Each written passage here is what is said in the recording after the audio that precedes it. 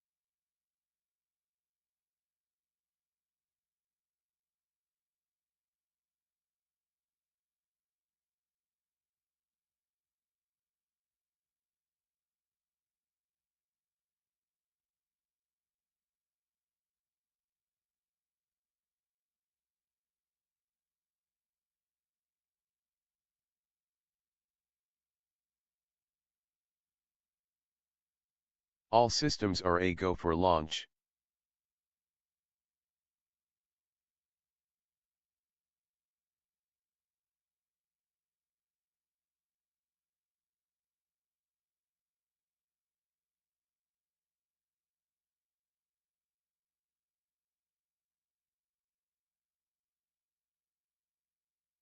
'07.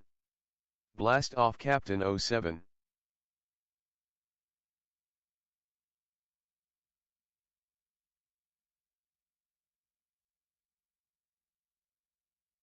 I made the start of a stream, no way.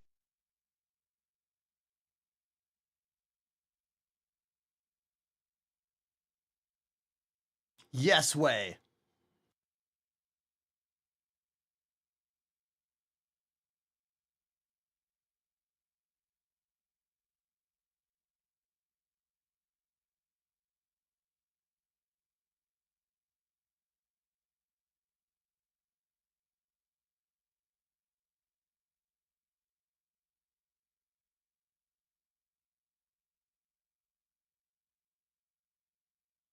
How's everyone doing today? I slept in way too late.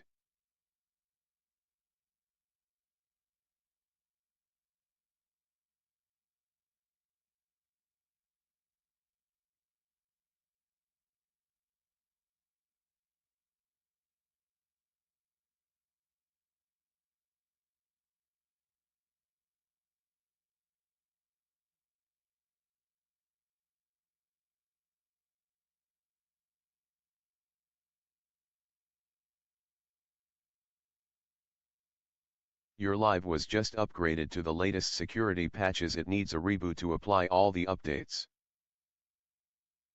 Do not tell me Hey all. to start and stop the stream, even if it's a joke.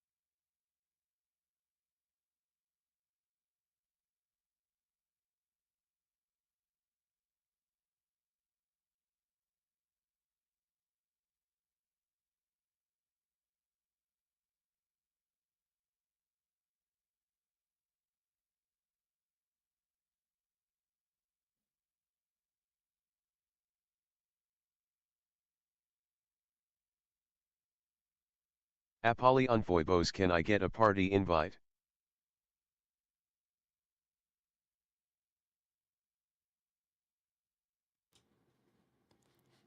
So eager. Don't worry. We'll be in game soon enough.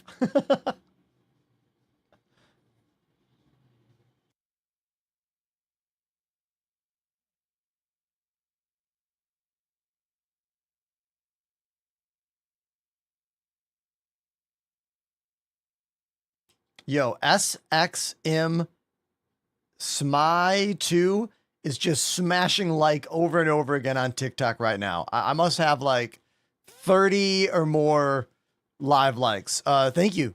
I OMG, appreciate the you Sonic Peach rings very from much. Gfuel is lit. It's my favorite now. Yeah, that Sonic Peach rings is definitely a goated flavor. Very good.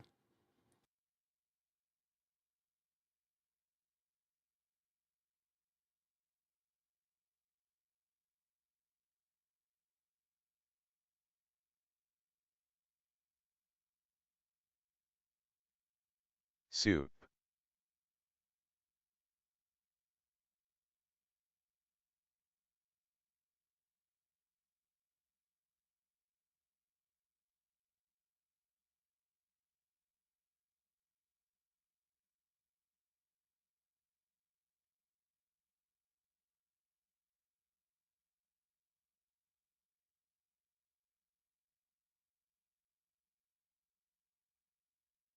It's almost time.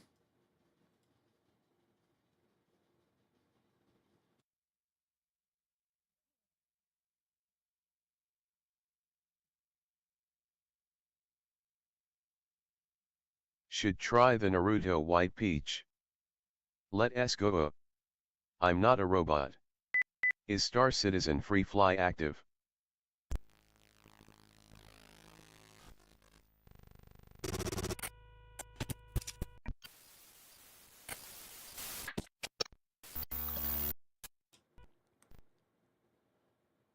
not only is the Star Citizen Free Fly active, but I'm live across multiple platforms right now to hang out with you, to entertain you, to educate you, and play with cameras, play with lights, play a bunch of drums, a couple sad piano moments, a lot of joystick conversations, and most importantly, 0 glitches, only features, fully explained by in-game lore. Because that is making me laugh a lot. Hey everybody, I'm Ender. Thanks for being here. I made a video earlier today from yesterday's stream where I explained away every glitch in game with just BS game lore, and the video makes me laugh really hard. And the comments I've been getting on the video are making me laugh. And I just wanted to share that with you because look, this world is often not fun and full of a lot of joyless tedium, history repeating itself. And I like to keep this as kind of a refuge, if you will, a safe place for fun and education, entertainment, not just for you, but for me. You don't have to live this way all the time, but for 6 hours a day, I really try to keep things as light and positive as I can. So thanks for being here with me. This job and doing this helps me a lot, and I hope that it also helps you. So if you're new to the chat, please put some words in the chat right now. And if you've been here for weeks, months, or years, also feel free to hop in the chat and celebrate these small achievements. You know what I mean? Oh, here's one. Here's one right here. Anerto has subbed for 2 months. Some words. Anerto, thank you for 2 months. Subscribe to the channel. Just think. Before you know it, you're going to have that full drum set badge. It's going to be multicolored. And I'm going to be saying thank you for years of subscriptions. Right? Arthur over on TikTok says, I had a feature yesterday where I lost 400 SCU of gold. Ah, yeah, leprechauns. Yep. The leprechauns in game, they love gold. It's a fact. Watch out for them.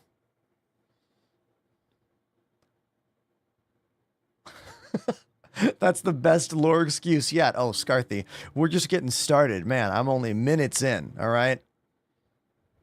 I got way more. Now, Star Citizen is free to try right now, but as always, there are some issues going on with the onboarding process.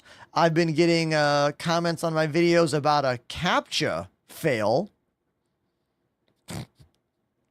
I mean, aren't CAPTCHAs the worst?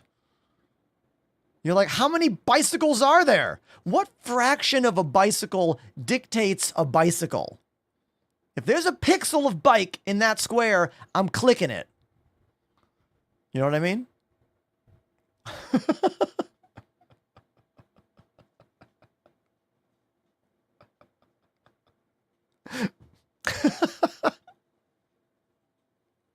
I'm just laughing about CAPTCHAs now. Don't mind me. Don't mind me, everybody. Hey, you see this camera here? It's not going to be this camera for much longer. All right? Oh! I've been wanting to hear this song for days from the wheel, so F it, we listen to it. Hopless Romantic, The Bouncing Souls. Everybody, can we all hop in the chat with the most positive, fun emotes for All Seeing Llama, dropping a $20 donation to get me to the drums right now, but also They were one of the few members of our community that joined in for my 2 hours of Star Wars Battlefront 2 gameplay live on the AMD Twitch page. And that was so much fun. Do you know how much fun I had? 2 hours of nonstop fun. That is not what streaming is always like. Okay? So thank you again, Llama, for joining in yesterday. And if you missed it, well, pay attention to my social media posts and Discord announcements next time.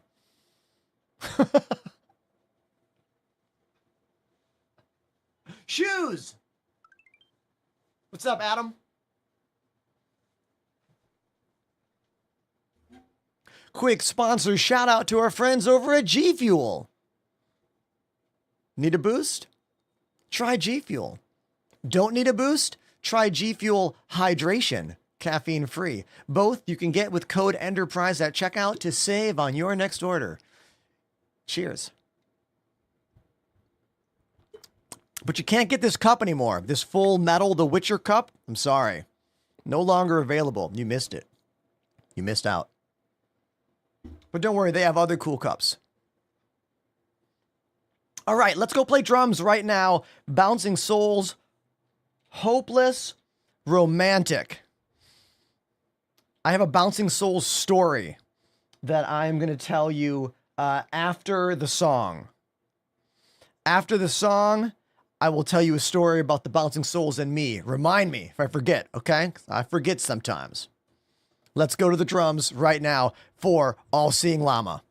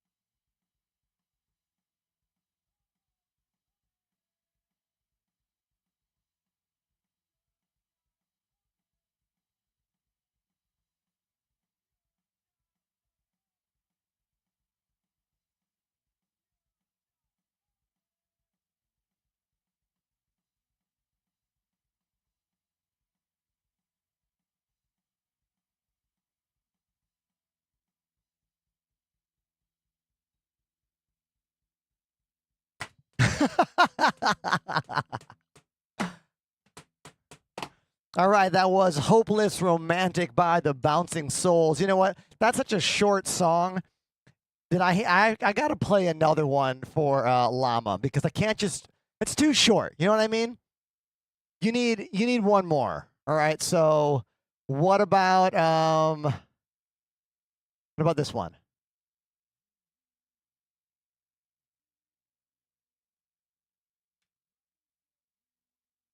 Do I remember this one? Let's find out.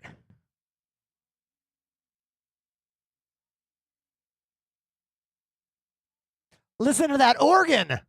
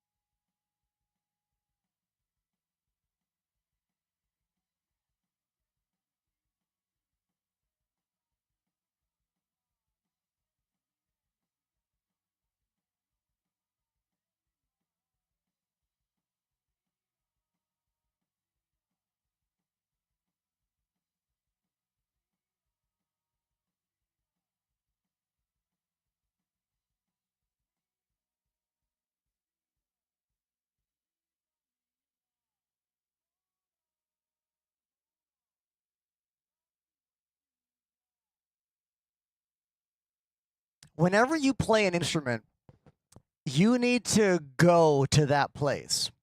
Like, if you play any instrument and you're just like, oh, I'm playing a song, you've already lost. You've already failed. You're already not there. Do you know what I mean? This is something that you really only learn when you go on tour and you play in bands that are serious and dedicated, because sometimes you are going to play to literally no one. Hell, a lot of the time you're going to play to no one, but you have to be able to flick that switch in your mind that is like, okay, this is showtime. You know, like, if you don't, then you're doing a disservice to the art, you know, and everyone can tell. And that's the number one difference between pros and amateurs, is pros can just go flick and be on right away. That's why whenever you watch any pro like sit down in a music store, if they're like, oh yeah, these drums sound good. Like, even like a little moment like that, you're like, hell, yes, that's it, you know? So that's where I went just now in my head, because I love to play drums, and I'm happy that I get to do this, you know? I just wanted to share that moment, because sometimes there might be someone younger out there, someone newer to all this, or fuck, maybe there's no one there who doesn't know me. I don't know. The point is, you have to go there and just not care about anything else in the world for those 3 minutes, for those 4 minutes, however long the song is. There you go. And that's my little teachable moment of the day. There'll be more. Let's get back to the game. Thank you once again, All Seeing Llama, for dropping $20 for those 2 Bouncing Souls songs. Thanks, dude.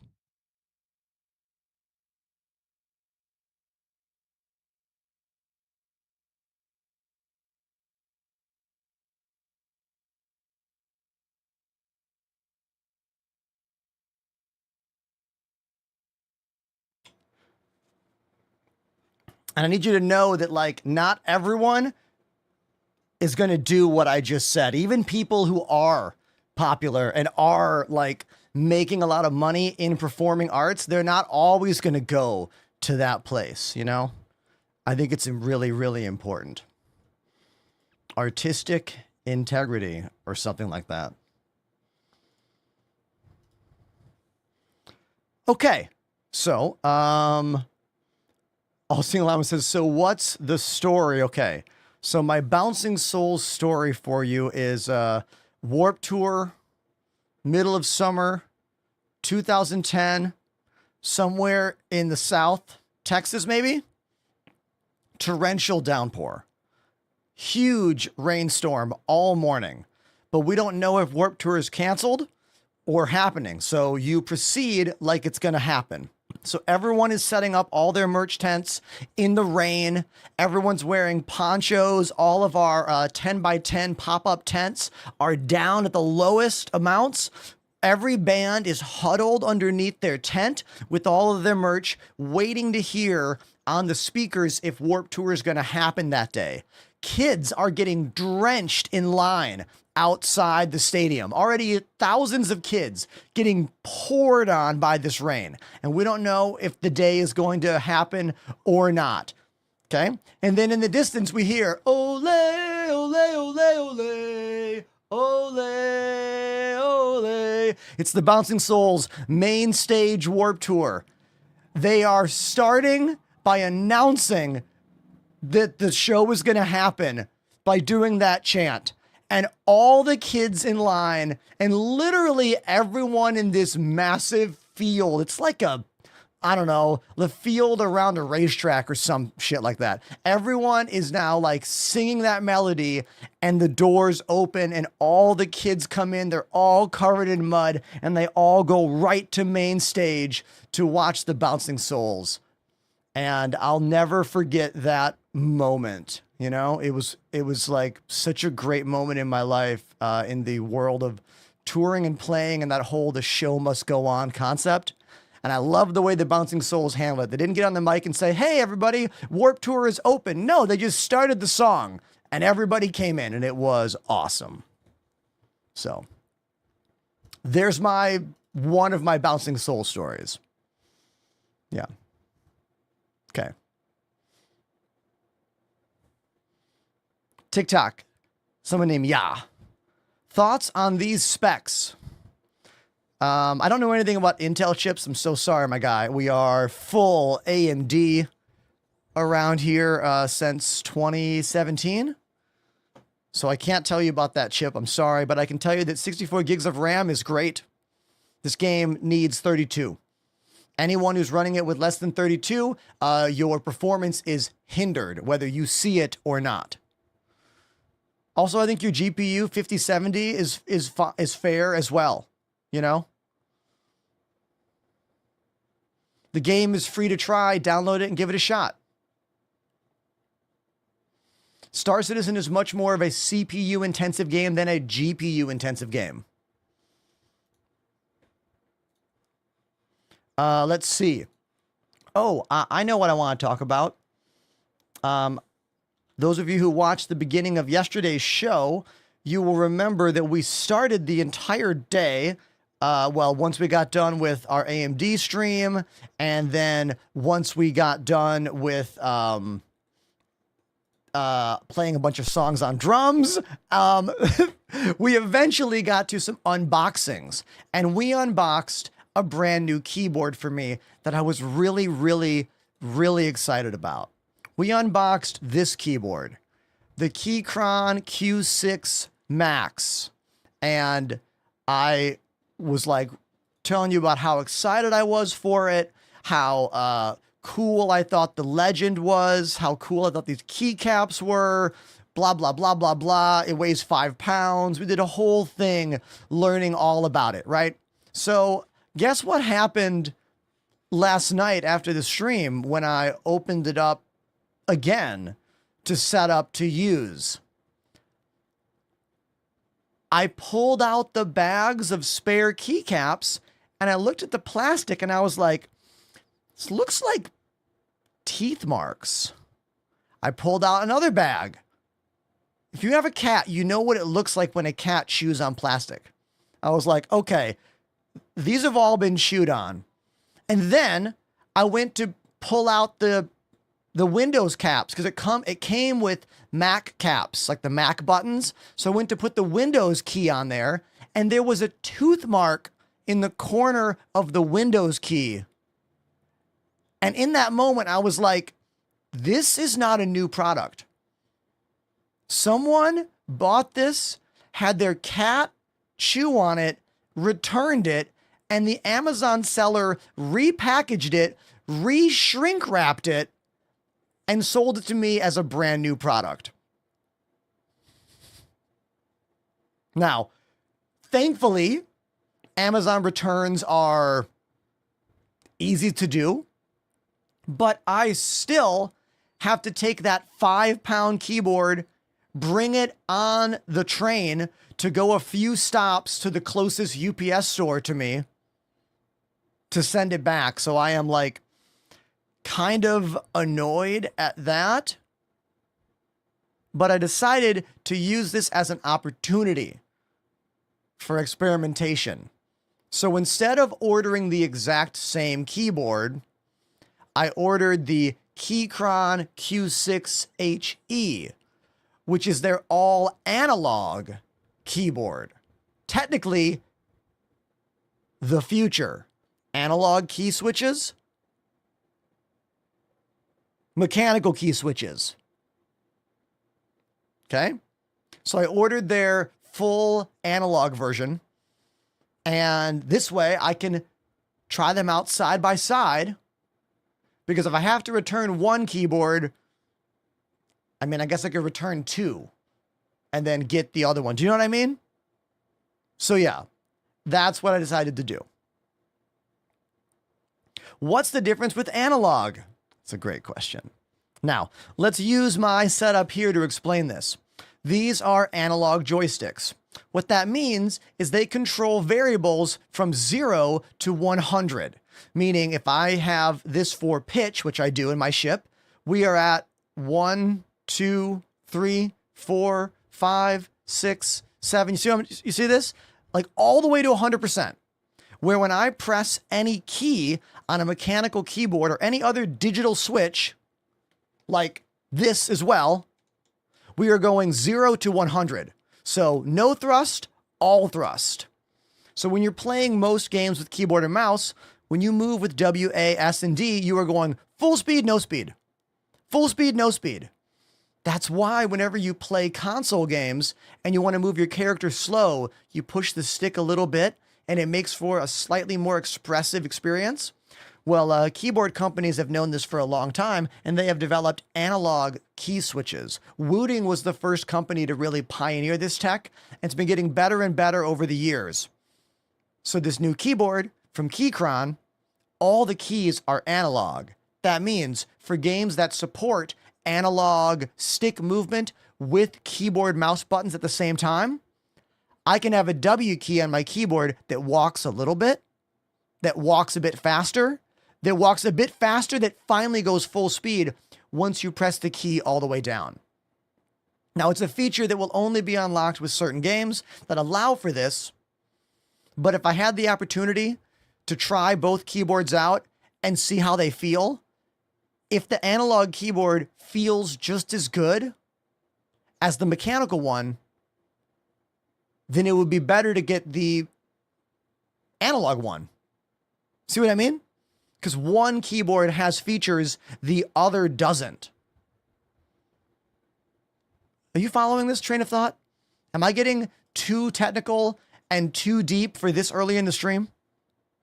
About a topic before there are enough conversationalists for it, which is usually what happens to me. That's probably one of the hardest things. A little glitch there, don't worry about it.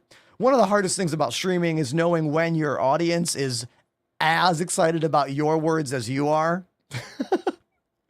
Because just because someone out there is enjoying it doesn't mean they're not typing. I think that's the difficulty with like podcast versus live streaming. Is podcasting, there's no direct response.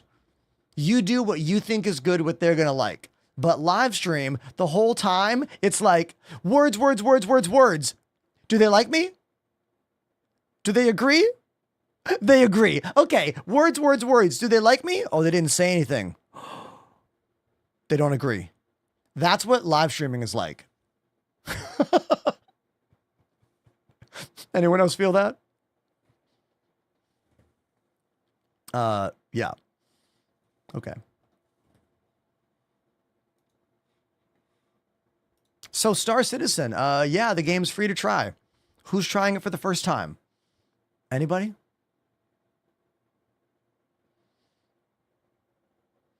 And Naruto is skeptical about analog keys. Well, you know the future comes regardless of whether or not we are ready for it. We are quite a few years into analog key switches. I wouldn't consider it to be fledgling tech anymore. You know?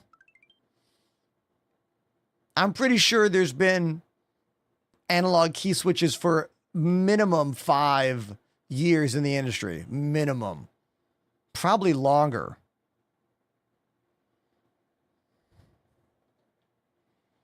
But dude, don't worry. I'm going to let you know how they feel, okay? There's actually a really good video by Jay's 2 Cents out there all about analog key switches. And he's a really good person to make a video for someone who is older and is skeptical, because he himself is an older skeptical dude. That's why I like his videos a lot. I got to meet him at an AMD event a couple years ago, and we got to hang out again at the Linus Tech Tips Expo in Vancouver 2 years ago. Yeah, Jay's 2 Cents is a nice guy. First time chatter. Magnetic Sheep says, "It's you." It's me. The guy who pushed me over the edge into buying Star Citizen, and I have 0 regrets. Pardon me, regrets. Awesome, dude. I am happy for you, all right? I truly am. Star Citizen is a game that is very misunderstood and full of haters out there in this world. And I understand why. Like, they're justified. You know? A lot of the people that hate on this game hate on it for justified reasons. A lot of others just are hopping on a bandwagon of negativity. That I do not get behind. You need to give a valid reason as to why you don't like this game or why you don't agree, that I can tell is your idea and not just copy pasta from someone else. But that's the bad thing about online comment sections. Very few of them have actual fully fledged ideas to put into chat because they probably haven't had a fully fledged idea yet. They're still developing the, you know, this part. They're still getting the wrinkles in there. You know what I mean?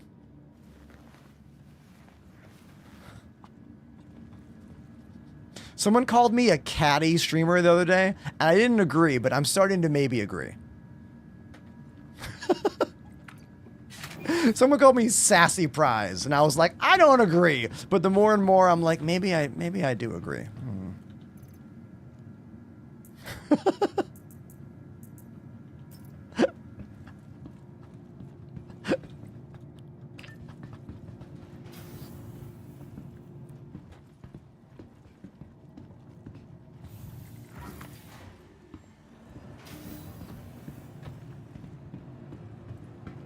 Look at this guy.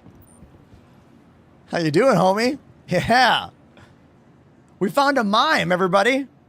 Mime in the wild. Yeah, goodbye. You can't talk anyway. Good form.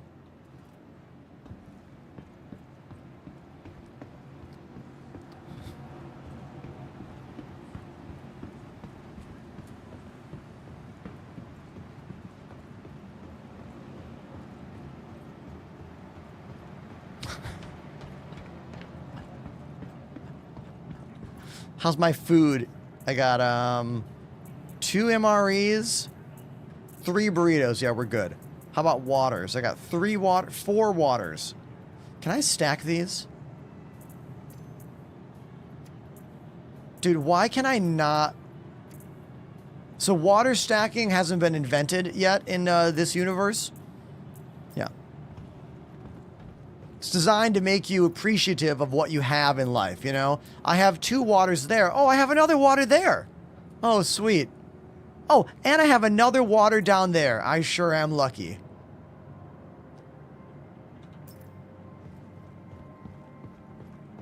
All features. No glitches. Welcome to the ASOP Vehicle Retrieval System.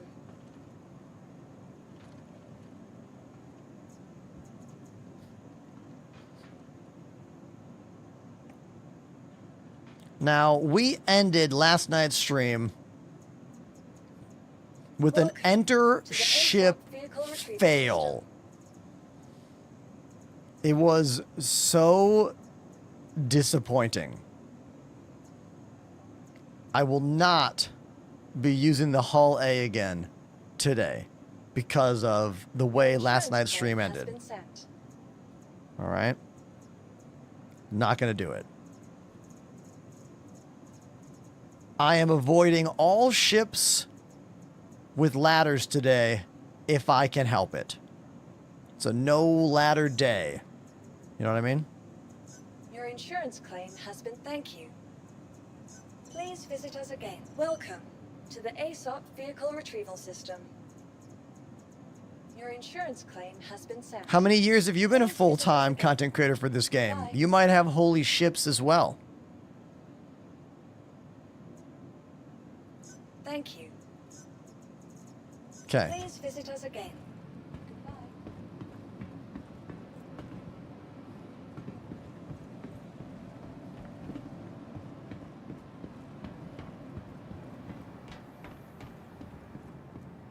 After 4.5 years, I have a pretty large collection of ships. Keep in mind, I did not buy all of them. I'm not that liquid in this world. But if you want to help me, subscribe. Thank you. Some ships are on loan from CIG. Some are for future giveaways. Some were gifts from my community members. And some are ones that I got. And some are ones I bought in-game. It is a mix of everything.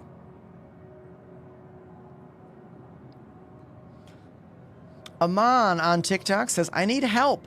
How do I get into an org? You just ask to join. But you need to join an org with people that are like-minded and you get along with. So if you want to see if me and my buddies or someone you want to play the game with, join my Discord and talk with us. That's the way to do it. Link in bio. Come chat with us, and who knows? Maybe you'll be into what we do. You know what I mean? You won't know until you show up on the Discord and chat with us.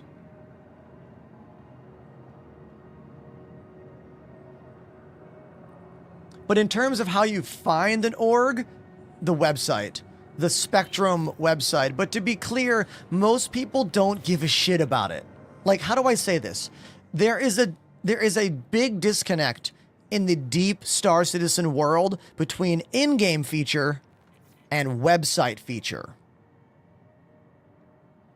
For the entirety of orgs existing in this game, they have been purely website gameplay and not in-game gameplay. The closest thing we've gotten to mixing them is now there is a chat. Here, let me show you. We finally have a chat system now that works with our orgs. If we go into the comm channels and we go to this, where is it? How do we get to that? Did they get rid of it? Maybe it's gone now. There was a way to like see a org only chat through here, but they might have already gotten rid of it, or it might already be not functional. I hope there's some OGs out there in the chat that understand what I'm explaining. It can be very confusing as a new player.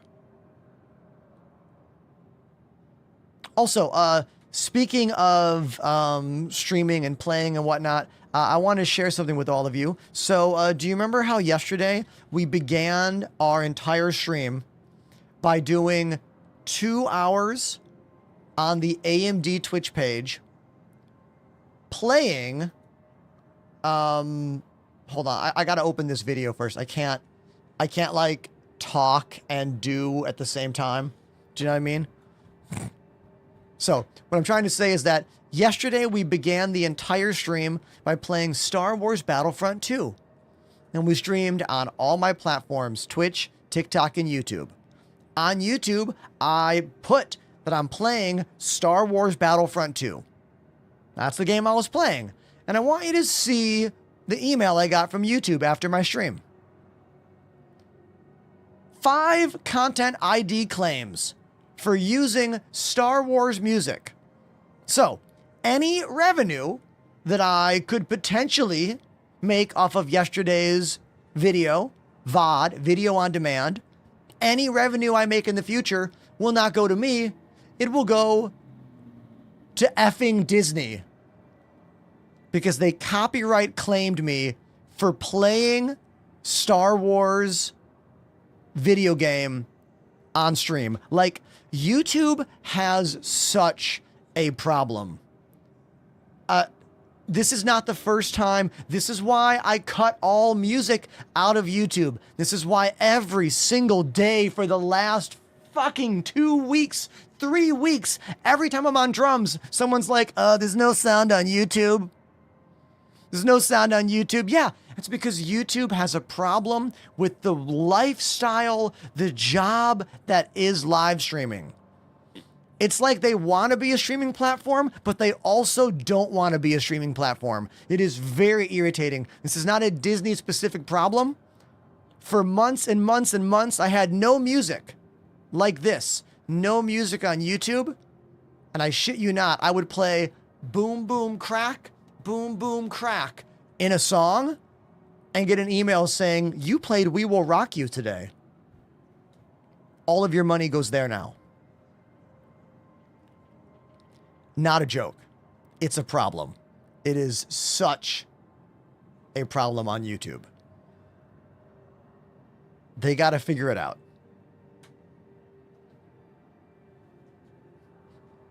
Yeah, there'll be no snare in your headphones, Mike, when you watch on YouTube. That's by their decision.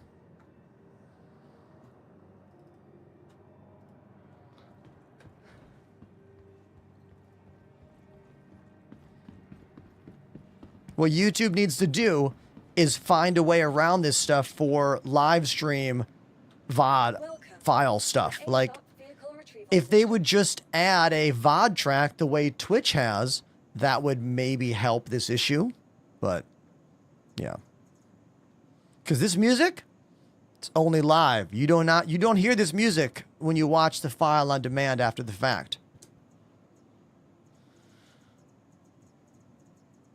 But it's the drums only getting copyright claims, which is the wildest thing. Selected. Stand That's the wildest part of it. delivered to the vault. Please visit us again.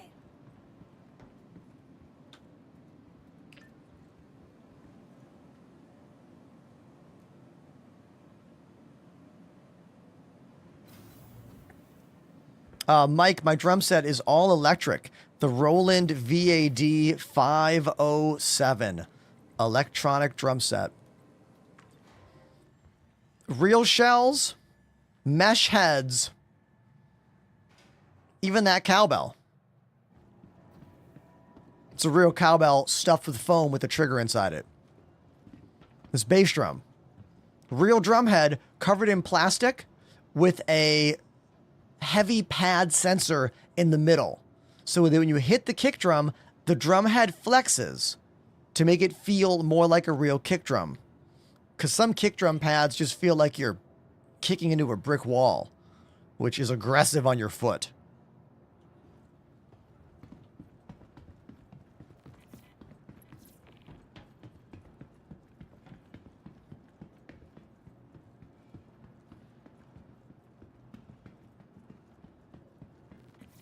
All right, here's today's ship, at least for the beginning of today. Yeah, so Mike, if you want to hear those drums, come watch on Twitch or TikTok.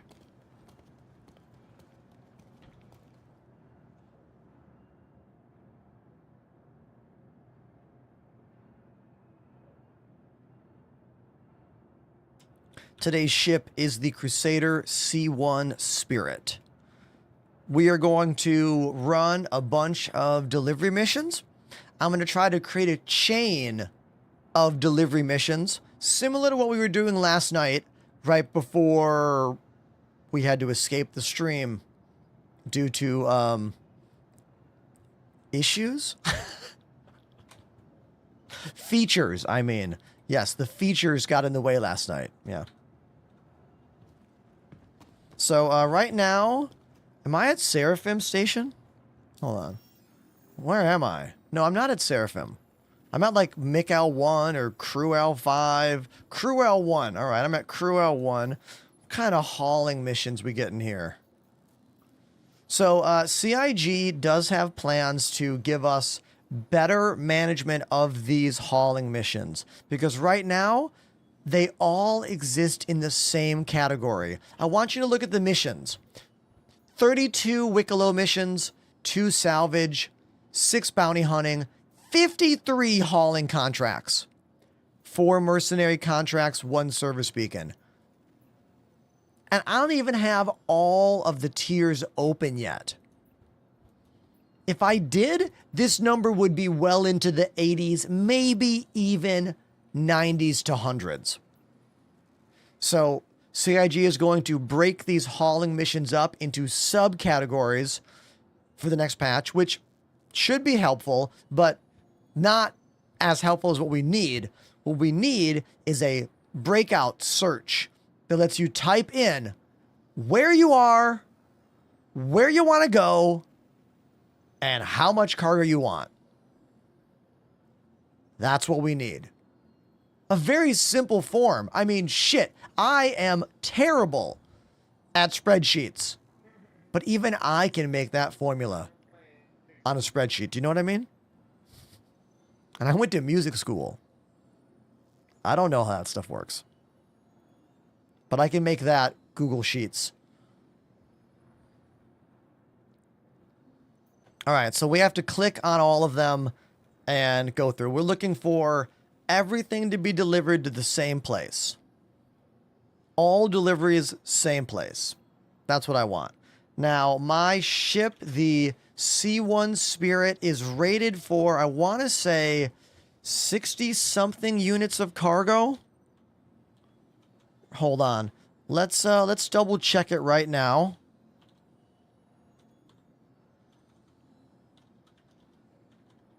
So, I got 2 sites to show you.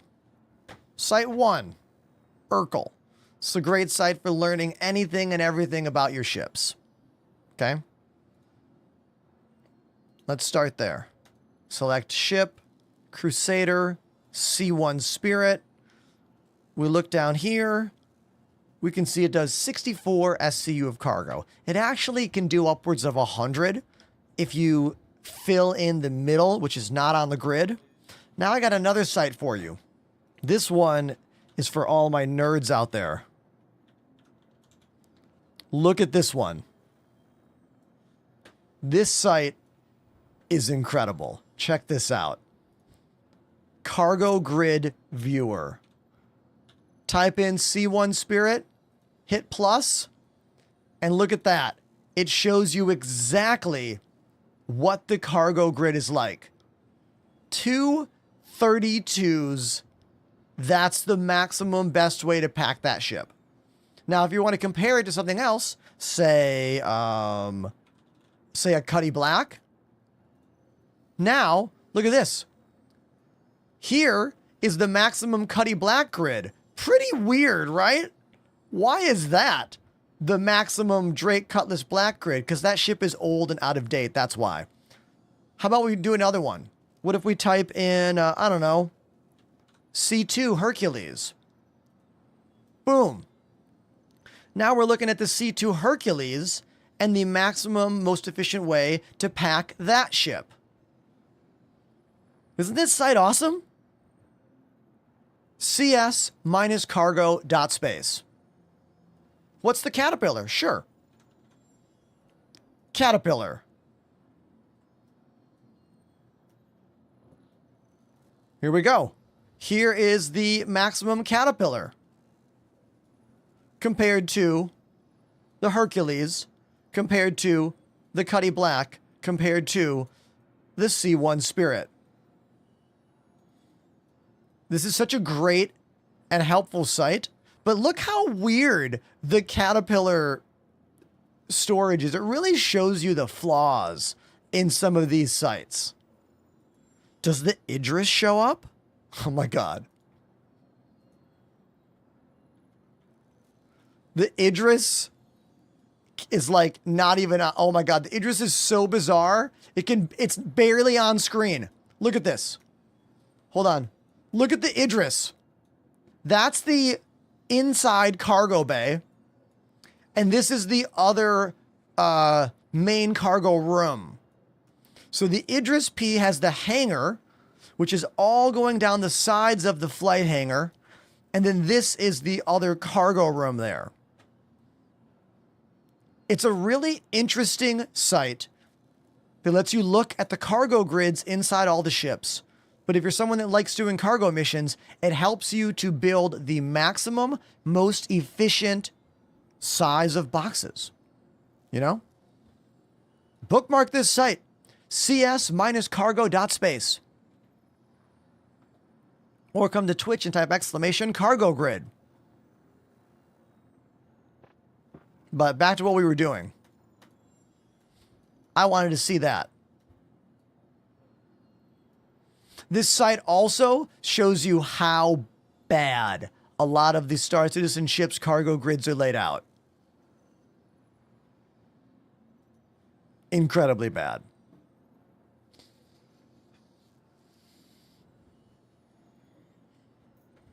All right, so let's build some cargo runs for today. I want to deliver to the same place. That's my only like must. Too much. Now we could do this mission. We're just going to do this. I'm going to show you how I am positive we can do this. The mission is deliver 109 SCU in a ship, the C1 Spirit, that's only rated for 64 units of cargo. I bet we can do it. Let's do it. Okay? Here, check this out.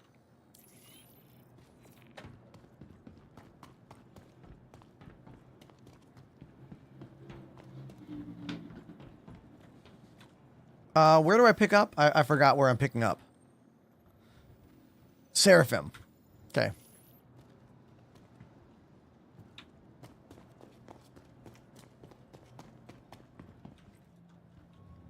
Look at this beautiful ramp.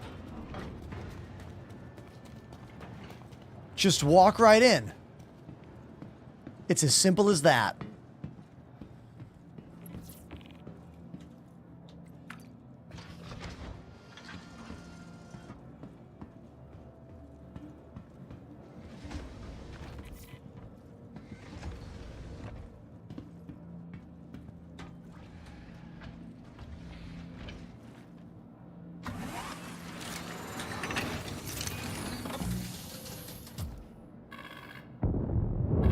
Crusader Industries, a journey worth taking. Systems on.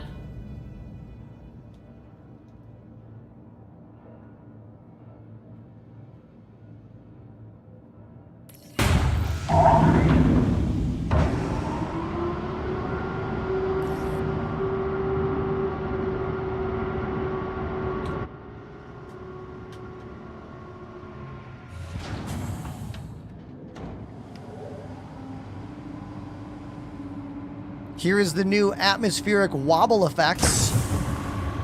If you watch close, see how this ship is kind of wiggling? I'm not doing that.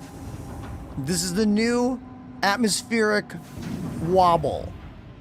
CIG added this to simulate the thrusters trying to keep the ship afloat. It works in any area with gravity. It is a band-aid fix. The actual flaw is that maneuvering thrusters are too strong. So they added this for now, but rumor is they're getting rid of it. Also, someone left their ship just like floating right in the way. Do you see this? How rude. Look at that shit. Very irritating.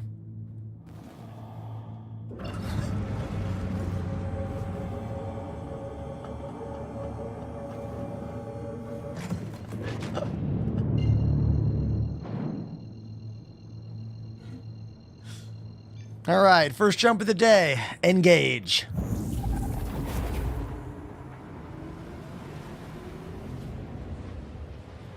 What ship am I flying? This is the Crusader C1 Spirit. A multi-purpose cargo, combat, exploration.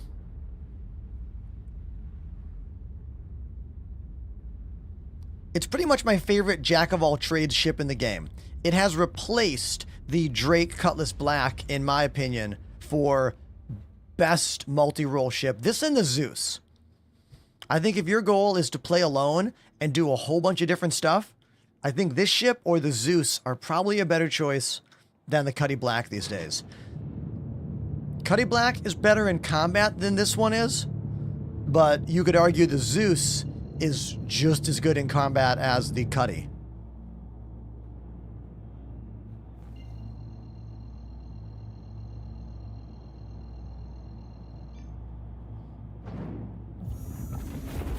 What solo all-arounder should I buy after the Corsair? Well, the Corsair is a big ship, man.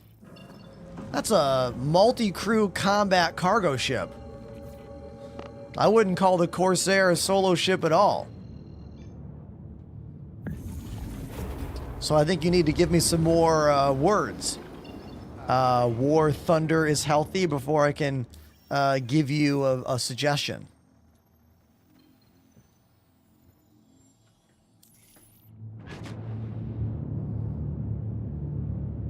Connie Taurus is a wonderful cargo ship that can be flown solo, but once engineering is online, it will be a little trickier to handle solo. But if you're only doing cargo runs, you should be okay. I just don't think that ship's going to be any good in combat once engineering comes in as a solo situation.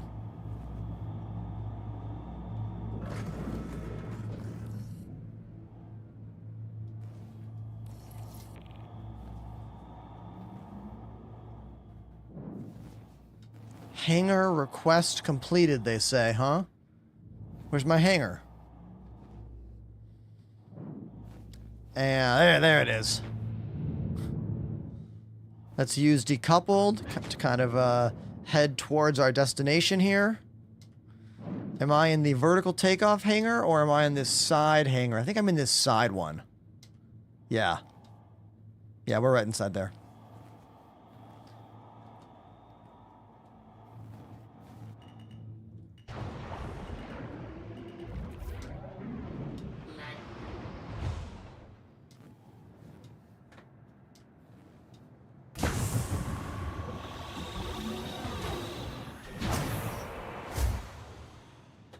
Landing gear was being a bit... Landing gears... Well, landing gear went away! What? What is happening here? Perfect landing!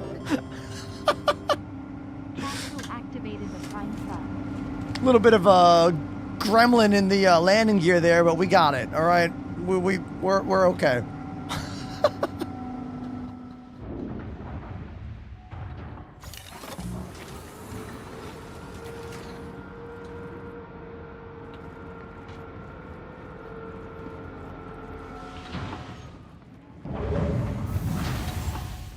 Right by the freight elevator to easily load all of our cargo. Now, I had a resub during that landing gear problem.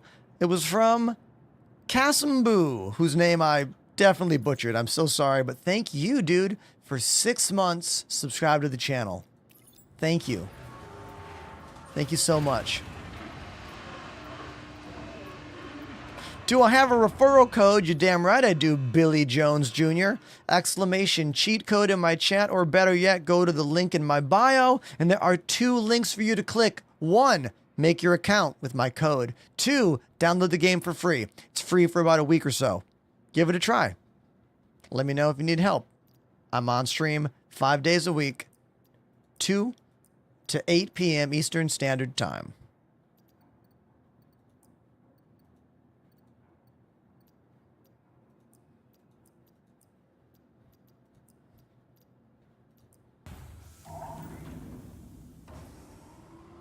Looks like I'm holding on to one random thing of scrap here. Interesting. Very interesting indeed.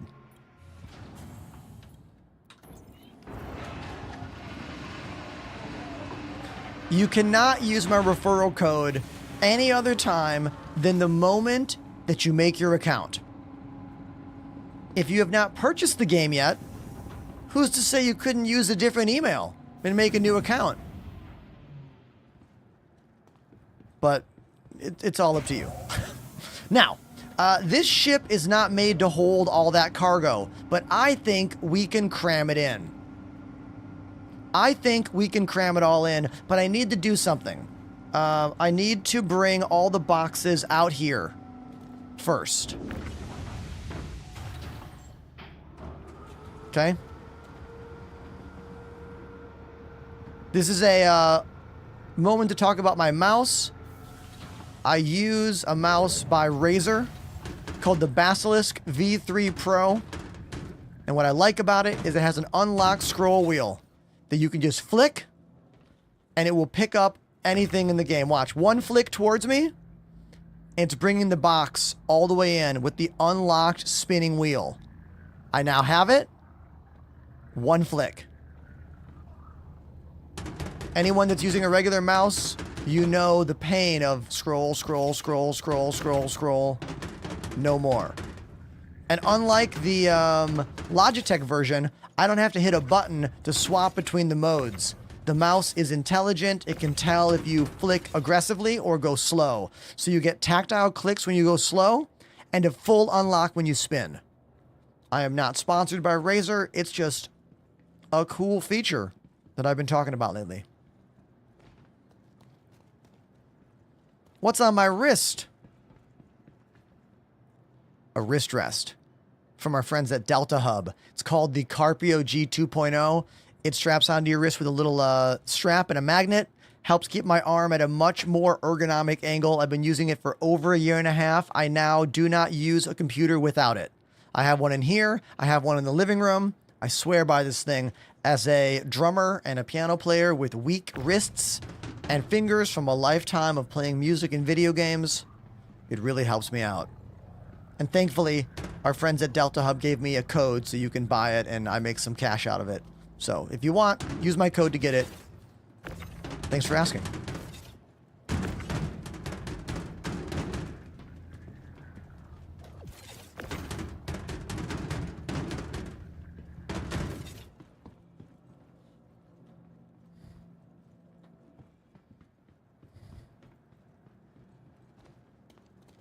So, Jay, this mouse also has side-to-side clicks.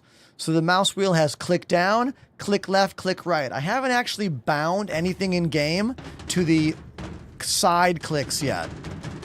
I've never had a mouse with that feature before.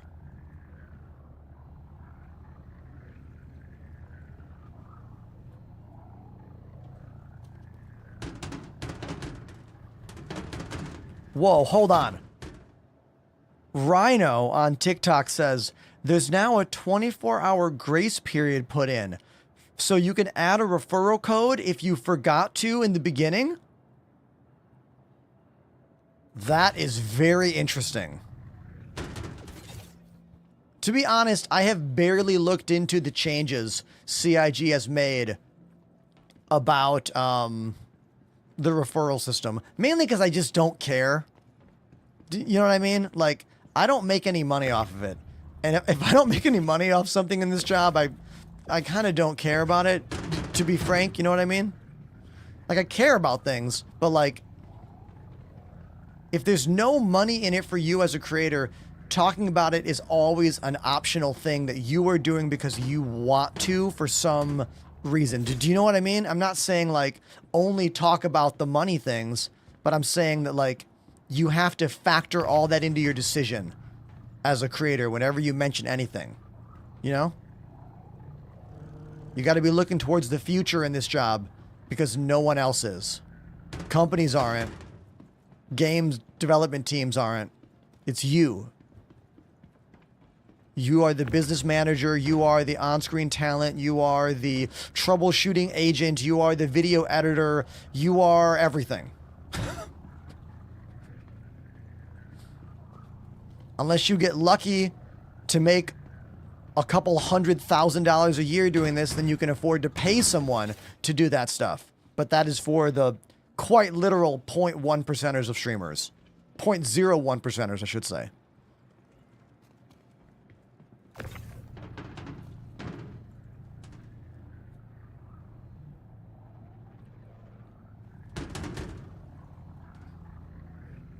Yeah, we have no real idea when engineering is actually coming to this game.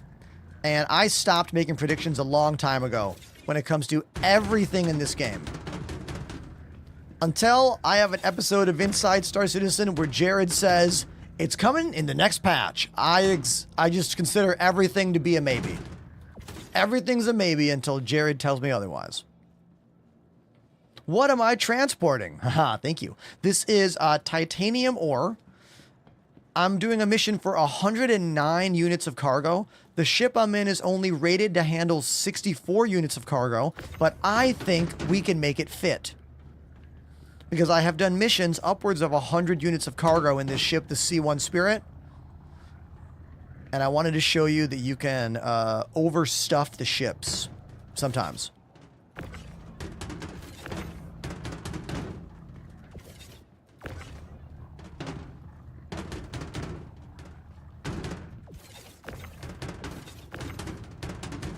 You can see getting in those containers is kind of tricky. Is engineering going to be fun or cumbersome? That's a great question. In the beginning, technical term. In the beginning of engineering, it's going to be a clusterfuck. It's going to be bad, man. It's going to be so bad. Are you kidding? Like, letting others have power over the ship, it's going to be a disaster. Everything's going to be on fire all the time.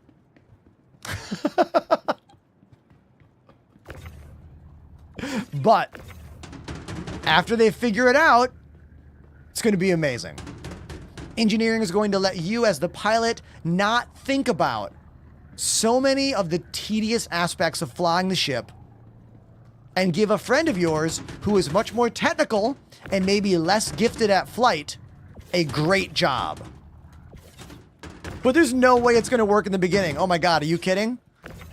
Like, I've seen systems deployed in this game over the years that were an absolute nightmare in the beginning that were not near as detailed as flying of your ship. Okay? So I'm coming at you with years of experience and years of watching CIG roll out features. Now, the only way engineering will not be an absolute disaster when it comes out is if they only give us one part. Like, one thing. And if they do a lot more behind the scenes testing. You know? But if they give us their typical tier 0 version of it, oh my God, it's going to be so bad. So bad. Who agrees? Who has seen it? Who has seen those tier 0 features be added before?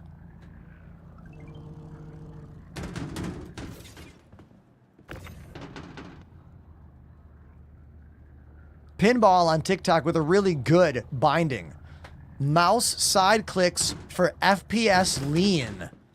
Dude, that's a pretty S tier binding. I might have to give that a try. I would just be worried about accidentally scrolling the mouse wheel. But then again, in this game, mouse wheel scroll is only walking speed. It's not like in a lot of other games where mouse wheel is change weapon. Yeah, so that might be a really good binding, dude. I like that idea. Good one, Pinball. I might steal that idea.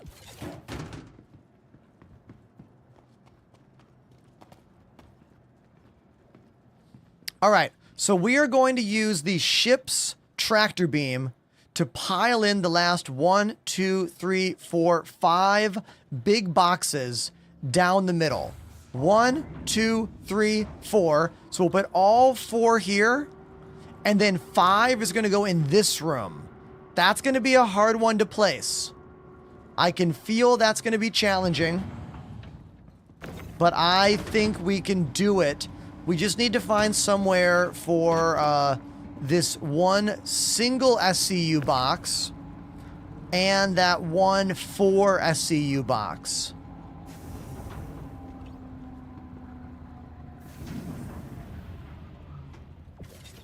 So I think I can put... Can I fit this in here?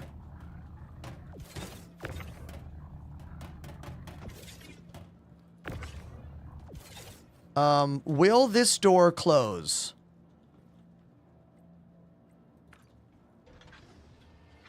Hell yeah, it does. Okay, sweet. That door closes. That means those 5 boxes are going to go right up the middle. 1, 2, 3, 4. 5 will go in this separate room. Now 6 is going to go sideways here. Now I'm going to try to place it right now. It's probably going to get knocked over. So I don't know if I'm going to be able to pull this off. But I'm going to, like I said, I'm going to try.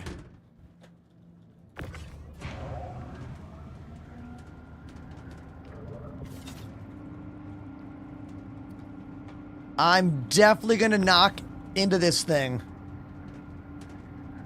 It's definitely going to get knocked into. But I'm trying to align it as best as I can. Okay. Yeah.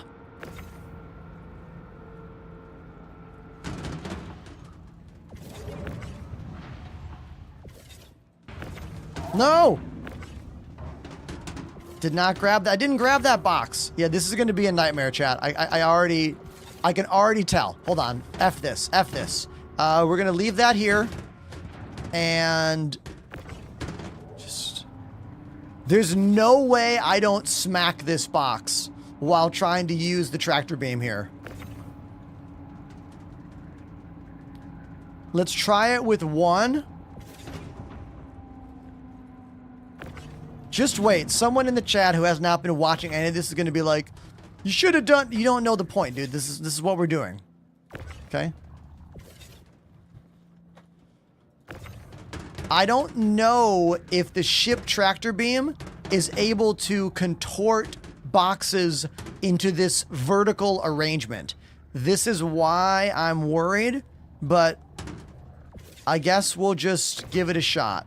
So I'm going to put this right over here. I'll leave it in that orientation. Okay.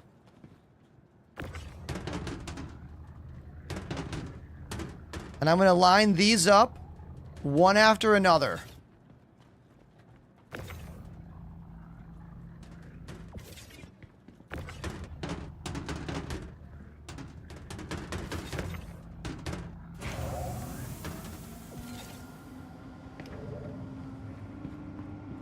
The C1 needs the same ladder that the Zeus has.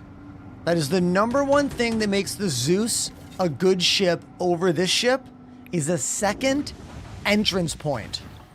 Everything I'm doing, I wouldn't have to do any of it if I had a ladder right here to get me inside the ship. And the Zeus has that, which is kind of why the Zeus is better than this ship in certain ways.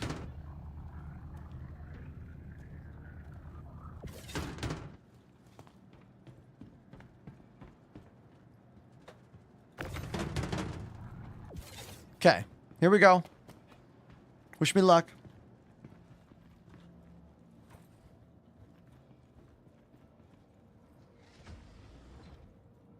Maintenance hatch inside the landing gear. Yeah, that would be awesome.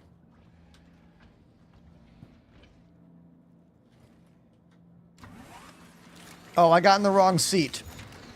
Wrong seat. You have to get in the co-pilot chair to use the ship tractor beam. Right here. Grenade away. I'm not rage quitting yet. How did your username come about? Oh, you must not follow me on Twitter because AMD asked me that question just the other day. I'm sorry, no. Elgato asked me. And I put it in their story. But I'll tell you, it's very short. My favorite book series of all time, Ender's Game. My favorite spaceship of all science fiction, the USS Enterprise. Enterprise. Originally conceived as my Elite Dangerous Commander name back in 2015. Shortly became my name in all games, and then became my username as a streamer when I began streaming in the fall of 2018.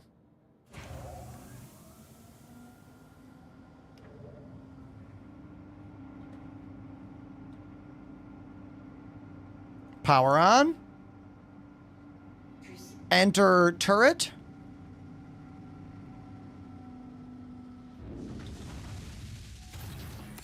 Now, how do I slide this turret back into the other location? There we go. I hit a bunch of keyboard buttons. I don't know which one it was. I don't know what keyboard button was the one that was correct. I just hit a bunch.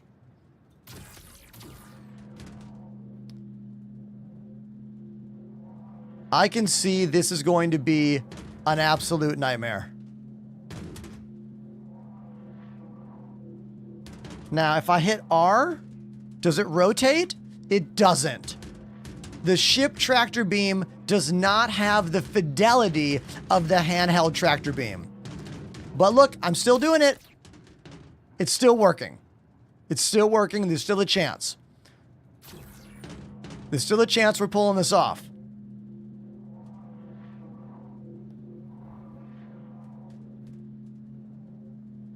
Is it tedious? Hell yeah. Is it dumb? Oh yeah. But that's what playing this game is. So...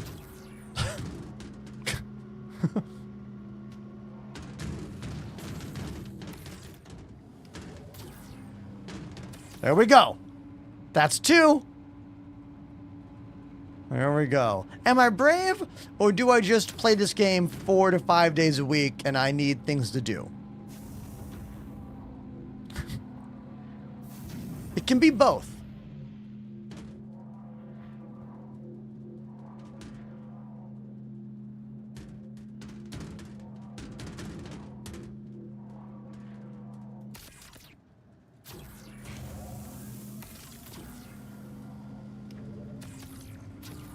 Oh, is it stuck? Come on! Get unstuck!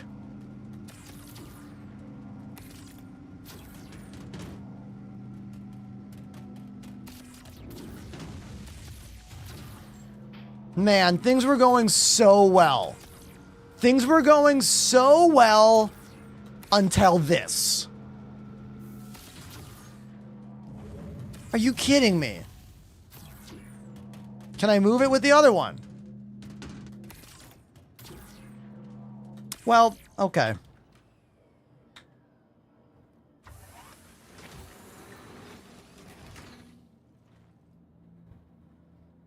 It was going great.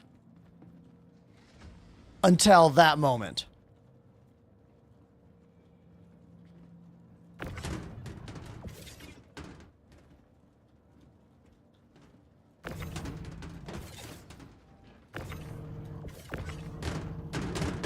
Okay, I think I just shoved it out.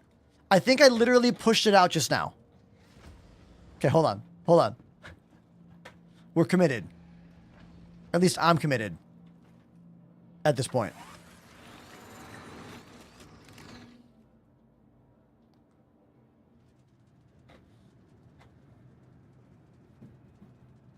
Did it fix it?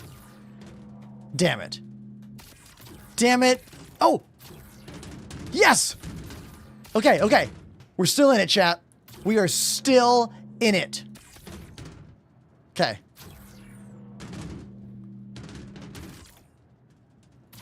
Now I know I gotta be a lot more careful about the spin of the box. Again, this could be fixed if CIG gave us the ability to contort boxes with the handheld tractor beam with the spaceship tractor beams. Because holding R isn't actually giving me the rotating. Even though it says now rotating, that is not what's happening. And if it is, it's just not doing it enough.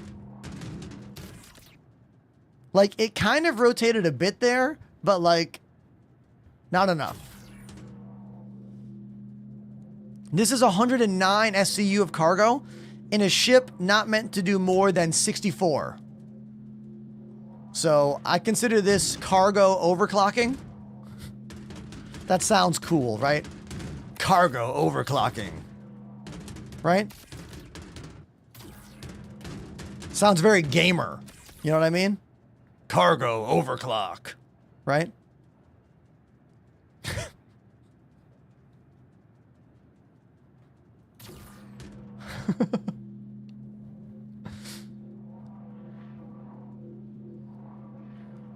Esteban, I know nothing about this Zeus MR. Mr. Zeus? I know nothing about Mr. Zeus. Now we have to put this box right here. Because it won't fit in the other room. So it literally has to go right here. Oh, it does rotate a little bit. Did you see that? I rotated it a little bit. Okay. All we have to do is get this one sideways right there, and we'll have done it. 109 SCU in a ship meant to hold 64 by loading on the other side, or rather, loading all conceivable spots off of the cargo grid.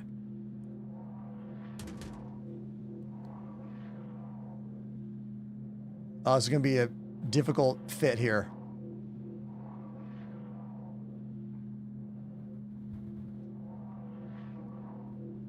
Look at the intensity on his face right now.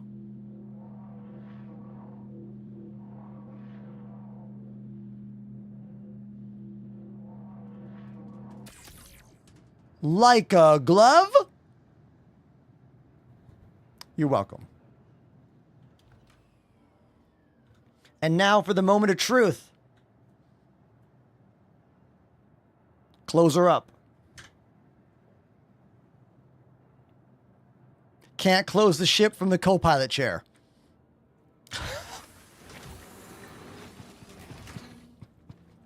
Get up.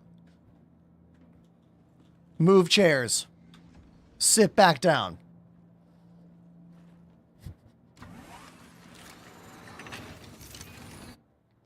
Re-enable the view.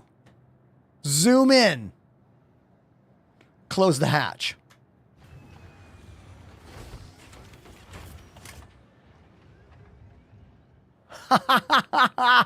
Hell yeah. 109 units of cargo in the ship meant to hold only 64 units of cargo. The Crusader C1 Spirit. Was it easy to do? No. But is anything in this game easy? Also no.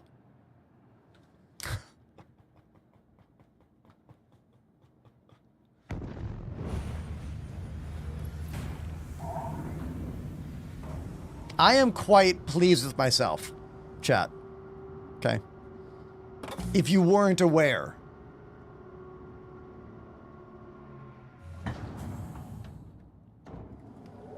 Is this Eve? Yeah. Spreadsheet time, baby. No, it's not.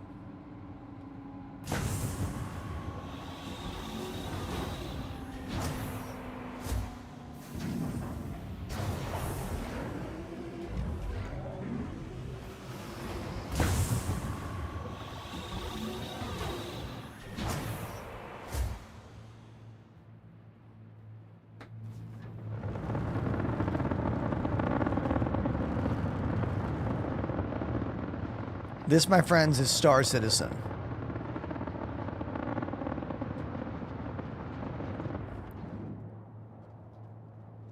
And now, let's go deliver all that cargo.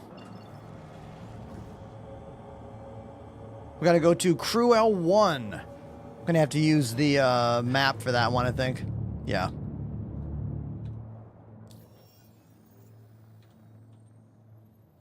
Gfuel 1, Ambitious Dream Station. That's where I'm headed.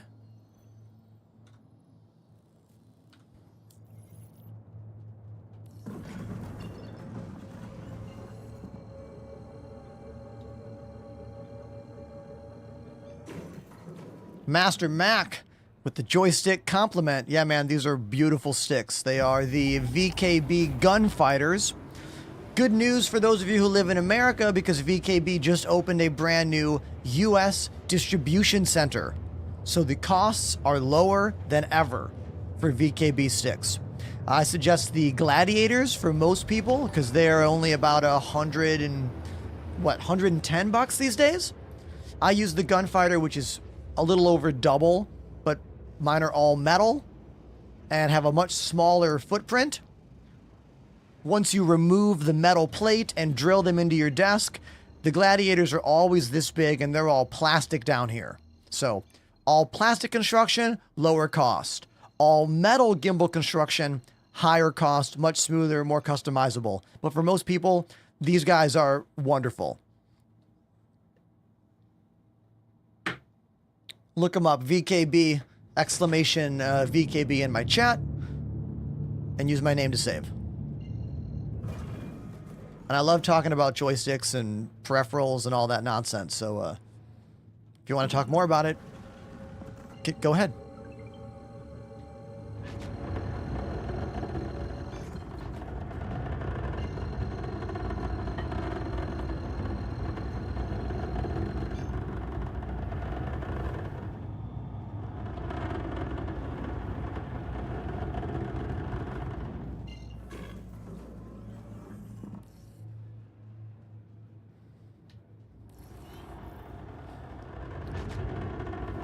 All right, my hangar's right over there.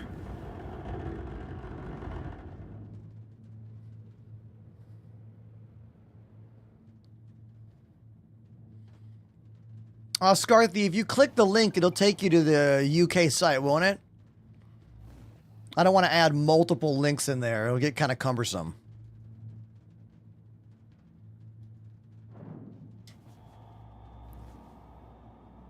Oh, a little bit too much speed there. It's okay.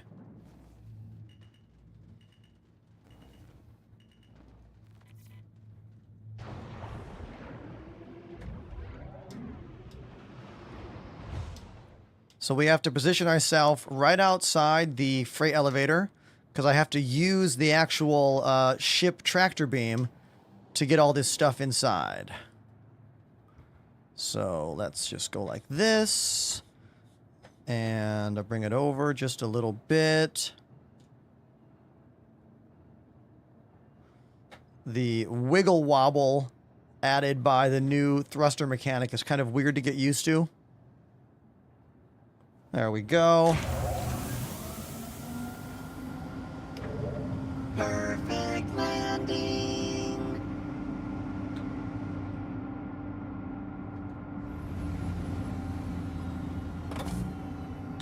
Yeah, Scarthy, I worry about putting too many links in commands. It makes them too long and wordy. You know what I mean? Anyone that is watching my show probably realizes that my links are all going to be American-centric because I live in America. But you do make a good point, you know.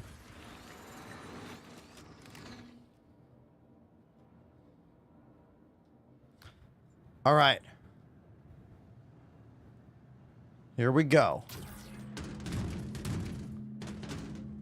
Time to unload. I am in the C1 Spirit right now. The Zeus CS is a really, really good ship, you know? There are very few things that make one better over the other, you know? Zeus, CS, and C1 Spirit are both great multi-purpose cargo focused ships. Zeus CL, didn't I say that? Pretty sure I did. The ES is the exploration one.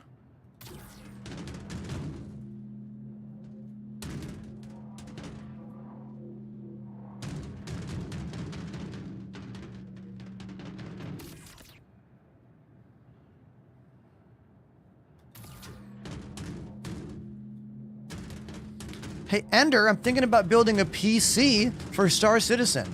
I was wondering if Star Citizen's harder to run every update. I mean, this game is hard to run all the time. Very few updates add measurable playability things. I would say over the years, it's slowly gotten better, but you rarely see those upgrades patch to patch. It's more like year to year. You know what I mean?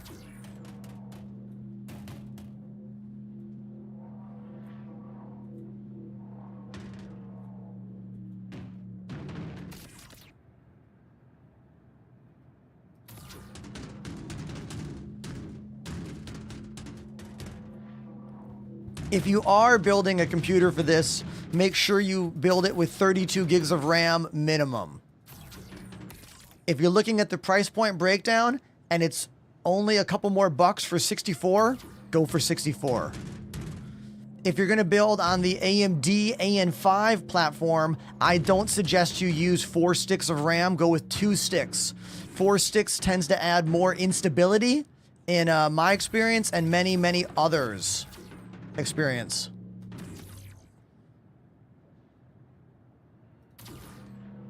Tour story by Game Gravy. Okay, Game Gravy says, what's your biggest show you've ever played and what was that like? Oh, dude. Okay, let me think about it. Biggest in terms of turnout? I think the largest crowd I ever played in front of, technically, was one of the Vans Warped Tour shows in 2010 when I was playing in a band called Far From Finished. We got to play main stage one of the days.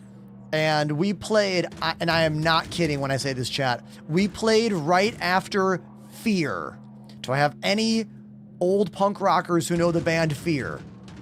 We got to play right after them one day. which is insane. And there must have been like, I don't know, 6 to 7,000 kids out in the main area in front of me, and probably another like 4 to 5,000 kids like listening that were a little bit further away on the main speakers. It was the only time I've ever played an outdoor show with what I call the Texas headphones monitor setup. That's when you have 2 huge subwoofers on both sides of your drum throne with the main speaker behind you. Every tom hit, I felt like the god of thunder. It was incredible. Now, if I give you an example of a show that I know had a number of people, that was a big show, I'm going to go with 2 years ago when I was playing with my old band Rebuilder. We were in support of Streetlight Manifesto, and we got to play a sold-out show at the Warfield in San Francisco. That's where the Grateful Dead famously used to play a lot. And there was, I want to say, like 2,800 kids there, and it was completely sold out. And walking out onto that stage, that's a beautiful old venue. Like, look up the Warfield online. It is a gorgeous old school concert venue. One of those very ornate, decorative ones.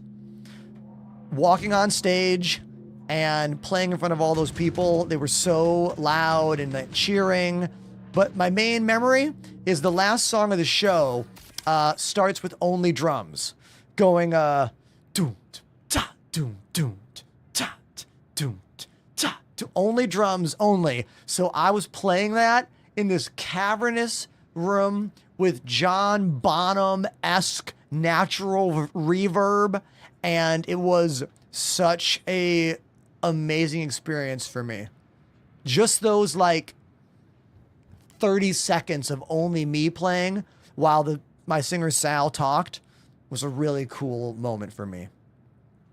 Also, talking about big shows, in 2015, I got to play with the Toasters, ska band from New York City, started in the early 80s.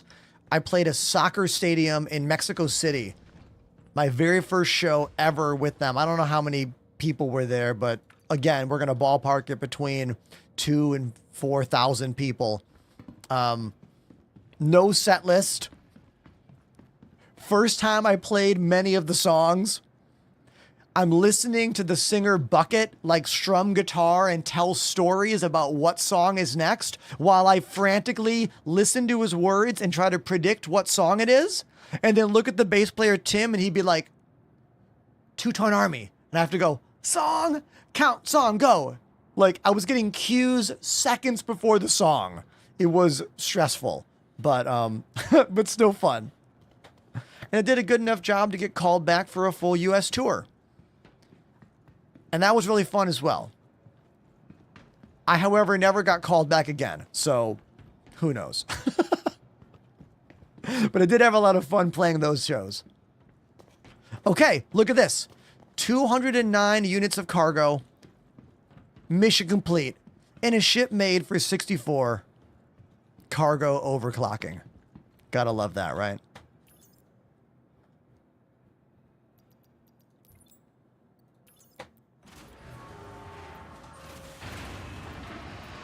And Scarthy is right. If I'm going to mention cool shows, I have to mention a very recent one that finally got turned into a music video. Last year, I got to play a show with Chad Smith from the Red Hot Chili Peppers in a band called Outer National. 3 shows, 2 in the US, 2 in New York and 1 in Los Angeles. But one of them was on a flatbed trailer, driving through Manhattan with 0 permits, playing all over the city. There's a music video all about it. It was just put out last week. Type exclamation Chad Smith in my Twitch chat and go watch that video.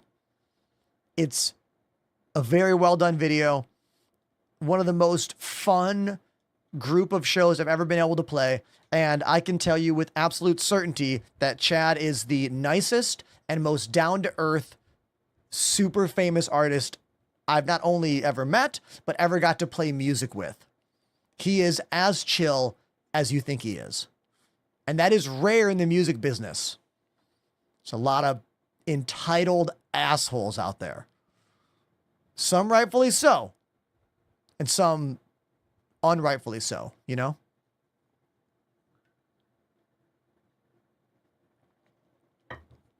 Chiller than Dave? Who? Dave Grohl? I've never met Dave Grohl, so I can't speak to Dave and his personality. I mean, Dave seems pretty chill, but I've never met him.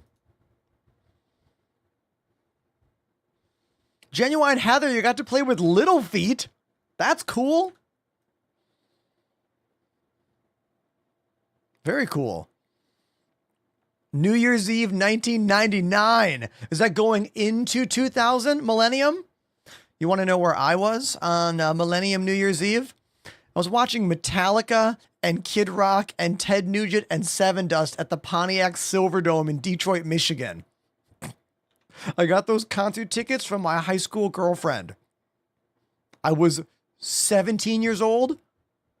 16. I was 16 years old. Morgan Rose from Seven Dust does rule. Such a good drummer. Also, all the screams that you hear in Seven Dust songs, that's Morgan Rose, the drummer. He was why I used to wear a headset mic, because he wore a headset mic.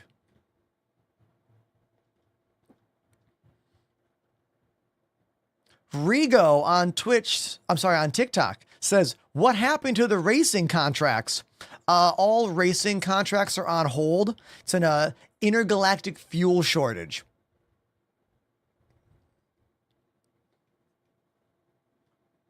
Hope they find some more fuel soon, because racing is fun.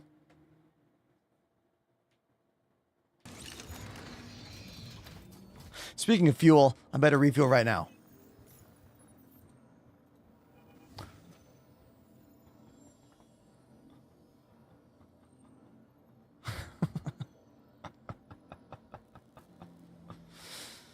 Psychotype getting downloading errors. Who can help us with this one?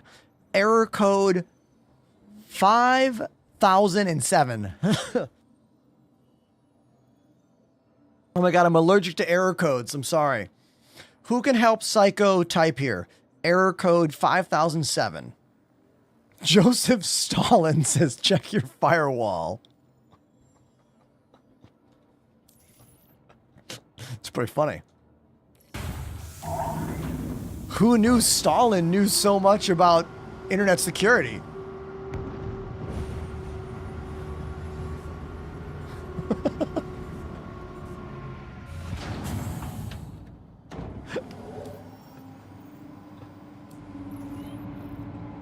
Is there really a fuel shortage? Oh my God, chat, it's working. It's working. My bullshit lore excuses are getting traction. Beautiful. Let's keep this going. In a few more days, it's going to be insane.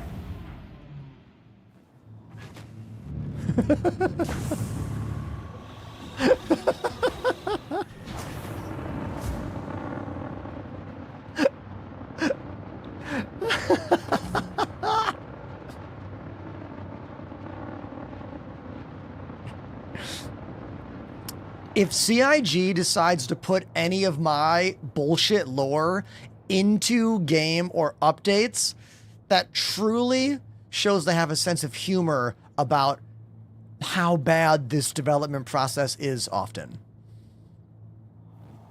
I don't think they'll do it. I don't think I'm popular enough yet, but we're going to try.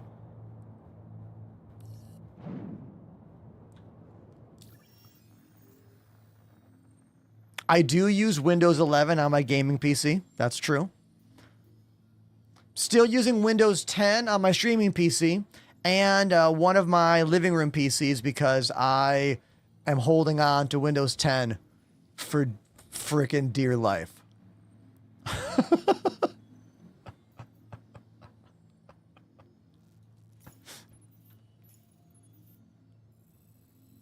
But I do think this game runs better on Windows 11. I do. At least I feel like I've had better experiences on 11 than I did on 10, but I also upgraded my CPU and RAM and motherboard, so there's too many variables at play. You know what I mean? Too many variables to like be definitive about that. Oh, you're wondering about our friend in the chat who's getting the error code. Okay, Psychotype, are you on Windows 10 or 11? Also, dude, just join my Discord or come to the Twitch. We have literally 100 more people that can help you on Twitch right now. TikTok is for meeting people and starting the conversation. Twitch is where the show gets wings. You know?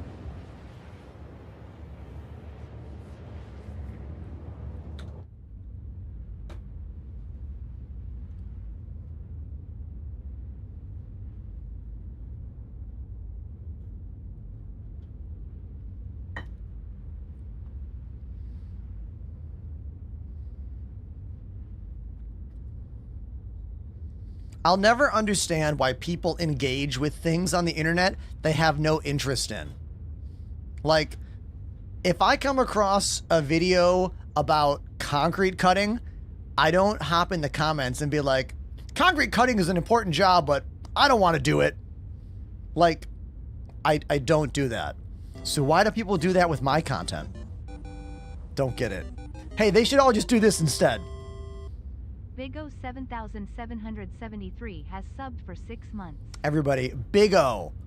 Big O. 6 months, tier 1 sub in advance. Thank you, man. That's the first advance sub of the day. That is the first tier 1 sub of the day.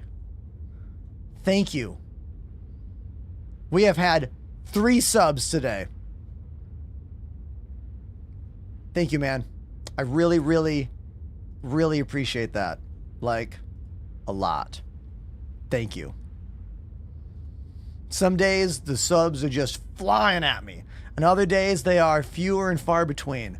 And I like to take a moment to say thank you whenever they happen, because this is my full-time job, and that's why it is. Thanks, dude. What's my favorite alien ship? Not for practicality, for vibes.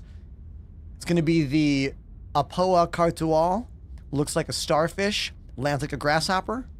And if I'm going to go for ship design features, it's got to be the Gatak Sulin.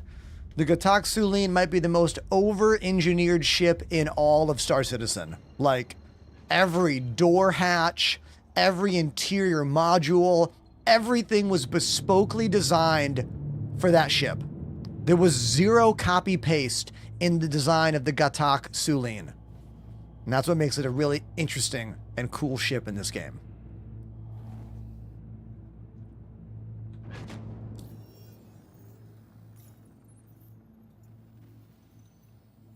Let's do a little mercenary mission. Why not? Oh, I just realized while I've been goofing around, a whole crew is amassed on the Discord right now.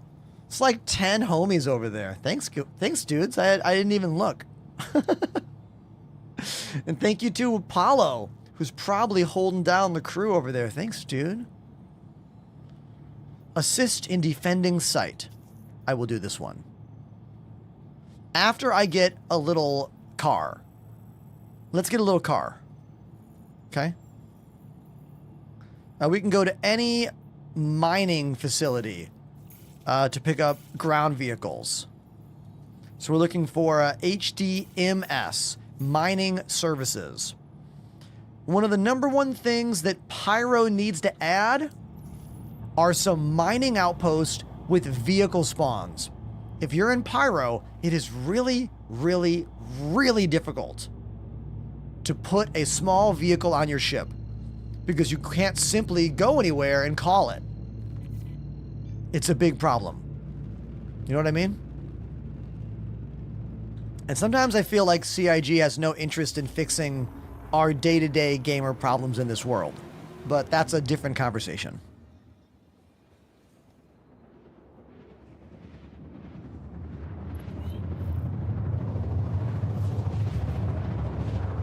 Anyone here in the chat who watched my keyboard unboxing video yesterday that didn't hear my update from the beginning of today's stream?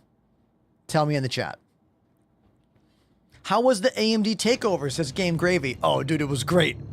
Yesterday, we were on the AMD Twitch page for 2 hours, and we played Star Wars Battlefront 2, and that game is so much fun. I was just smiling ear to ear for like 2 full hours yesterday. Great game.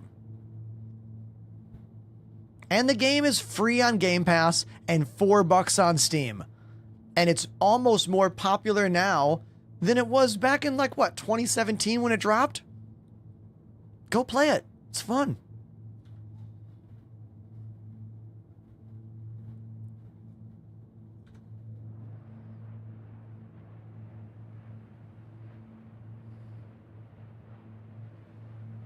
Psychotype, you should really join my Twitch chat and ask these questions. I feel like there's more pros over here than there are in my TikTok chat. Also, my Discord is very helpful as well.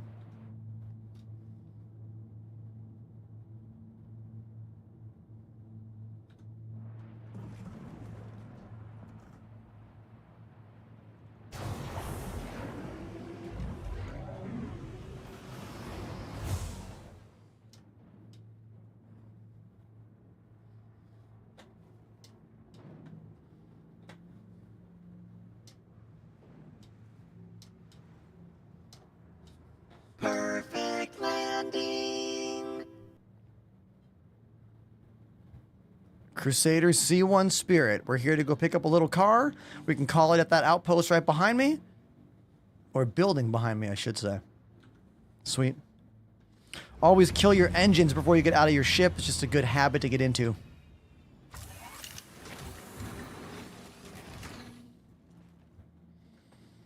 Bingo says, I typed a question on your Discord a few weeks ago. Couldn't believe how quick the guys over there replied and helped me out. Man, that makes me really happy.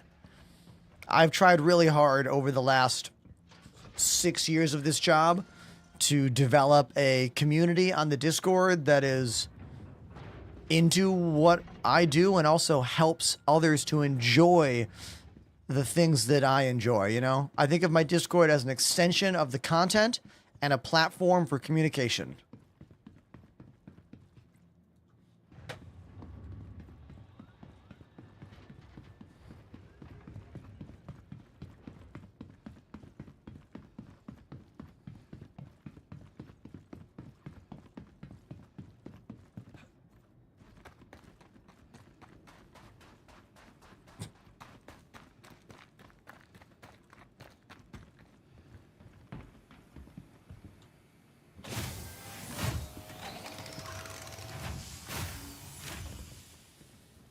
I do love that airlock animation. Welcome to the ASOP I've always liked the vehicle animation, retrieval just system. sometimes it's weird.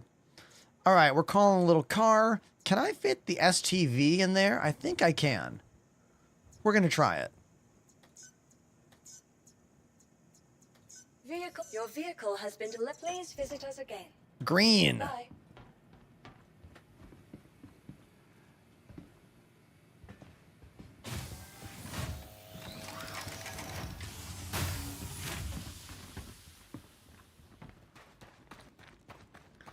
This little thing is called the Gray Cat STV, or Steve for short.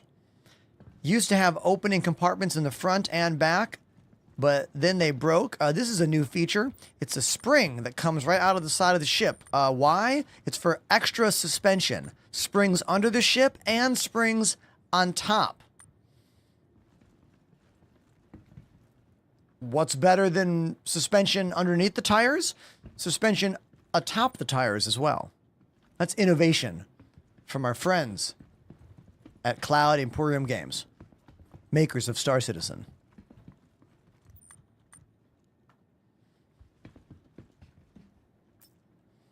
Okay, that opens up there. Ooh, the box compartment still opens up. That's good. So box compartment works. Loot compartment works. And what about the modules in the front? Ooh. Okay. What about the bottom one? Hell yeah. These were busted last patch. I love that they're all working now. Cool. It's too bad we had to get that extra suspension thing there, because the rest of it's working really well. Someone with no name on TikTok says, I got permanently banned from the official Discord. Well, I'm sure you did something to deserve that.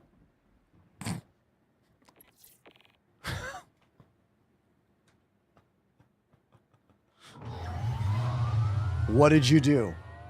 Systems activating. Systems on.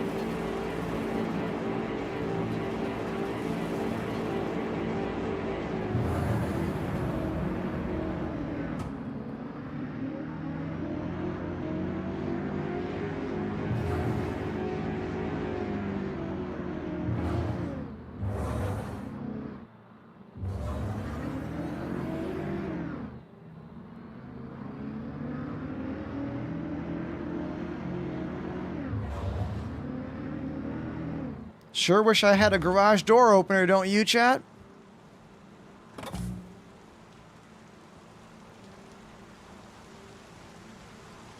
It's raining.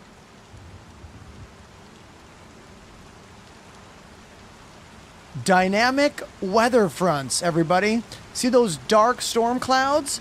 They have brought a storm directly to us right here in the game. Pretty amazing. Better put my helmet on. There we go. This is a new feature. Dynamic weather. I hope we get real snow next. These rainstorms are awesome.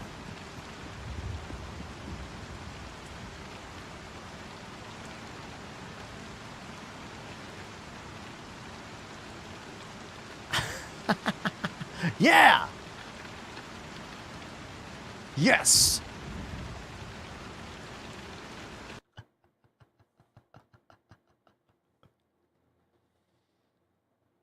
Now, I want you to remember that moment where I was excited about the rainstorm. Oh, we're good. Almost crashed. Apollyon Peebles has subbed for 46 months. We have a plan. Get your A over to us at Microtech. Construction Derby. Everybody, let's say thank you to Apollo in the chat. Tier 2, 46 months. Subscribe to the channel. And not only are they a subscriber here, but they're like a really good friend of mine, and they have helped so much with the technical aspects of my show. From the day-to-day Discord stuff to larger issues with my streaming setup and technical things galore, Apollo has really helped make this show what it is today. So please put your hands together in the chat and say thank you to Apollo for me, because I'm saying thank you. Thanks, man.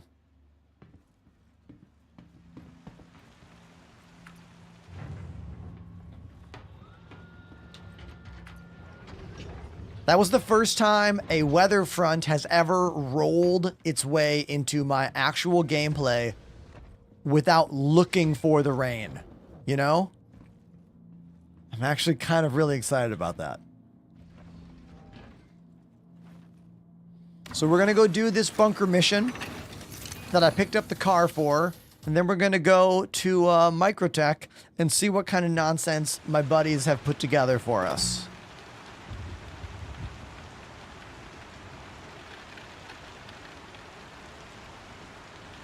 Sorry, a comment on my TikTok just like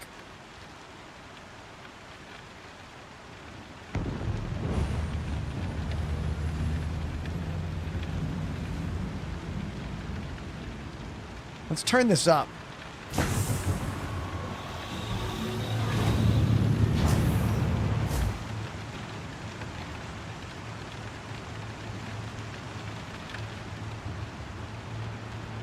The rainstorm is really cool. This is a brand new feature in the game. CIG teased this 2 years ago at CitizenCon. I was there. I was there in Los Angeles watching the gameplay demo of the dynamic weather. And it's so cool to finally have that in the game. So I am flying out of the storm. The storm's back there, and it's no longer raining on me over here. So cool.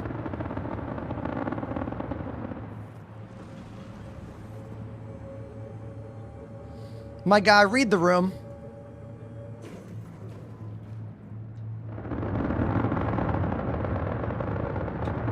That was me needing to attend to some moderation. I always time out first, and we see how they handle. You know what I mean?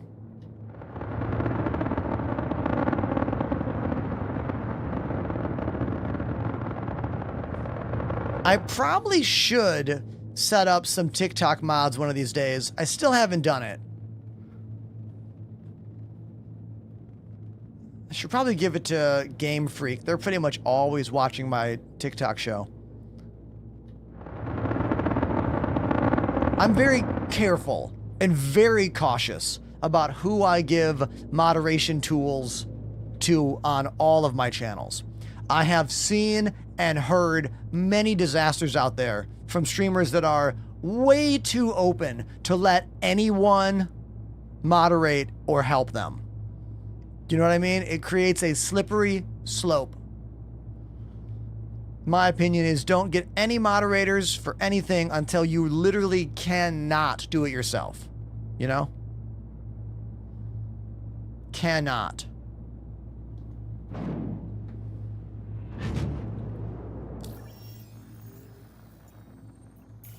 All right, let's get to HDSF Rufus.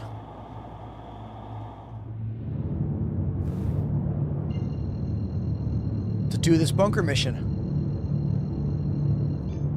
Jacob says, I love your content and appreciate it. Hey, thanks, dude. Thank you so much. Our friend Psychotype has made it from TikTok to Twitch. Hey, there we go. Who can help out Psychotype with this error 5007 when they're downloading the game? I honestly don't know the answer to this solve yet. My instinct would be to completely delete your install and start over. But I'm curious to know from the community, how have you fixed this? Meaning, I have not had this problem because I've had the game downloaded for 5 years basically now. I just do the updates.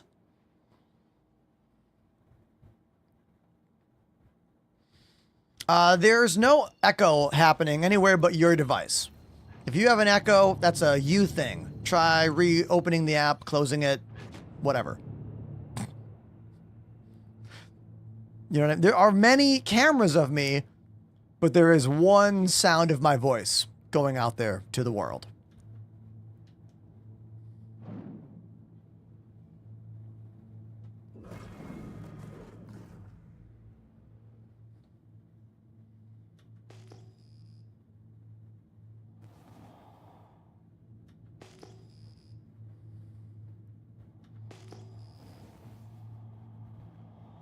Oh, we're flying into more rain. Oh, this is a much heavier storm, too. Cool.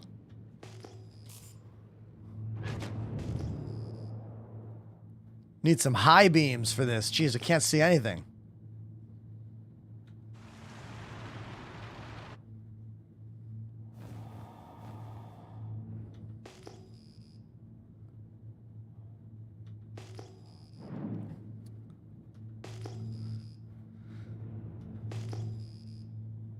I don't believe we have actual lightning strikes yet. That was in the gameplay demo 2 years ago, but I don't believe they've added the lightning yet, sadly.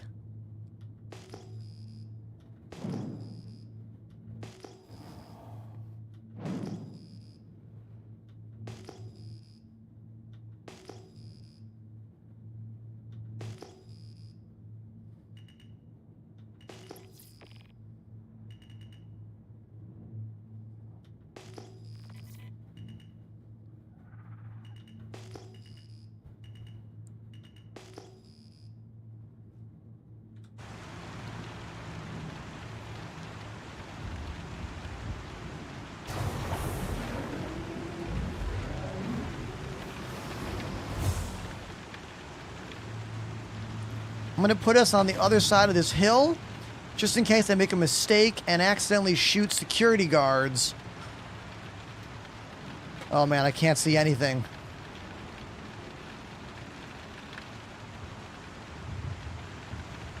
If I hit the security guards, I want to have a safety net of this hill to keep me from getting shot.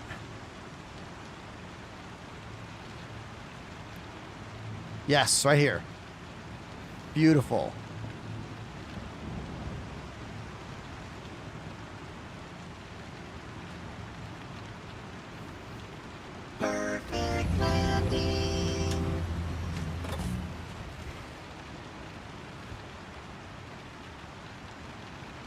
Landing in the rain is quite a vibe, actually.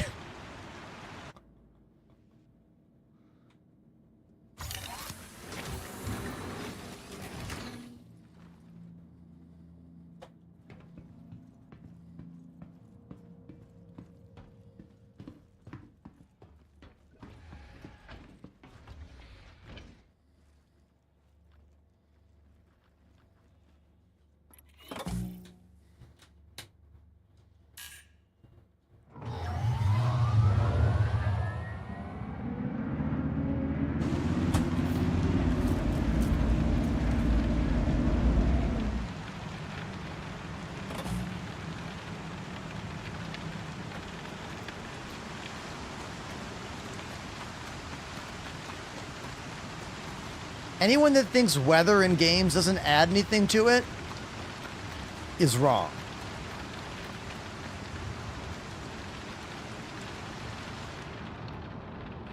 It's too bad I'm driving a convertible. I'm getting a little wet here. You are correct about that.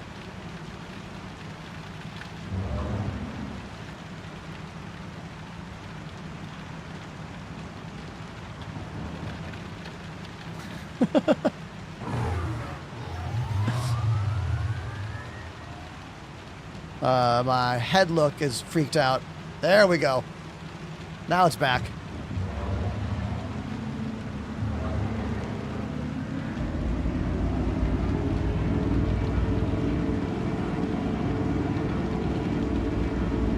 This really does feel like I'm driving in a storm right now with very low visibility.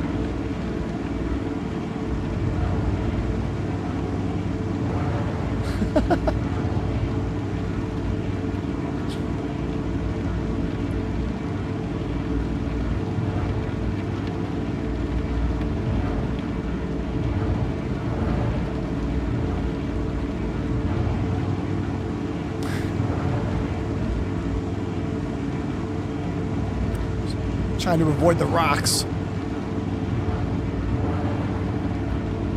It's easier to drive in third person, but less immersive, you know. Obviously.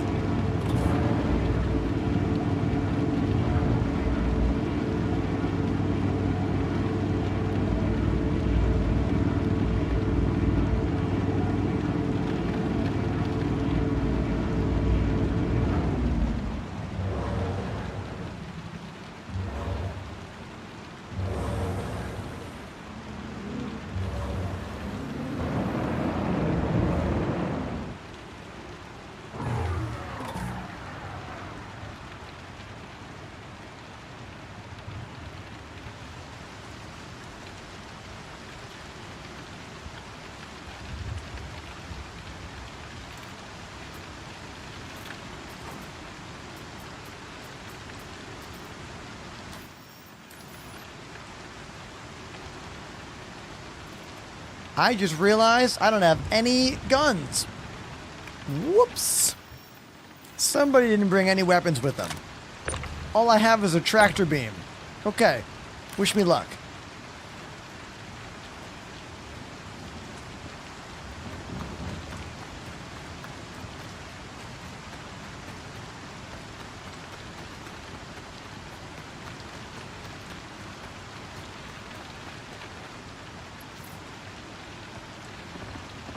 Oh!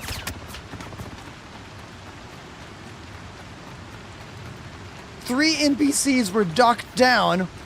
Someone else taking shots at me right away.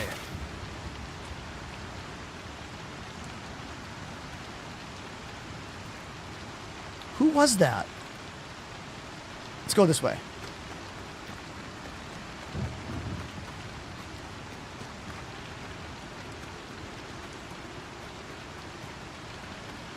You gotta love the ambiance right here, though, right?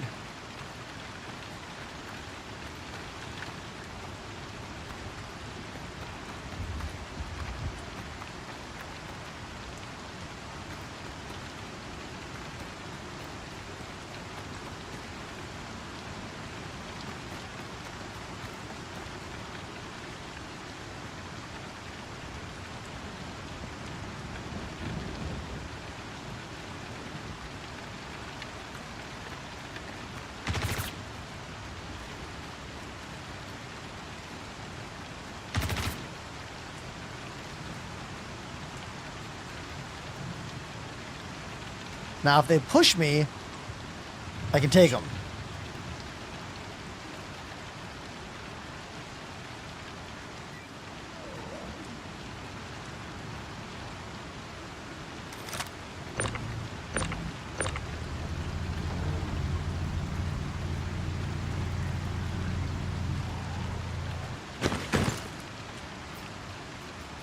Hell yeah.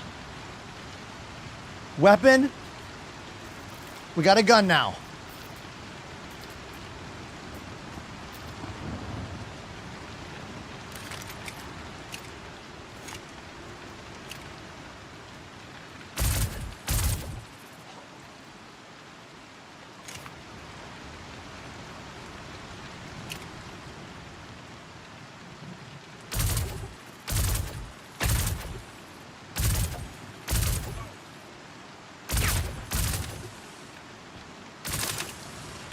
Out of shots.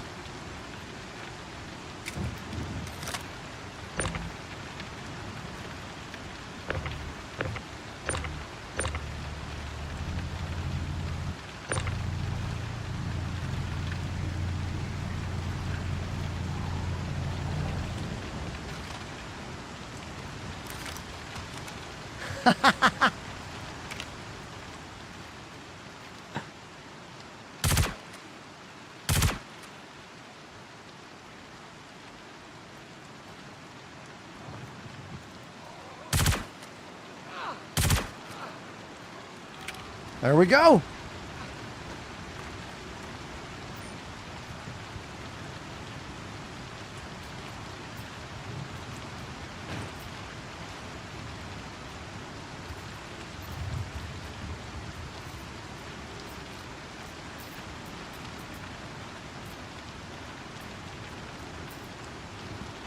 And that's how you use the tractor beam.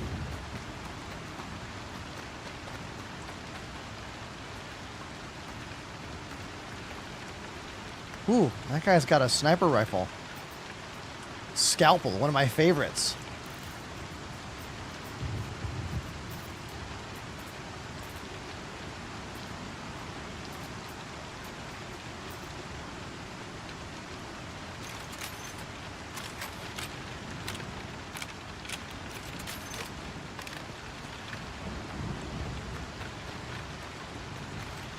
Read the room, my guy.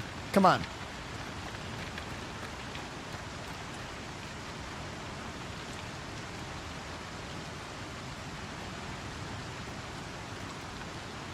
You want to know the reason? You're trying to talk about religion in a chat that is not about that. Take the hint. Don't make me ban you for this. Sorry, everybody. I'm dealing with a child on TikTok who doesn't take social cues very well.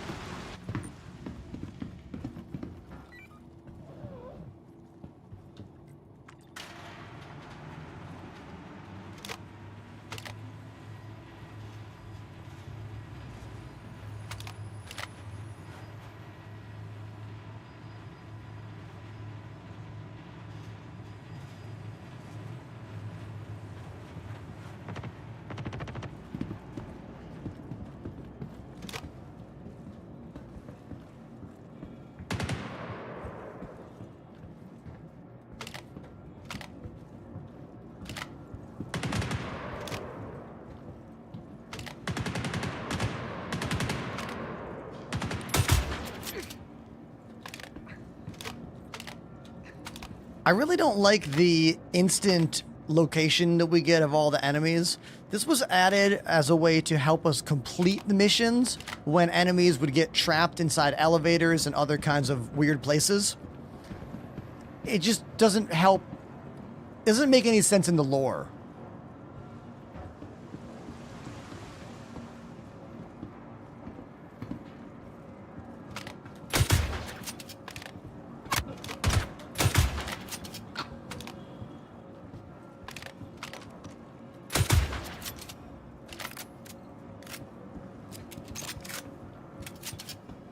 I mean, it's helpful, but, like, it's stupid. Like, why do I get to know where they all are? You know?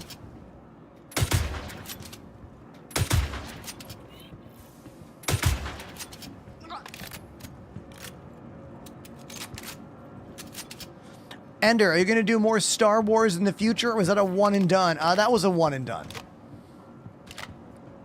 I feel much more comfortable doing one-off random fun games when I'm on the AMD stream because it doesn't hurt my actual channel's view numbers or metrics or engagement. In the foot. In the foot. Foot takedown.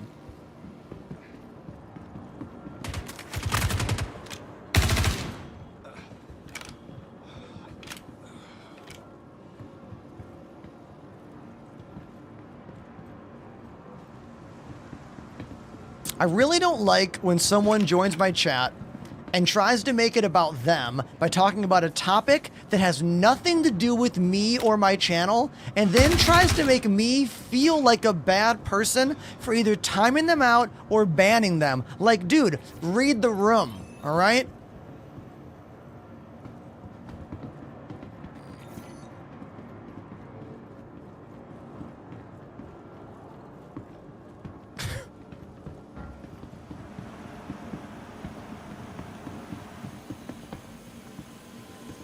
You don't go up to someone and try to create a conversation about what you want unless what you're asking has something to do with the other person. These are social conventions. Perhaps you need to learn them.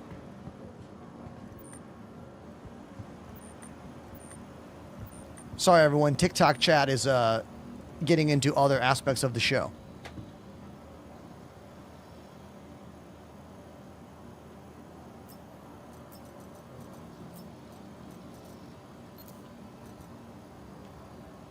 Yeah, you know what, dude? I'm just going to ban you. I don't give a shit.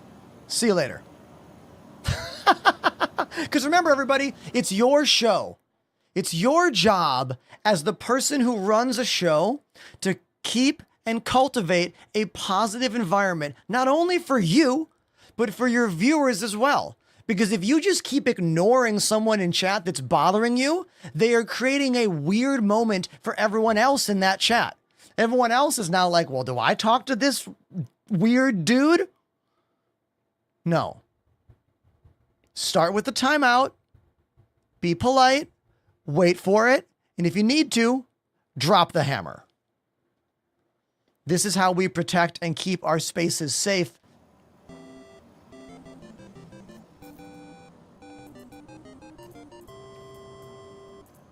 Cheeky_Yogs activated the Prime sub. Hey, Cheeky! Thank you for 2 months, Cheeky. Really appreciate that. I don't care if the thing you're saying in my chat is positive or negative. If it has nothing to do with me and a topic I don't want to talk about, I'm going to ignore, time out, and then ban. This is just a simple fact. Okay, let's talk about some cool armor. This is a very cool armor set that you can get off of NPCs. If I flip it over. There it is. It's a cool armor set. See? Look at this. Right? I know. It's a good one. We are in the... There is no PTU right now, my guy. There's only the open PU game. No PTU available at current.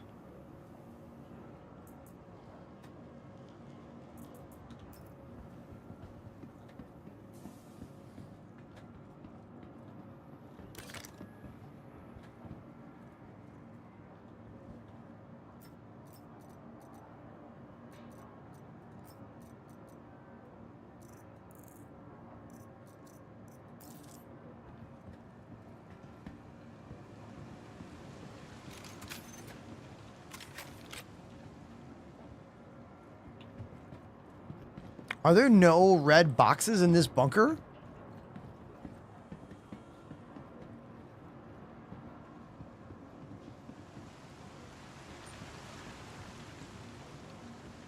What happened on TikTok? I don't know. Dude was trying to deal with his concept of our Lord and Savior, and that's not a thing I talk about on my channel. Regardless of whatever you think that is in life.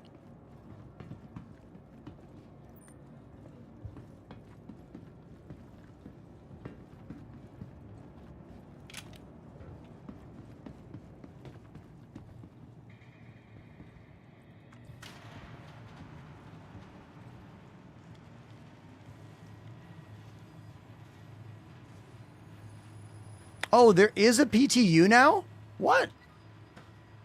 Did that get released after I checked? Oh, wow. It did. Okay, I take it back. I didn't know they were already ready to put one out. Well, look, it's impossible to know everything in this game. Okay? I'm sorry, my guy. There is a PTU.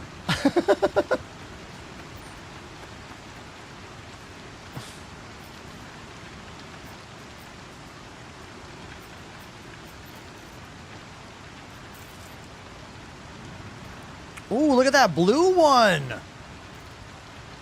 I want that blue one. Look at that. Look at this.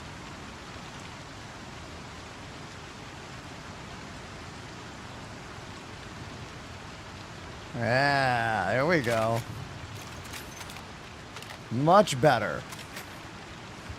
Interestingly, I can fit the scalpel sniper rifle in my backpack, but I can't fit the FS9 heavy LMG in my backpack for some reason.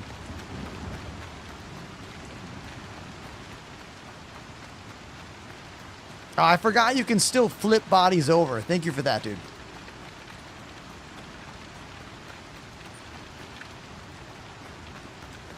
Question in the chat about the age-old Elite Dangerous versus Star Citizen question. All right, man. It really comes down to your computer and you. Do you want a game that runs really well? That's well optimized and finished with lots of stuff to do in space and on planets? Play Elite Dangerous. It's a great game. Pause this moment to say thank you to the Prime sub. Agent _Keener _Vanguard activated the Prime sub. Thank you, Agent Keener, for dropping that Amazon Prime sub, the free way to support your favorite streamer every month. Thank you, dude. Elite Dangerous is a great game. The only reason to not play Elite Dangerous is if you've already played everything there is in that game, like me. I played that game for 6 to 7 years, and there is simply no more joy and no more fun for me. When I play Elite now, all I think about are features that will never get added that were originally planned, and a game that doesn't feel like the future anymore. It used to feel like the future. It stopped feeling like the future of gaming for me in like 2019, and then really 2020, the launch of Odyssey, disaster of Odyssey, kind of was nail in the coffin for me. Meanwhile, this game was getting better and better and better, and it continues to get better and better, and I believe in this game. Also, as a content creator, you want to play a game that you think is going places for many years. And I think this game's going places. CPTNYRO dropped day 5 sub bomb. Yo, Nero! That's the second pack. No! That's the first pack of gifted subs today on the channel. Thank you, man. Thank you very, very, very much. My life is supported mostly by Twitch subscriptions. Thank you, dude.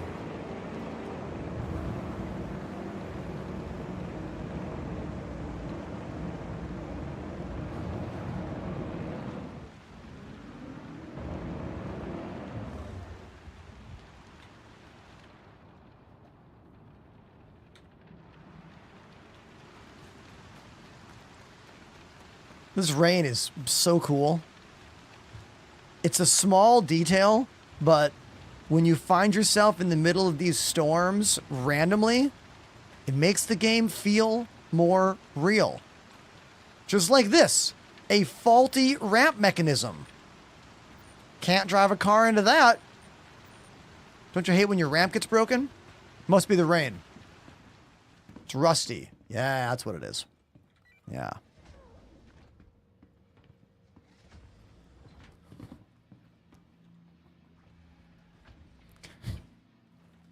Let's see if we can fix that.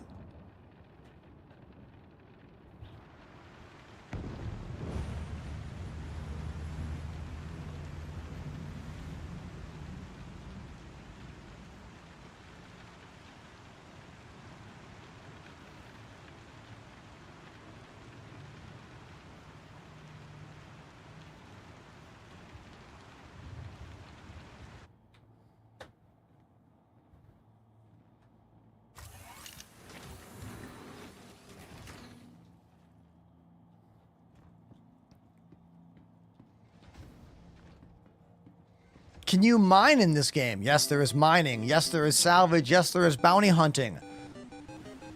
Yes, there is cargo delivery. Morphelius activated the Prime sub. Morphelius! Great joke on that name, dude. Love that. Thank you for the Prime sub. I really appreciate it. Thank you.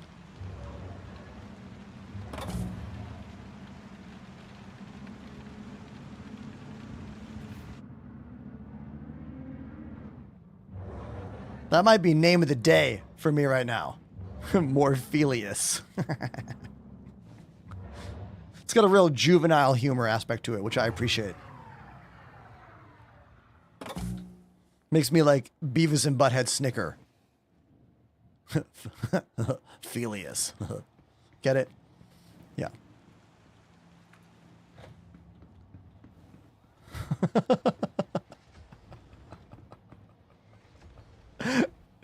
I wonder if that was not your intent.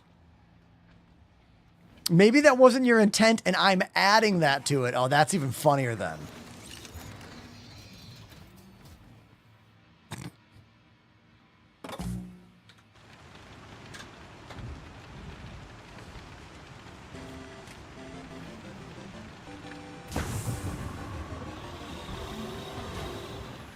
Genuine Heather activated the Prime sub.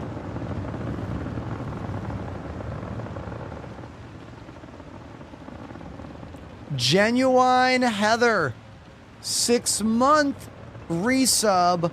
Hype Train level 2 is in effect right now. Thank you.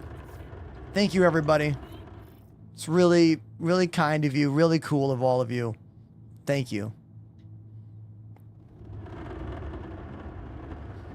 Do I have a video on my joysticks? I do.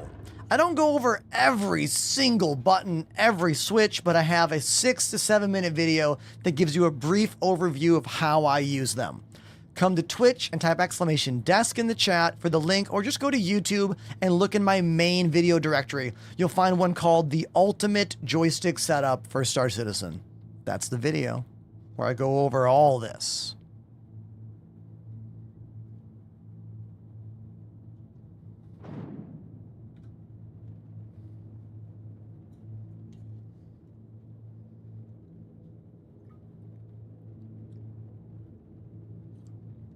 To my buddies on Discord, I'm so sorry that you've been setting up something. I took me a while to run that mission. Sorry. And now I gotta go play drums. Hype Train level 2 is in effect. Let's go play drums and see if we can get that Hype Train even higher. Can we? Let's go find out. Right now, I will use the Wheel o' Songs and we'll try to make something happen. Let's go.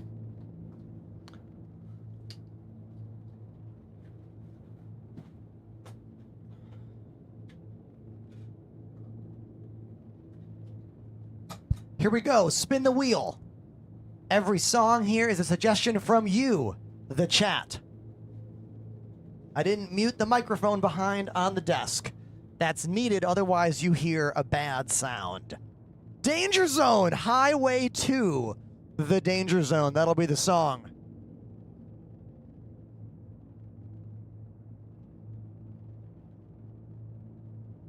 Danger Zone. Let's do it.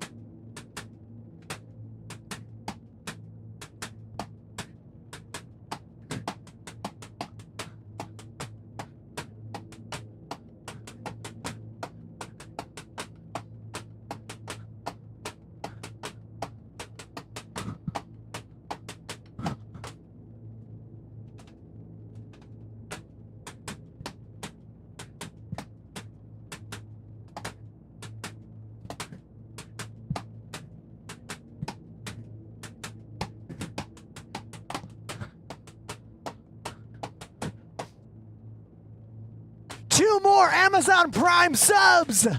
Let's go.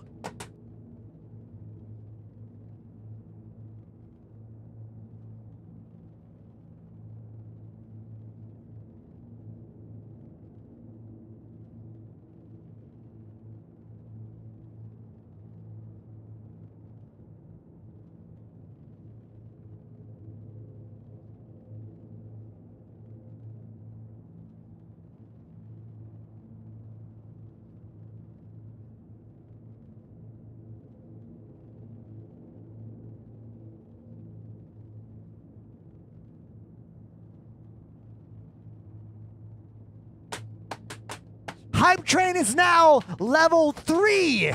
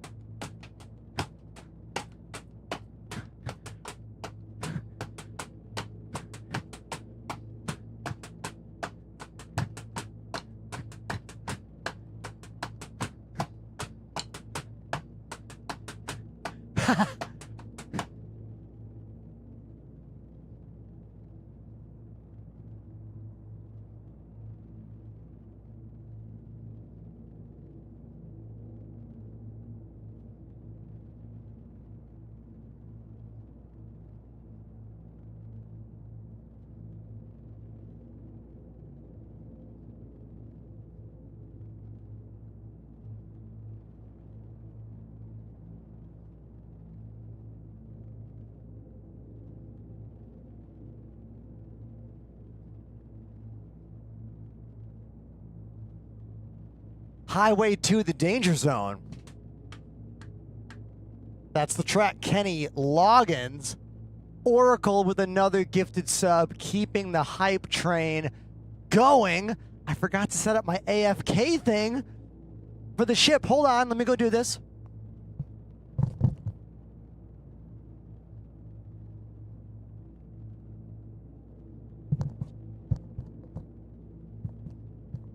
I have a little physical thing called a mouse jiggler that we use to keep me from getting timed out in game when I'm playing drums, which I'm going to keep doing because the hype train is going on, and maybe the drums will encourage more subscriptions. I don't know. Maybe they will. Maybe they won't. Let's spin the wheel and see what I'm going to play next. 1 minute, 20 seconds left on this hype train. Absolute Zero. Oh, this is almost a Slipknot song. It's actually by the other band that's not Slipknot, but like almost. You know the one, right? Stone Sour. Wait. I gotta get the opening moment. Here we go.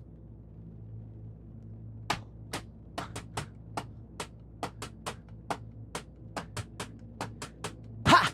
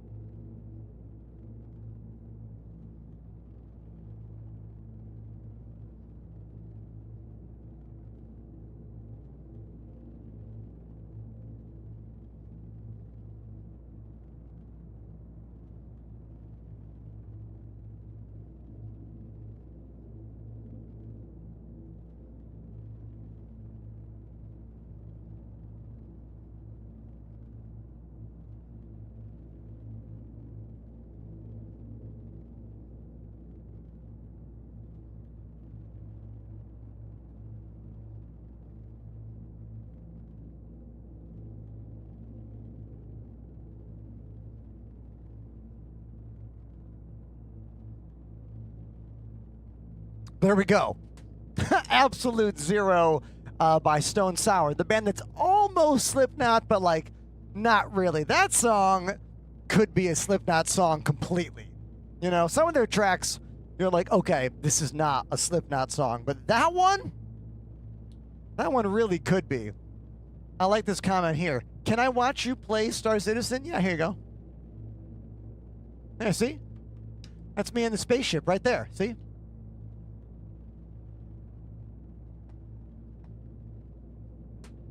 Is that a new sub from Tyler on Twitch? It is, dude. Thank you. Thank you very much to Tyler. Very kind of you. A tier 1. That's legit right there. That's legit. Well, that means the hype train is still going, so I better bring the Wheel O songs back on screen and play you one more.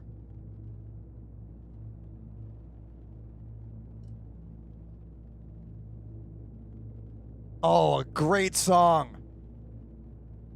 Who remembers this one? Hey man, nice shot. Good song. Very good. I bet someone's hearing it for the first time. Get ready. It's by Filter.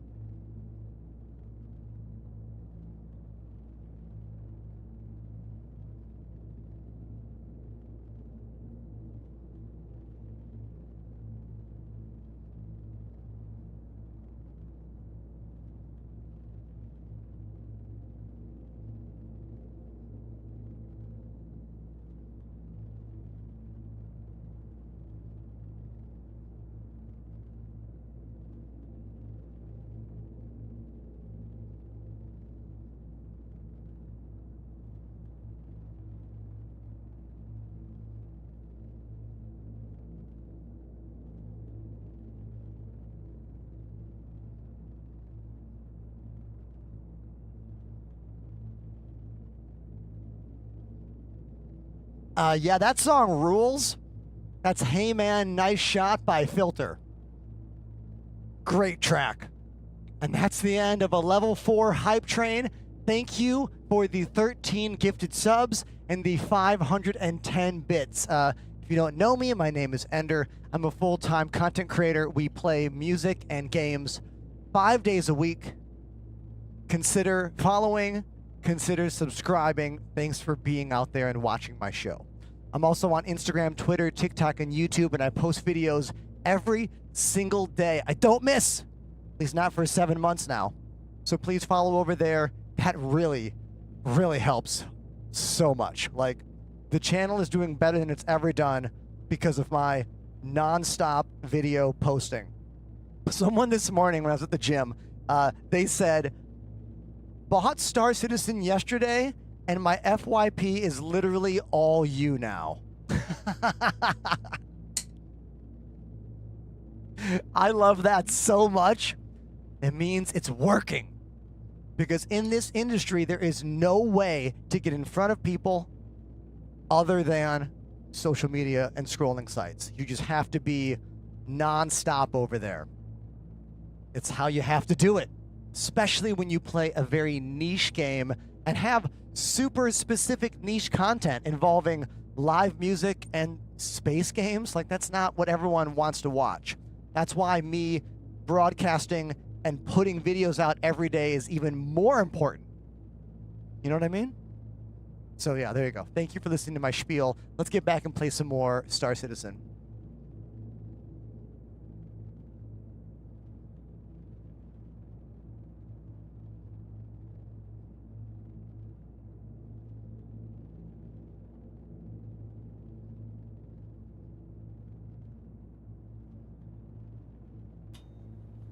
I feel like I was really cooking on that Filter song, right?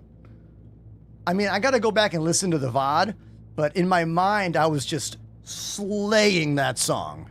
But I don't know. Sometimes what happens in your mind is not what happens in actuality. This is why, if you are a musician, you need to record yourself.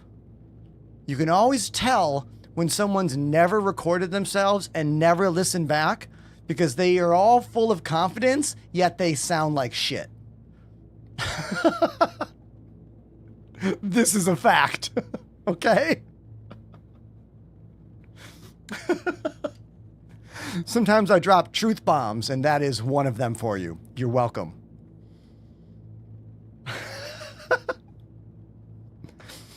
Lee Ford over on YouTube with a great question. Says, how do you have the camera pan on the drum kit? Let's utilize my little hands-free camera to help you. Well, not hands-free, handheld. Hold on.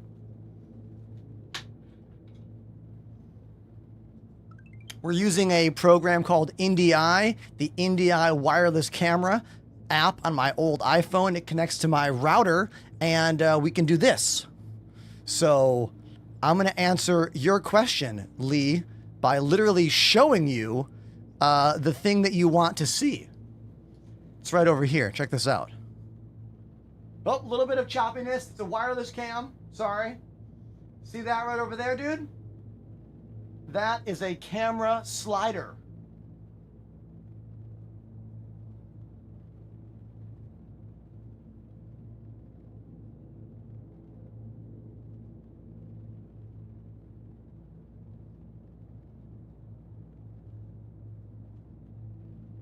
The drum set has 5 cameras. Camera 1. Camera 2. Camera 3. Camera 4. And camera 5.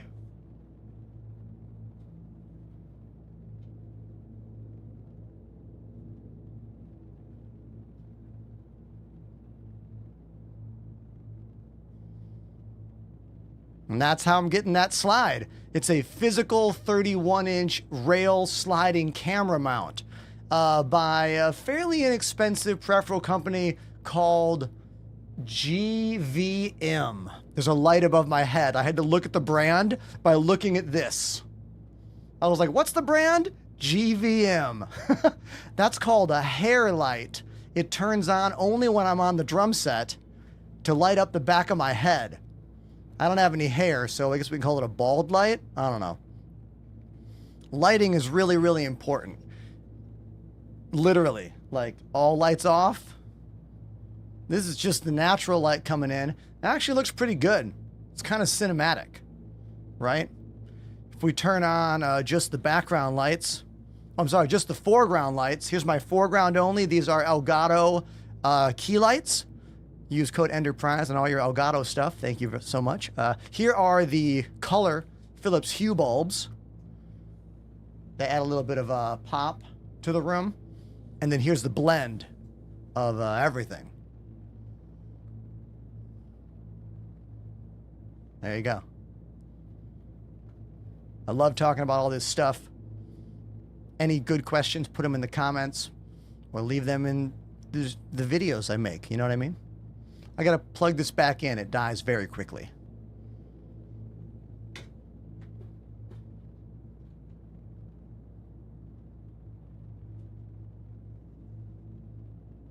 Old phones, you know? You know, man? Old phones. You know what? I need a little break. I haven't taken any breaks today. I've been on stream for 3 hours. Can I have like 100 seconds for me? Like 100 seconds? I'll have the cameras rotate around the room for you.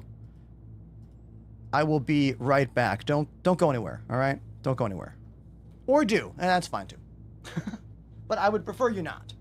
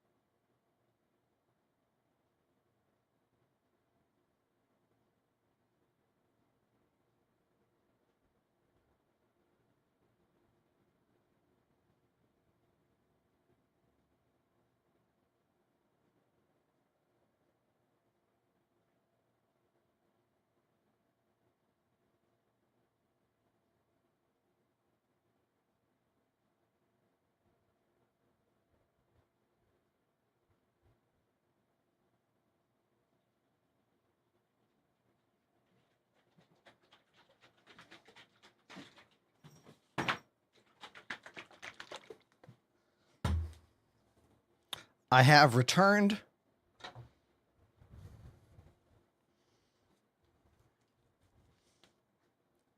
So let's go find out what my buddies in the Discord have cooked up. Apparently, let's talk to them. Hold on. Hold on. Did my game freeze? Wait a minute. Dude, this is not a joke. While I was gone, I think my computer completely froze. Look at this. You see this? I can't Windows key. I can't Alt Tab. I am in the middle of nowhere flying alone in the game. Like, what could have happened in the game right now? Like, honestly, this doesn't make any sense. It's not like I'm in an area with a bunch of characters. I'm not in an area full of entities. My RAM usage didn't spike. I'm looking at the last specs I had. The last specs I had was 85% GPU, 16% CPU, 30 gigs of RAM. Like it's very frustrating when you broadcast this game daily and you see the performance so all over the place.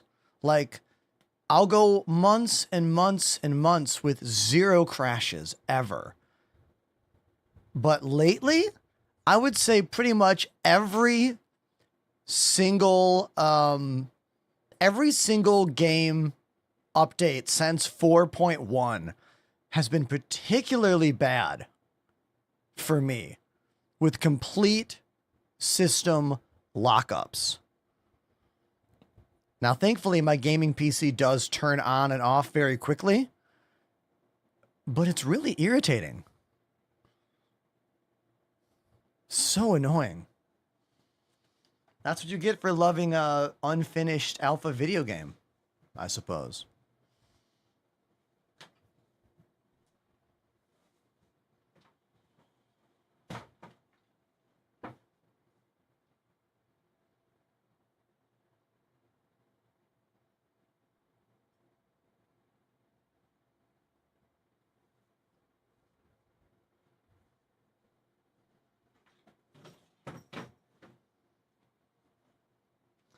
This is also a great time to mention that if you take streaming seriously, you need to have a 2 PC setup.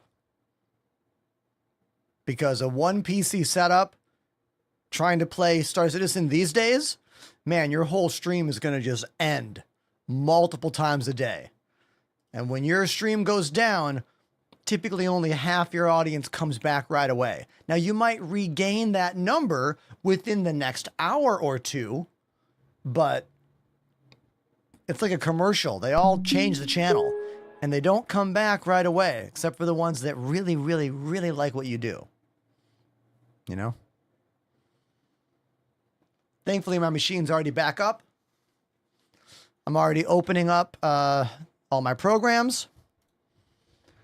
I really like the Chrome crash restore feature. I like how Chrome's like, hey, do you want to open all those windows again? And I'm like, yes, I do. We're already booting back into Star Citizen.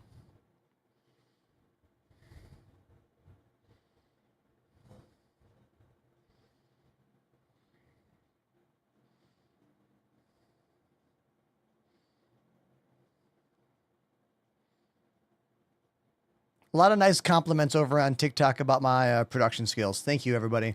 I went to Berklee School of Music to be the best musician and teacher I could be. I learned to do all of this from binge watching YouTube videos back in 2017 when a bunch of my music students were like, hey, you should be a streamer. We'd all watch you. We think you'd be good at it. That's literally how this job happened. Like literally, that's the reality.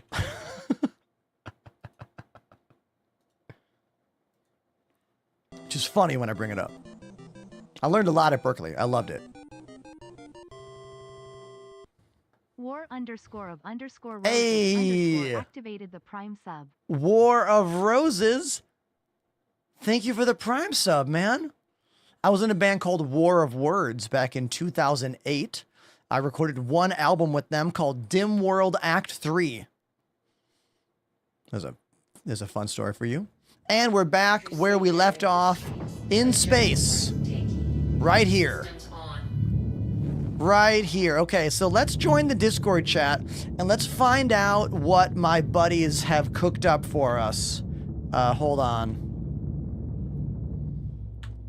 Come in, Discord crew. Hello. Do you read me? Hello. Howdy. Hey, what's up, everybody? Loud and clear. So, tell me what's going on? What did you guys do? Stuff. You should come look at it. Where do I go? We're over here on Microtech. We're not at any specific location, so your best bet is just find the mass of people Okay. and QT to us. Okay, hold on. I'll be right there. Hold on 1 second. Sounds great. Okay, everybody, that is Toy Soldier and Llama and Apollo and More Caffeine and Scarthy and Untamed Wolf. Apparently, they have built something for us to go see up here at Microtech. So let's go there.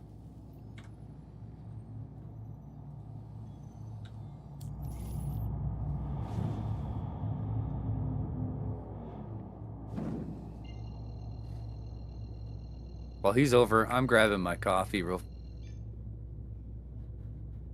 Go. Fork over on TikTok says, I got 2 joysticks today and I am struggling to configure them. Dude, welcome to the club.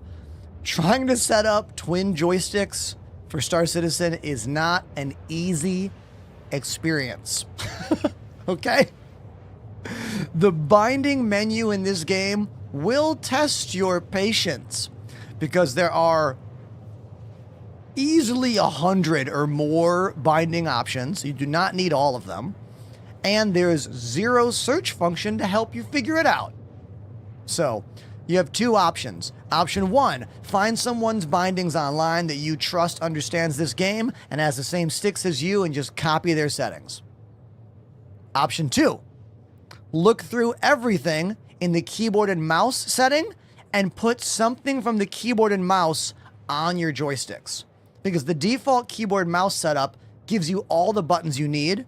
So if you can find a place for all of those on your sticks, you'll build your own beautiful custom setup. But that requires an in-depth knowledge of the game that you might not have yet. So maybe option 1's the best choice. Anyone got some follow-ups for our friend Fork in the chat?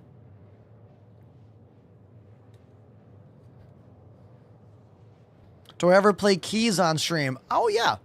I tend to reserve the piano for sad moments though. And I'm not nearly as good at keys as I am drums. So I show off on piano by playing sad music when we have disasters in game. And I use drums to celebrate the positive moments, typically.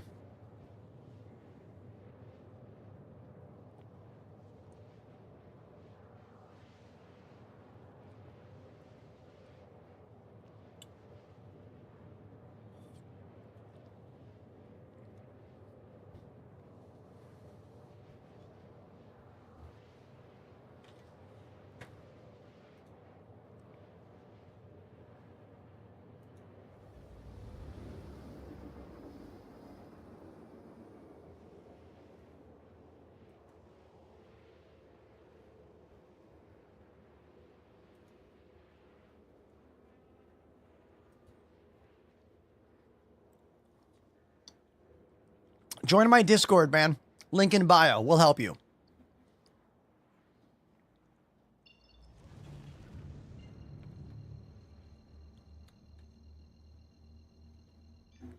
Trying to decide what foot pedals to buy.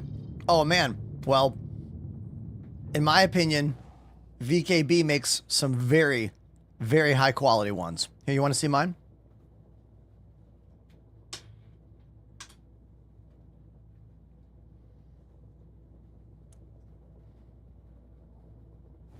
These guys, super robust. They still feel brand new, even though I've been using them 5 days a week for like, what, 2 years or more now? No toe brakes, so they only go up and down, but they're robust. And these things are impossible to buy. They're called the frag pedal. These haven't been manufactured for like 5 years. So good luck finding those. Those are just for random buttons. They can be connected on their own, or if you already have a VKB, then they use a little Ethernet cable to go into the connector box or directly into the back of the Gladiators.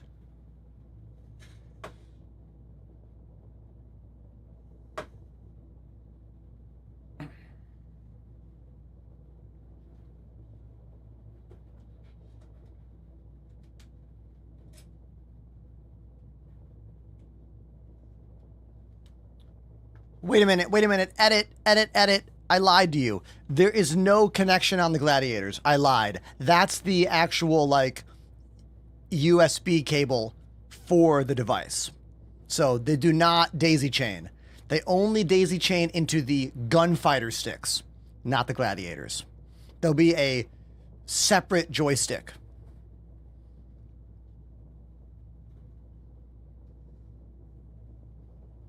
Had to clear that up. Your room is a spaceship. Facts. Absolute facts. All right. Where are all my buddies at? Where are they? Oh, there they are. They're down there. Okay. So to find your friends, you can toggle them, and then you can route to them. Like that.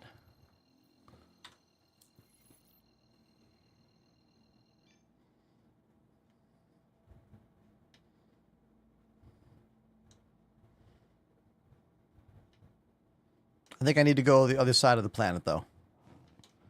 I think we need to jump. Yeah, we do. Hey, Pab, thanks for those roses on TikTok. That's like 2 whole pennies. Thank you.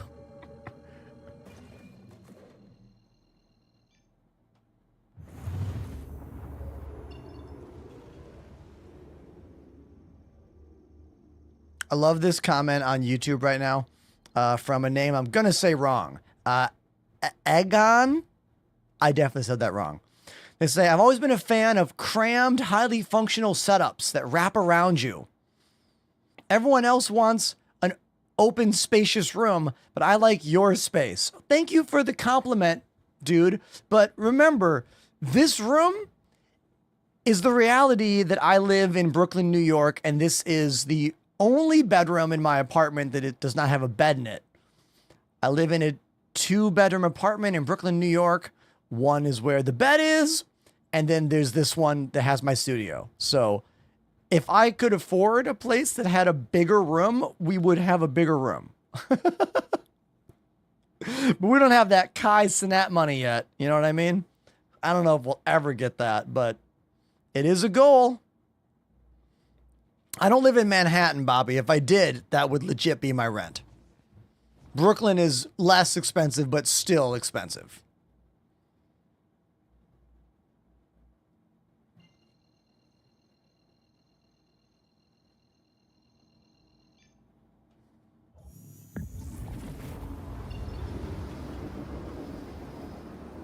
There we go.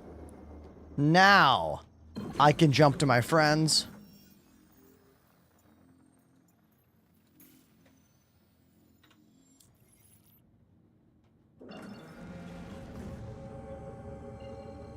There we go. See, it's charging right to their location.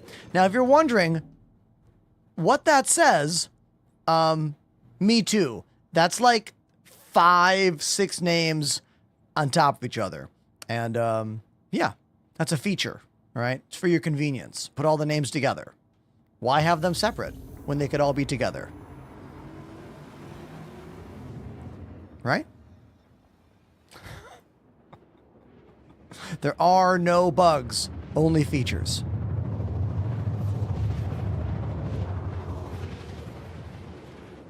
I mean, I am a TMNT kid through and through, man. This is a patch that I got when I was definitely 7, 8 years old.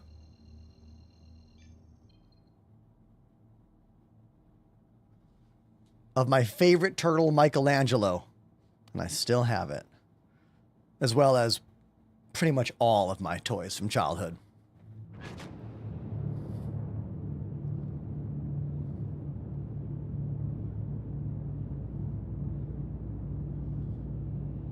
I'm an avid Turtles comic book reader. There are a few different Turtle comic series happening right now. If you're someone that has never looked into the modern age of Turtles comics, I suggest the 2010 IDW series. It lasted 150 issues, and the first 100 issues are incredible. They found a way to merge all of the Turtles lore together.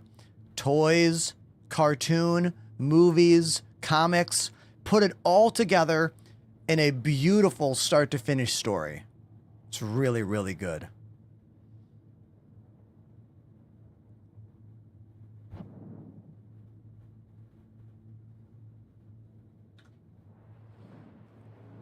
All right, now my buddies have cooked up something here. The Last Ronin is what jump-started my renewed interest in the Ninja Turtles. You can do exclamation The Last Ronin if you want to get a link to that book. It's amazing. The sequel is also very, very good, The Lost Years. And then the follow-up, I want to say 5-book series, Re-Evolution Part 2, is epic. The first new turtle story in decades. Ender, land in front of the lights. Okay.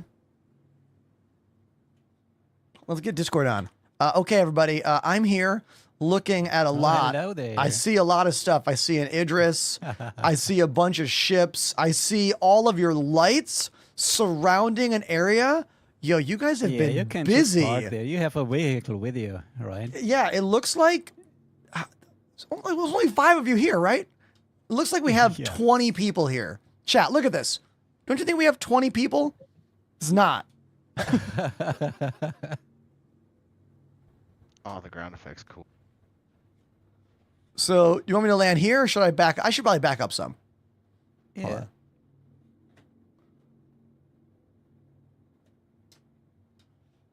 Yeah, this is ridiculous right now. I'm looking at least 1, 2, 3, 4, 5, 6, 7, 8, 9, 10, 11, 12, 13, 14, 15, 16, 17, 18, 19, 20, 21. I'm seeing like 26 or more vehicles right here. Can you tell me? Down to 28. 28. Can you give me some more info? Like, how did this happen? Yeah, we just put everything together we have, so here we are. Or if we didn't have it, we went and bought it. Dude. Did you bring them all in the Idris? Yep. Most of them. You get ready to set your spawn in the terrapins. Okay. So we are going to do some destruction derby or something like that, Oh, I guess. oh, awesome. All right, hold on. Let me do that. Let me get out. I got my little car with the exposed extra spring, which is fun. At least you can flip it back over with that. Yeah, exactly. It's convenient.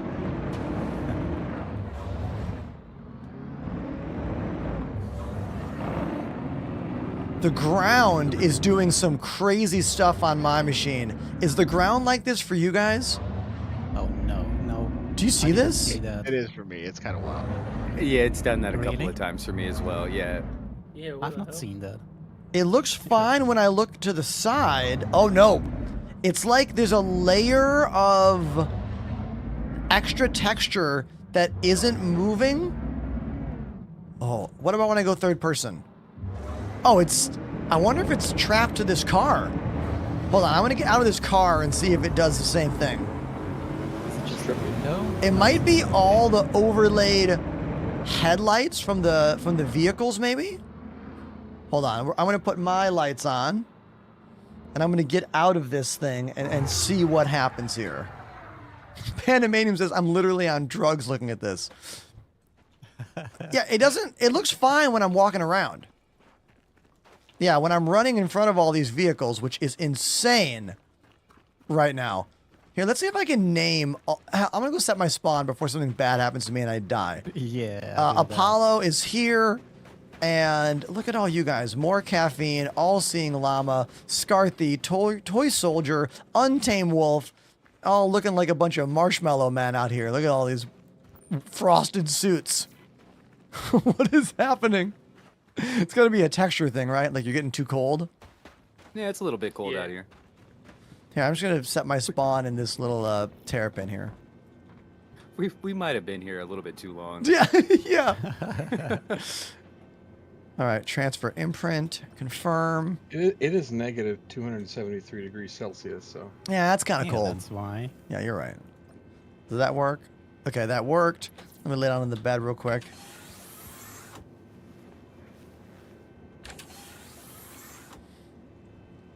I'm not using any upscaling on my rig right now, Dennis. So if this is a lighting abnormality on my end, it's not because of upscaling. I am curious, though. I want to look at my settings real quick. If I go into graphics... Oh, DLSS is turned on. Oh, it says off. Never mind. So we're on quality, very high. Scattered object distance is on high. Water is on high. Terrain is on high. Tessellation's on high. Clouds are on photo mode. Yeah, I'm pretty sure I'm on, like, max everything. Yeah. So I don't know why that lighting glitch is happening. All right, I want to see if I can name all these vehicles. Oh, wait a second. Oh. Isn't there a very high thing? Oh, which one? Which one is it? Did I miss one? Quality can be on very high and water. Oh no, the other ones are just high here. Yeah, I think there's just. I think that's the top. I think Yeah, I don't high. have that. Yeah, I think high is On the my top for screen, it all looks 4 of those. All good. Yeah, it was only when I was in the vehicle was it weird. Yeah. All right, I'm gonna go to the front of this pile of vehicles and see if I can name these. Yeah. Okay.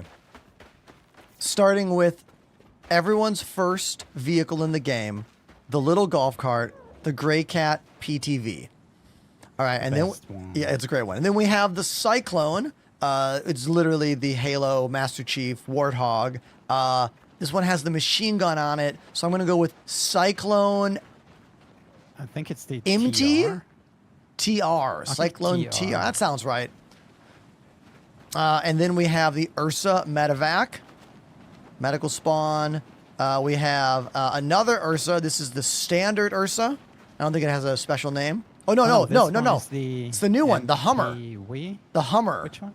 What's the name? This is it the MTC. MTC. MTC. This is a new vehicle. That's right. The wheels are different. See?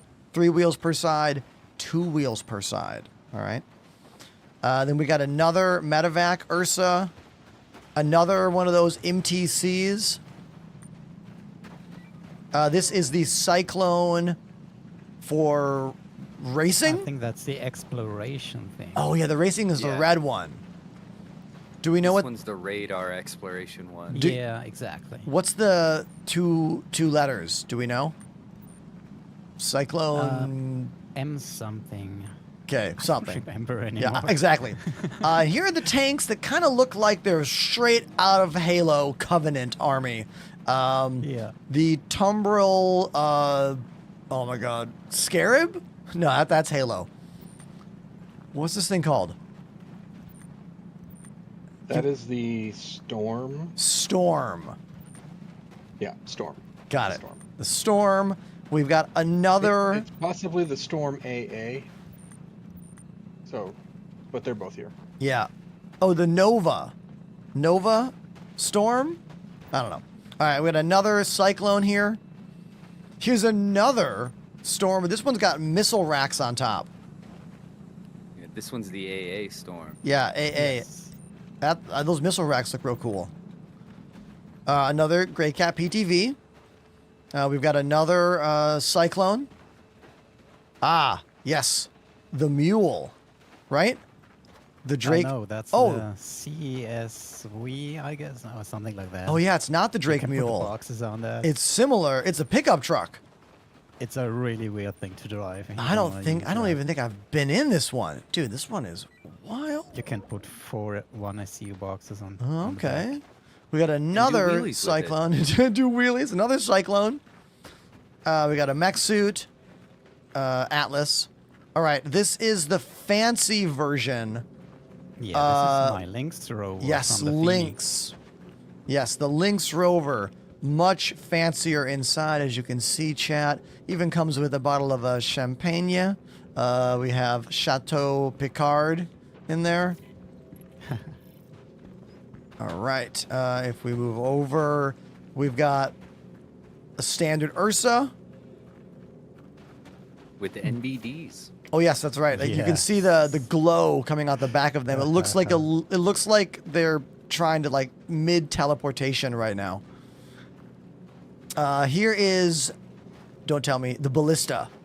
No, it's not the ballista because it has the laser on the back of it. The ballista has a missile. This is the ballista laser cannon version. Spartan? This is the Centurion. Centurion. That's the one. Yeah. If chat just got here, this is the biggest collection of vehicles I've been around in a long time. Here's a different Cyclone. I think it's the same as the exploration one, but with the blue paint, or is it the racing one? This is actually the standard Cyclone. This Standard. one has a 1SCU box in the back. You can put the. Oh, yeah. Nice. This is what Lament I find to be the best to use to do bunkers. That makes sense. So you can just bring the box with you. Mm-hmm. Totally. I know this one. This one's called the Cyclone MT. I remember this because it came out during one of the Stellar Fortuna, which is the in-game St. Patrick's Day celebrations.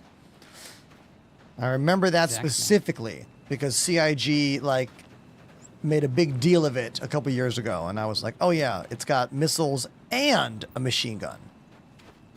Yeah, Another which actually makes the TR and the missile version obvious. There's no reason to have those if you can. Yeah, there we go. All right, here is another Cyclone. Completely makes it obsolete. Totally. Now we got some other vehicles. This one is a Fury. Yeah. And we've got the little X1, I want to say it's called, or Pulse. The Pulse. And this is another Pulse. Different weapons on the front, though. Here's the X1. Yes. Another X1. A hover quad. And the Drake. Don't hold on. No. I'm gonna get it. I'm gonna get it. This one's one of the oldest ones of all of this stuff. This is one of the oldest ones here. Mosquito. No, it's not called the Mosquito. Another insect. You're getting close. It's not the grasshopper. It's not the beetle. Think flying. It's not a firefly. It's not a wasp. It's not a bee. It's not the ladybird. The dragonfly. There you go. There it is. There we go. I knew I was gonna get it. I knew I was gonna get it. Keep the pressure. Keep the pressure. Keep the pressure. Now, tell me what is happening now, because you guys did this. Chat, they did this. Yeah, we're just going to drive around, dude. Okay. So now we're going to engage in the Enderorg's first ever sanctioned destruction derby. Okay. I'm going to put my backpack in my ship. I also want to point out that it's not technically the first demolition derby. It is the first one in a long time. I think the first one we did was way back when what was that little ship called that won the best in show that was like, it's useless. MPUV, when the Argo Cargo won best in show. We did a demolition derby to celebrate that being a dumb thing that the community decided to do. Oh, now I have the same graphic. That was a long time ago. See now. I actually love that too. That's funny. What a way to celebrate that. Yeah, we did. If you guys do exclamation Argo Fire in the Twitch chat, we had, I want to say 20 to 30 of us in Argo Cargos, and we flew from Everest Harbor all the way down to the planet for the flames, and the desync was so bad back then that probably a third of us exploded on the way down. And then we had a demolition derby on the planet, just crashing into each other. Oh my god. Oh, that's so great. All right, I'm going to hop in this one. Are there any rules to this? No, we don't have rules. No. Okay. All right. Maybe, okay. So... Do we want to use weapons? No. I wonder if they even blow up. No weapons. No weapons, no. But they make for really cool No weapons. effects. Come here, Apollo. Come here. Oh, Oh shit. Oh, whoa! Don't use the X1s. They're so fragile. oh! I just like almost ran you over.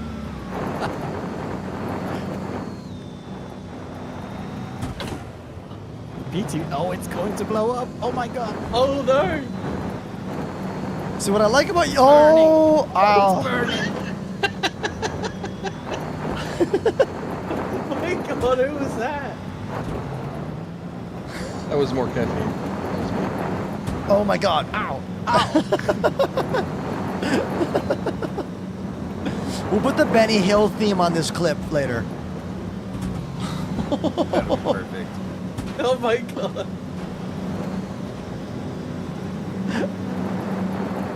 Oh, someone's already down in the middle. Who is that? That was me. Oh. More caffeine. Hold on, let me get him up. Oh. Coming. Medic's coming. Oh, it's too late. No, I blew up. I'm coming back at the terrapin. Oh, okay. This thing's sick. I can't believe Apollo is still alive in that little golf cart. Yeah, it's still burning. I'm on flames here. Those things tend to explode Oh! easy. Whoa. Oh shit. Oh no. Oh, Thank you. emergent gameplay. I will say, first person with head tracking does make it significantly more immersive. Oh my god. Oh my Oh, no, god. what a mess. Oh my god. Oh my god. Everyone in the chat, can we clap for my crew here for setting this whole thing up? This is great. I'm still alive. Can't be. Yeah, I'm blown Nobody away gets at me. Nobody gets me. blown away at the reliability there of that little golf cart you're in. It's all red. Oh, I'm utterly amazed by that little golf cart. Oh, I'm on fire again. Oh my you, God. yeah, you are on fire.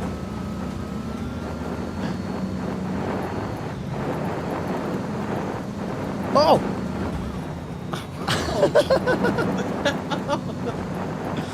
So we did this years and years ago in Elite Dangerous as well. I did 2 events called the SRV Olympics. I don't know how many people are on my channel that remember that, but I actually had judges. Oh, Oh, there it is. oh, dude. I had a whole show with judges and like different streamers, and it was a big event on my channel. Probably one of the biggest ones I did back in 2020. That's so Medic's on the awesome. scene. Look at Lava's trying to go revive you. No, I'm in. No, I'm already respawning. It's okay. I'm here to get the bodies. I'm clearing Oh. the playing field. Clear the playing field. Oh my god, Scarthy. You just had a warp speed event. I just blasted you over the top of some of those ships. I feel like a rodeo clown right now.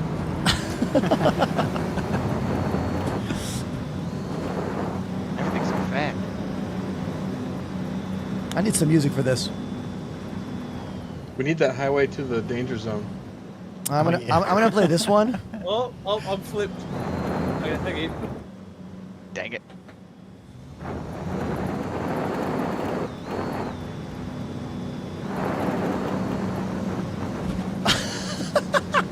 Yes. No. There we go. Ah! That's good. Ah! Who says there's nothing to do in Star Citizen? Come on. For real though.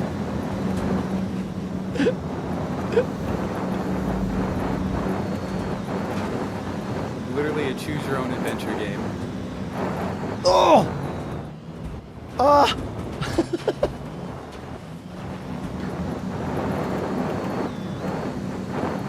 Some of these things are very durable. Like, I don't know how I'm still alive. Scarthy! I just- What in the world? Ah! Ah, And I'm gotcha. down.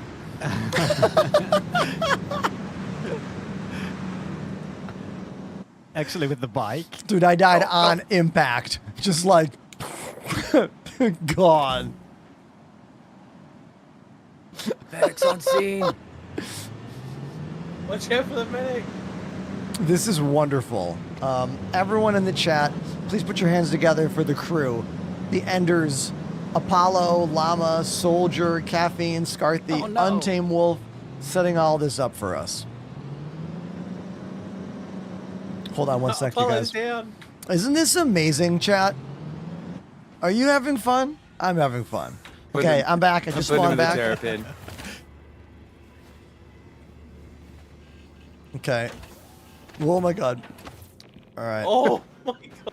Just let me assault you with your own body real fast, sir. The wolf and caffeine was stuck together. Okay. Welcome to Roberts Space Industries. Enjoy the ride. System check.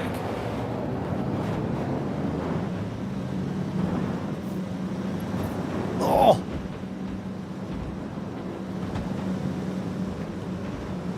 Now, I'm technically in a higher end vehicle.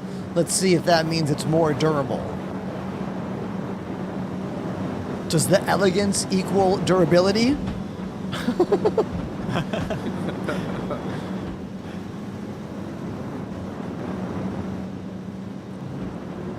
Yeah, we should definitely do this again with like 15 more people.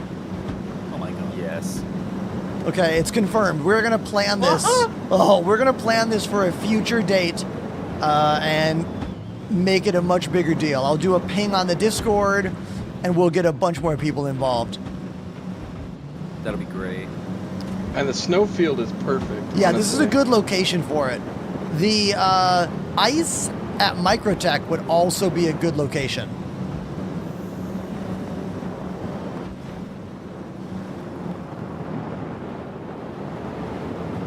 Also, if we did it near Microtech on the ice, we might even get randoms to join us. Bombas. That is very true.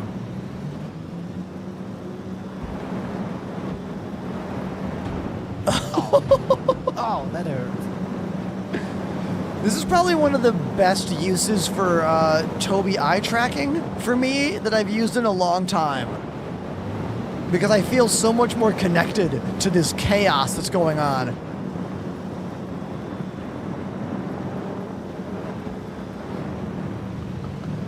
Oh my god! This went over you. Oh my goodness.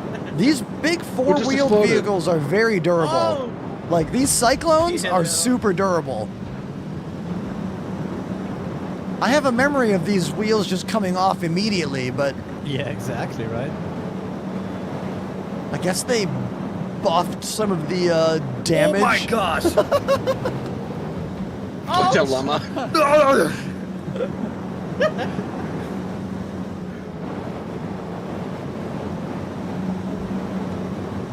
I like Llama in the middle of this trying to like pick up people. Like, we're not trying to hit you, but like you might get hit.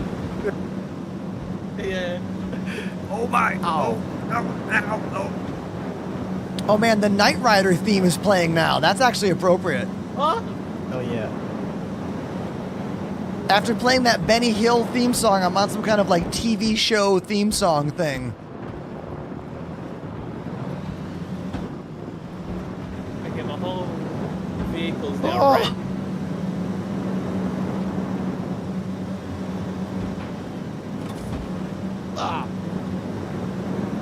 There's actually a really good Busta Rhymes song built off of the sample from Knight Rider. I remember that because my high school prom, I had a CD mix made for the event, and we got in the limo that was rented, and the limo only had a tape deck in it. So I had to run inside to my house and find the only tape deck, the only tape I could find in my room last minute was a Busta Rhymes Dangerous single that only had 3 versions of Dangerous and 1 version of this Knight Rider song of his. And we had to listen to that on repeat. Scuffy's in the That's tank. crazy. Those were the days, weren't they? Oh my god, a tank! Oh, I mean, the tank is definitely gonna win. What if the I'm gone. Oh! I lost the wheel. I just saw Oh, a no. flash and tires. I can only drive in circles. Oh my god. Hold on one sec, you guys. Hey, chat, are we enjoying this nonsense? Right? This was like totally not planned. The buddies in my org just put this together, and it's pretty wonderful. I'm having a really, really great time. You know? Star Citizen is not a fun game if you only play it alone. There's just not enough content. There isn't. So if you want to play this game long term, you need to make some friends. Consider joining my org or someone else's org.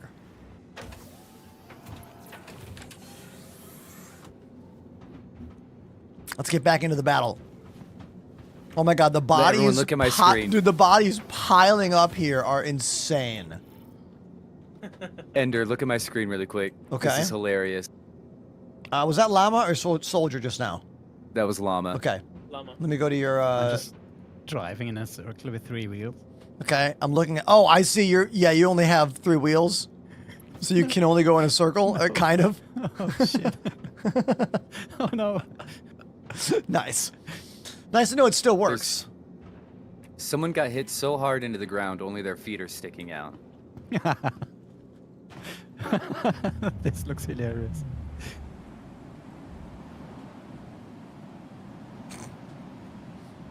Okay, hold on.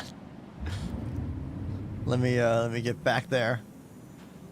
Okay, I'm gonna choose. Charge! Oh, I'm going for the golf cart because I think the vibes. I opened the storage. Wait, is this golf cart dead? Oh, This golf cart might be dead. Yeah, it is. That golf cart's dead. Commander Jerry with the prime sub. Thank you, dude. Commander_Jerry activated the prime sub. Thank you, Jerry. Yippee-yi. All right. full speed! I'm hopping in the Hummer.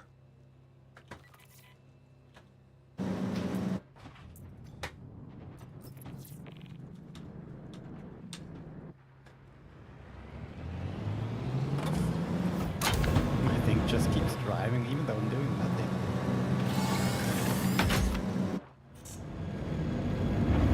Systems activating. Oh man. Wolf, it was your body that got hit that hard, by the way. Oh, shit. Now you would think the vehicle I'm in is going to be more durable, but it might not be.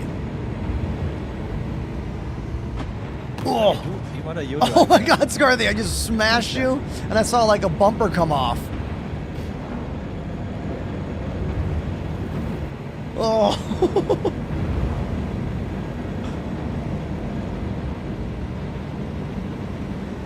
Oh, thing on here.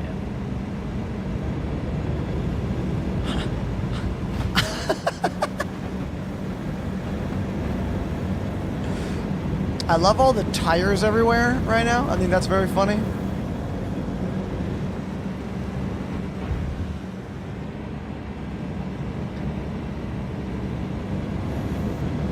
Oh, see that? Look, Toy Soldier should have destroyed me in that moment. Like the physics of a lot of this is to be desired, you know, like vehicle weight, velocity. Oh.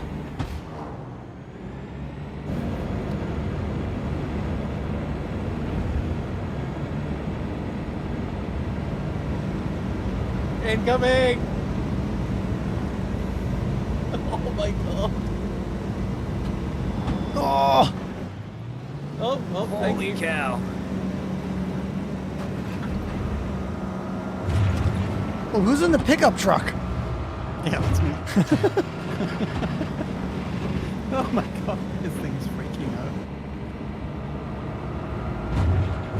out. Llama, do you want to drive? What's that? I didn't even know there was a pickup truck. Star Citizen Rocket League? Yeah, kind of. Except there's no goal other than smash into each other. Oh. Seeing that entire Centurion bounce is ridiculous. It's more like battle bots, yeah. Let me go get some speed. Anyone is on me. Oh my god.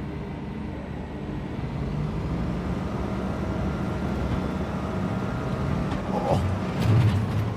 Those things are strong. Oh my god. They are really Oh!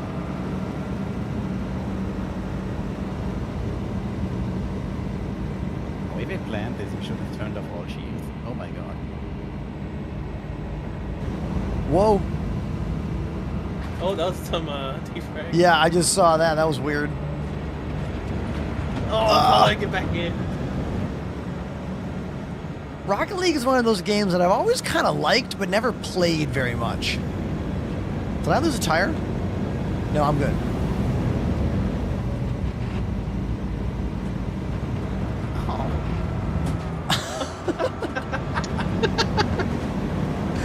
Did you lose wheels? I think I just saw a wheel. No, I'm in. Oh, wrong button. Why does anyone hate helicopter runs?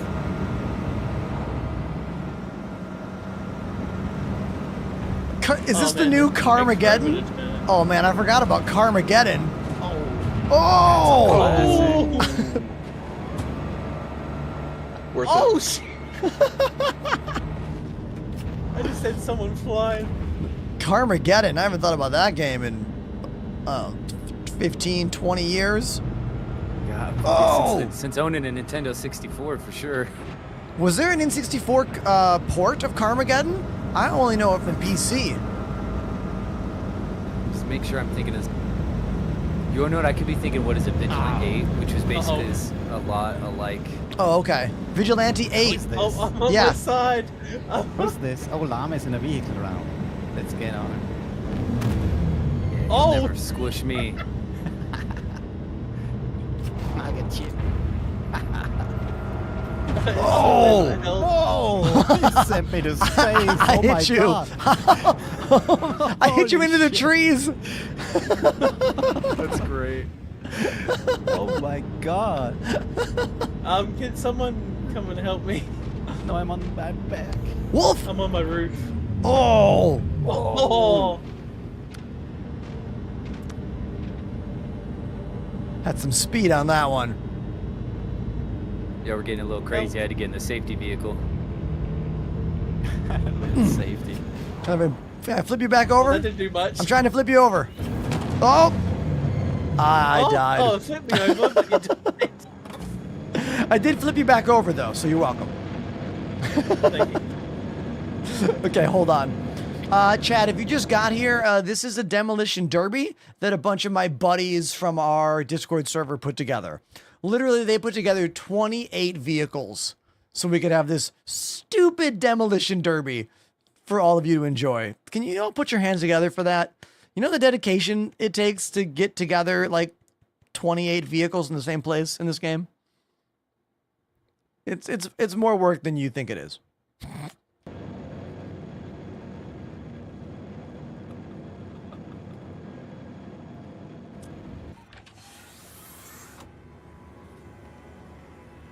What I can't understand is how we've actually lost viewership since this began. This is easily the most fun thing I have done today on the channel. But, you know, you never know. Look at this.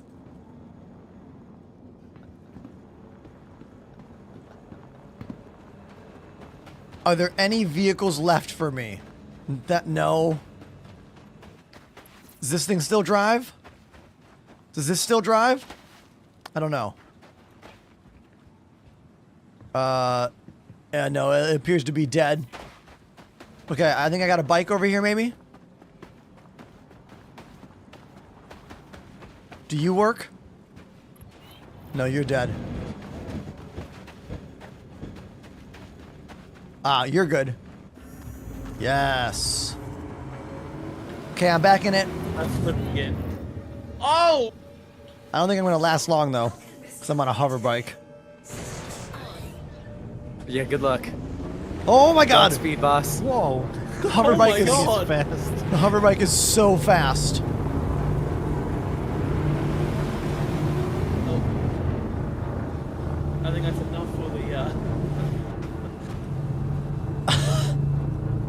forgot what it was called.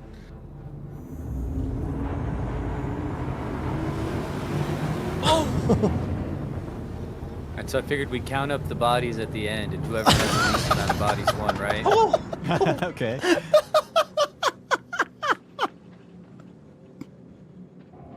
Yeah, the bike's not that durable.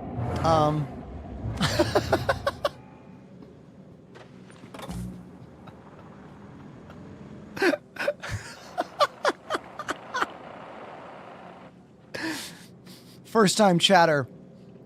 I just caught the live. What's up? Demolition Derby towards the end of it.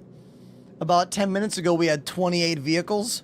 I think we're down to like 2 vehicles. Woohoo! Oh.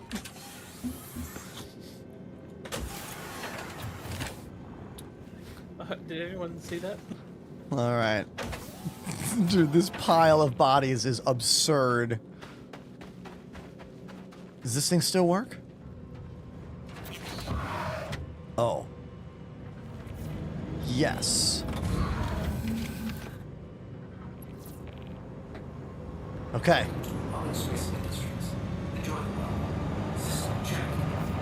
I'm finding y'all's bodies so far away.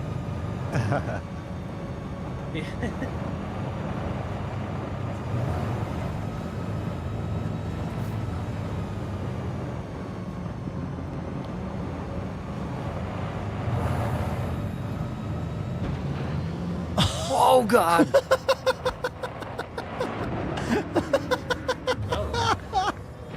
No, don't follow her. That was straight out of a movie, Ender. Oh, amazing. Oh.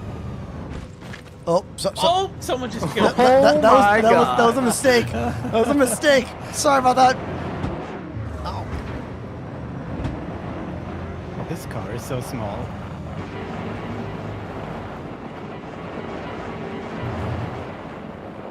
Which one is the car you brought, Ender? The STV. I think I drove it first. Oh, the Steve. Yeah. Yeah, the Steve. Yeah, it got blown up. Got it. No, I haven't. Oh, you're driving it. Okay. Yeah. Oh, right there. Yeah, a little green. I gotta get some speed. I do not have the best acceleration. Oh, you should close the doors. Well, maybe that's breaking you out there. Yeah. Oh! Oh!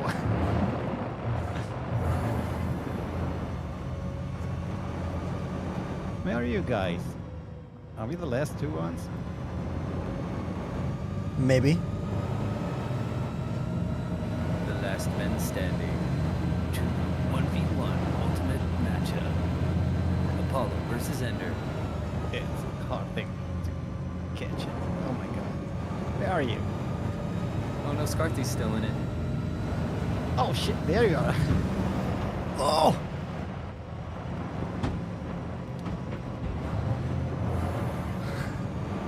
Where's Scotty? Is this one damaged? Oh! Oh, yeah. Oh!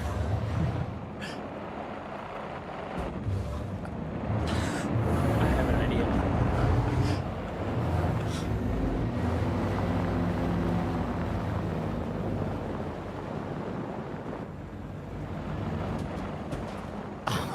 All right, I need to get some speed here. Oh! Oh!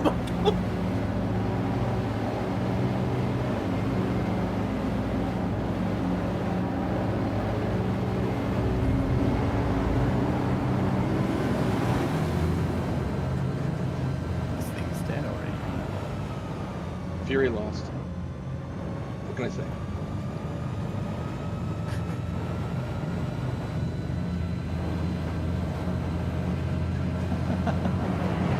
Oh!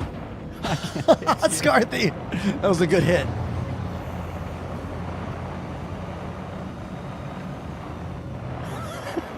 Oh! That's so tough.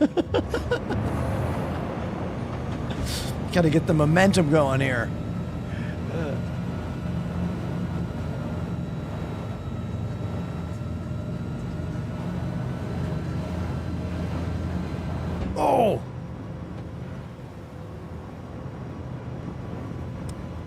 I love getting regular questions right now in chat while this is happening. Is the C2 worth buying? Yeah. It's probably my favorite large platform move anything ship in the game. Like, do you have to move 28 vehicles somewhere? Oh. Goal! I'm in the Rocket League right there. Go. Is my thing still cruising around here? The three-wheeler is still driving on its own. Scarthy landed on the Idris ramp with that one. Beautiful.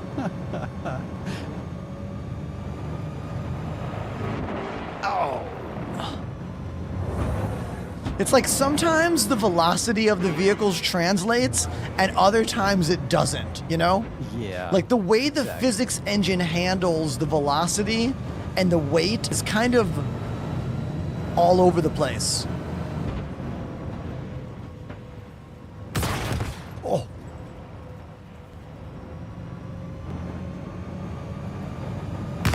Oh. Sounds like Now a there's grenades. shotgun. Oh, there's a grenade. Hey, no cheating.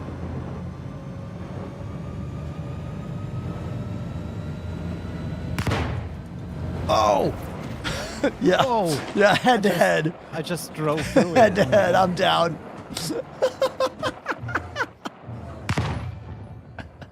The grenades make it sound like one of the cars is backfiring. Oh, for sure.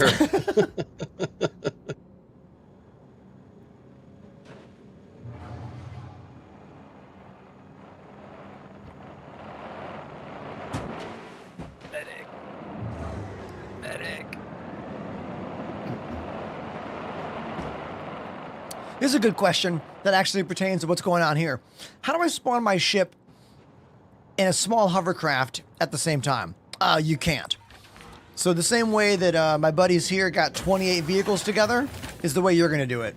You have to go to a mining outpost and use the vehicle spawn. Gotta go to a mining outpost, use the vehicle spawn to call any other vehicle you want, and then drive into your ship. There's so many bodies here. Hey.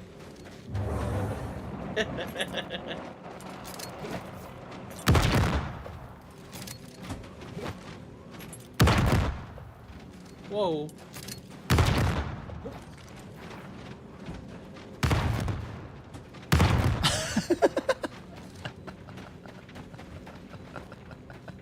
It's all under pressure with the grenades going off.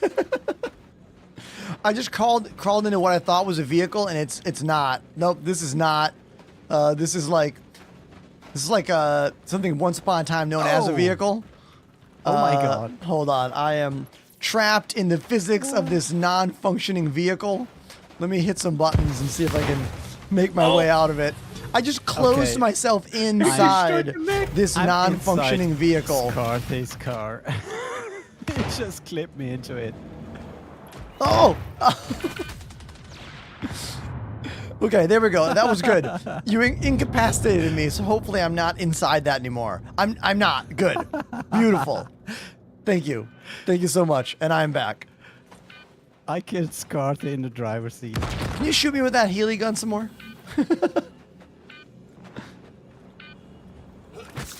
Thank you. Thank you. All right. It looks like all the vehicles are destroyed at this point, I think. I'm looking around. Yeah. Is this one dead? This upside down one? What about this X1? You still got juice? Nah. Do it. Oh. Let's see. Can we sit down in this? Nah. Bummer. It's I was okay. hoping if I flipped it, we could get in it. Oh wait, is there one over here? I know it's missing a wheel. That's not gonna work. How about you? How about you, little buddy? No. No. Your little car should be alive. What still. about this little guy? the green one? Oh, I might have found one. Hold on.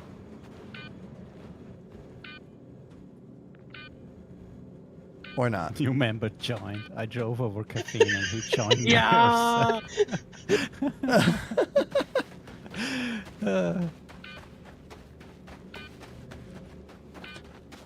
This was pretty intense.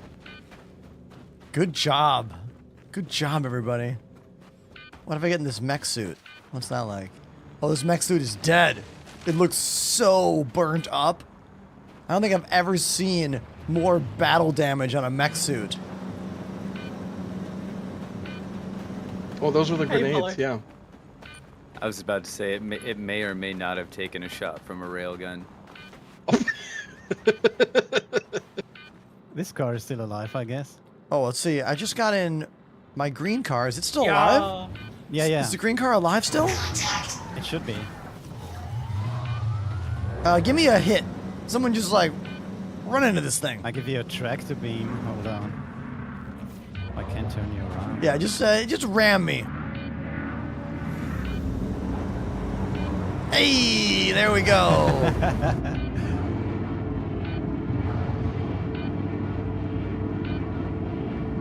Okay. Yes. Oh. I'm gonna sit in the back with this.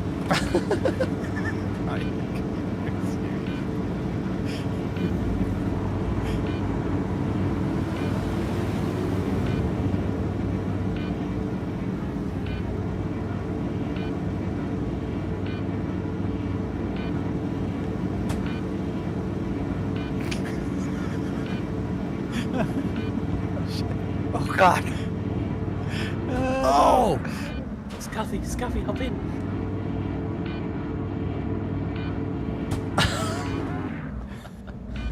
I mean, for real though, this might be the best use of Toby eye tracking I've ever used. Like, I feel more immersed in this. It's totally worth it. I think it's because we have so much understanding of driving, like, cars, you know, as just like, right? Oh my God. Oh, that was Dude. beautiful. Oh my God, this is the machine gun. Now it's like Twisted Metal, which was a great PlayStation game.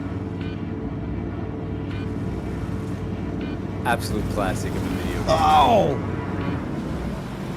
I never saw the TV series. It was like a one-off TV series a couple years ago. I'm sure it wasn't So they any good. actually they have a second season coming out. Oh. It wasn't terrible. It was actually it was a fun watch. Oh, hold on. I'm getting another thing in chat saying awesome show. All right, well, maybe I'll have to try it.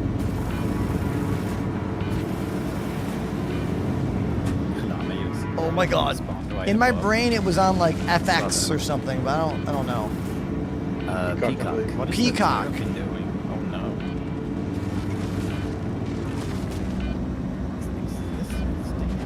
Whoa. Do a flip. I can't flip. Well, I mean, someone can make me flip. We crash into each other. Oh! There! Well, it didn't make you flip, but it made you fly. Alright, I gotta get some speed. I'm gonna go out here and get some speed. Whose Cutlass Red was this? Mine. You wanna ram each other? Alright, Yeah, why Scarthy. not? I see you. I see you. Oh!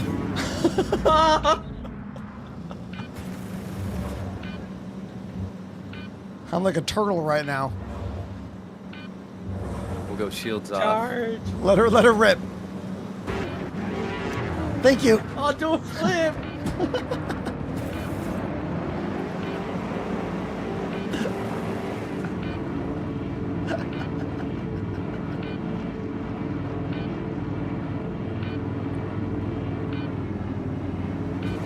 Ain't no guns allowed.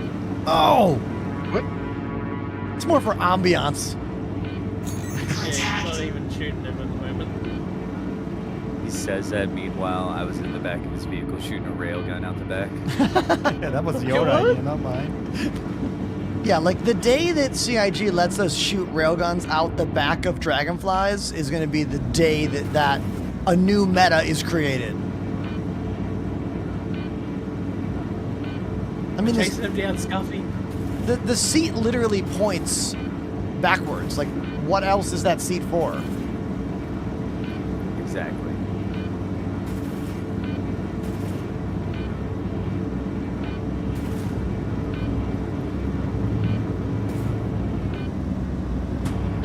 Oh, Oh, that was quite a flip. Yeah, this thing is super durable. it really is. Yeah, that's what I thought. I already drove it. Yeah, we're not. This Oh, thing. someone else has a thing. Oh no. Wait, is that the Ursa that we're all linked to? No, The Nursa? I don't think so. We're in the terrapin. Oh yeah, that's right. Whoa! Oh, there we go. Let's do a front flip.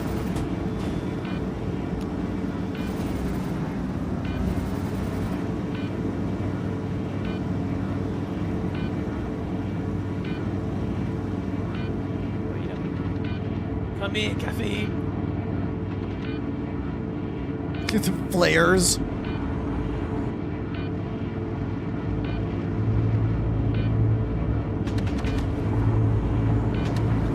He's too fast for me.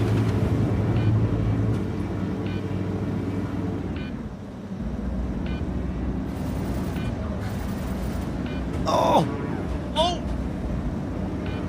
Scarthy says we have a rando in the sky who's come to join us. What are they flying? Can you tell?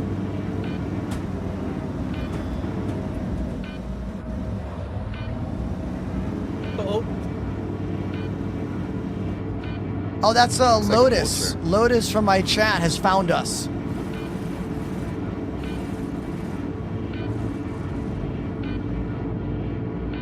If they're in a vulture, let them come eat. Hey guys, I got a vote as to joust.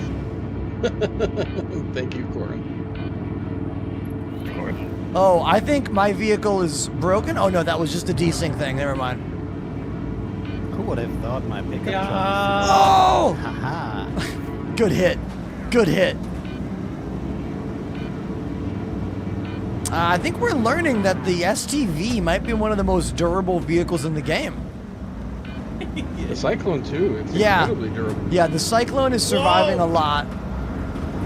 Nope, I couldn't survive that one though. It took like that was like what, 3 vehicles converging at the same time on me. Yeah.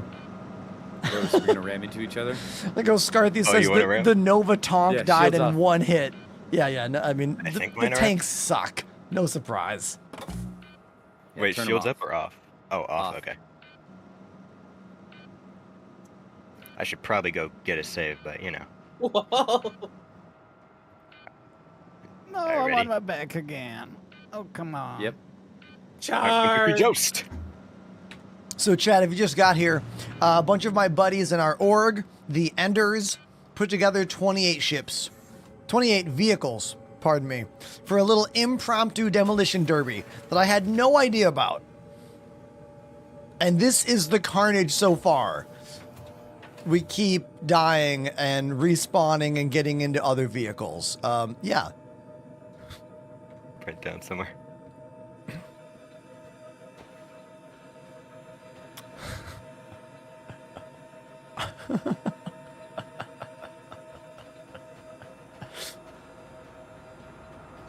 Oh, the pickup truck is alive still. Wow. Nice. Yeah, and- Falling over. Yeah, Ender, if you want to get in the Vulture and joust some cars with it. That's okay. It's all right. Okay. It's funny how this 3-wheeler is still going. It's still on full throttle. Mm-hmm. I was watching your stream on a link with one. Watch out, Untamed. I'm gonna go ram. Yeah, this is great. Good job, everybody. Good job.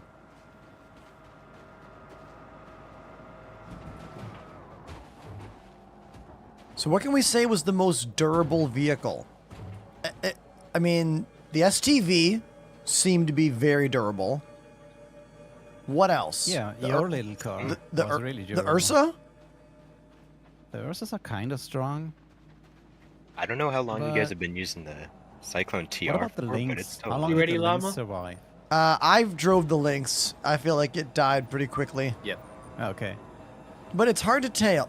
I'm sorry, it's hard to tell because like sometimes the velocity of other like cars don't equate the way you think they're going to. Yeah, exactly.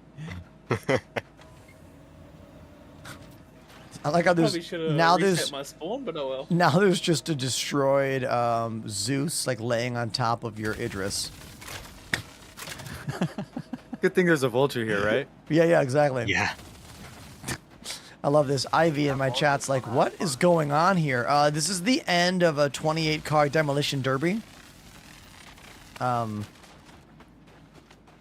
The aftermath. And if we go Wait, over what here, happened to my Cutlass Red? if we go over here, you can see all the It was respawns. sacrificed. Oh, I was flying it. I want to know if it blew up.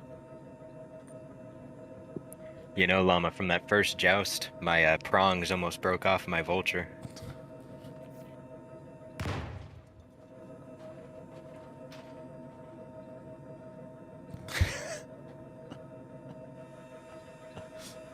Yeah, great job, everybody. Great job. Very Look at well this done. pile of bodies. Oh Very, my very well done. What have you done? Llama. Oh my god. Look at this. Some of the vehicles Isn't it beautiful? look intact, but they actually don't work anymore. Like there's a PTV over here that looks fine, but doesn't let you sit down. Are we looking at all the bodies? Now this reminds me of something, Llama. We did it again.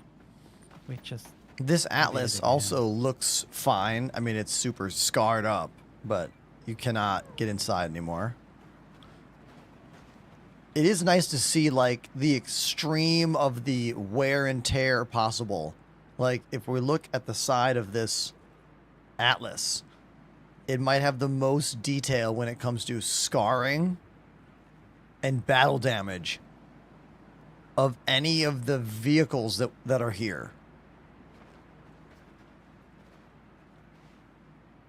Apollo, should we Right? detonate the Idris for the biggest of them all? Oh my god. do whatever you want. Not the Idris. We gotta move our. Yeah, We gotta move the other vehicles away. I wonder what the minimum safe distance is for an Idris self-destruct. I'm not gonna like. There's no way you're. It's the only ship that's alive here. Yeah, there's no way you're making. My ship is alive still. There's no way you're making it out on foot after you hit that self-destruct. I mean, you can try. I heard a challenge just now. I mean, I'm willing Yeah. to try it. if we have to move. Let's move the Ursa. Not Ursa. Move the Terrapin. So if you want to do it on foot, you might not make it. You Yeah. can Might wanna probably run to a docking port and jump out there, but the explosion might kill you there. That's what I mean. I don't know if you can escape it in time. I've seen Idris self-destruct, and it takes quite a lot of space. So a lot of the vehicles, like the Vulture, might need to be moved. Even the Constellation, if that's still alive, might need to be moved. Yeah. Oh, yeah. I did it not just once, so it's kind of hard to do. Let's see. Yeah, one of you. That says someone tractor beaming a tire.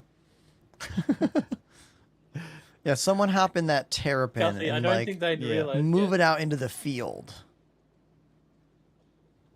I'm going to move the C1 further. We don't care about ships, do we? Yeah. I mean, The yeah, only okay. one that we care about is the Terrapin, I think.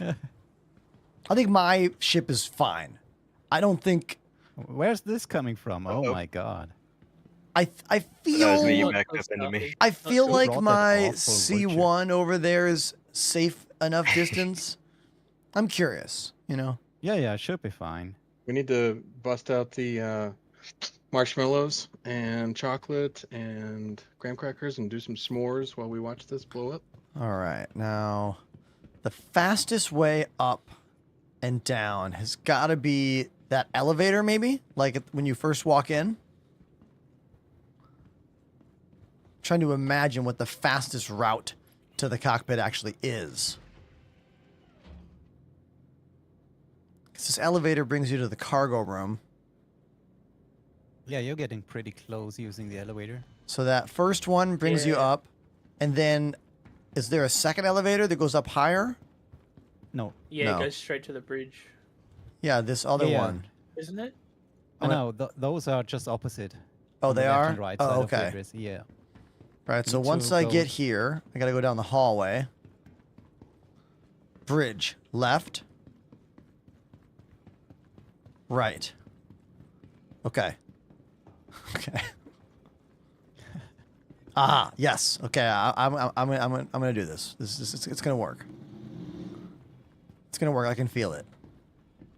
I can feel There it. could be a map for the address. I feel good about it. Okay, I'm gonna have a seat.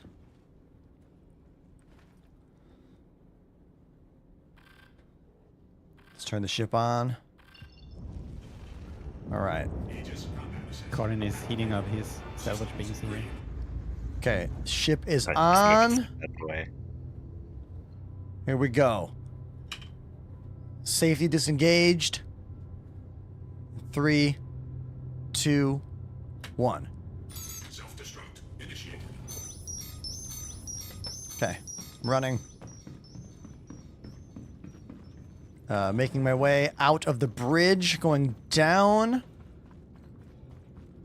Surely Now you're I'm humming going Guy of down the Tiger, to the right? left again. Oh yeah, it's in my head. All right, then we go this way, and then I think it was it right or left? I think it's left.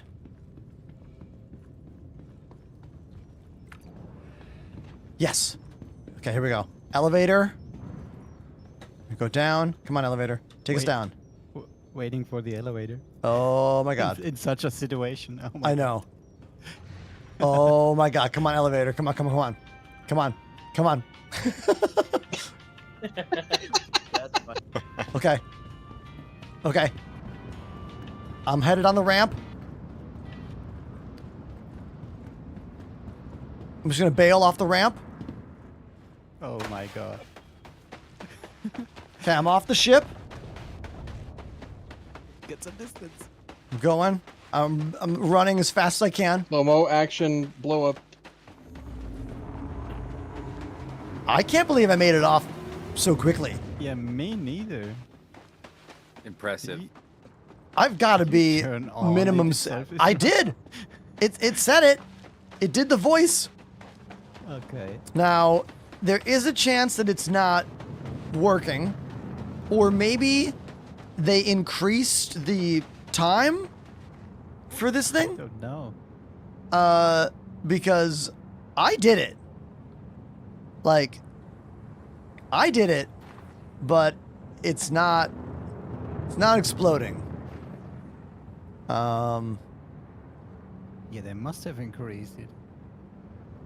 Are you floating it with the tractor beam right now? Oh, there it goes.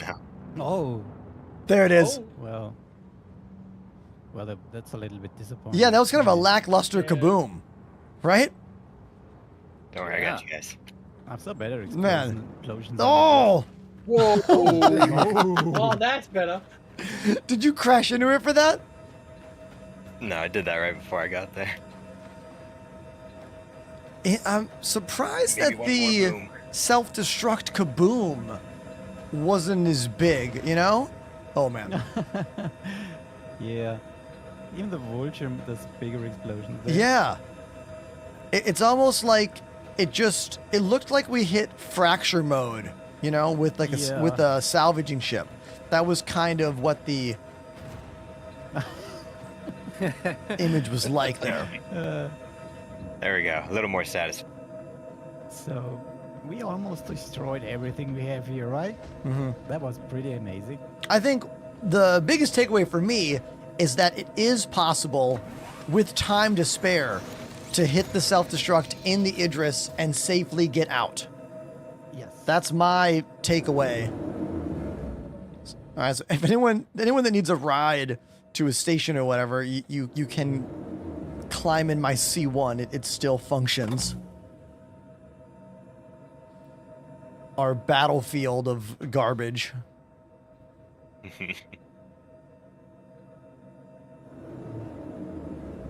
And I was still, but my computer was broken, so. Oh, gotcha. Worse. Nice job, everybody. That was amazing. Well done. Everyone in the chat, please put your hands together once again for Apollo and Llama and Scarthy and Toy Soldier and Caffeine and Untamed Wolf, who set up this whole nonsense thing, demolition derby moment for us on the channel. Thank you, Chad. Thank you so much, everybody. Thank you. Yeah, that was great. Good job, you guys. Thank you for that. That was really fun. I'm going to mute and talk to chat about it, but thank you. Thank you, man. You know, everybody, wasn't that cool? Can we get some acknowledgement in the chat? Because that definitely took them time to set up.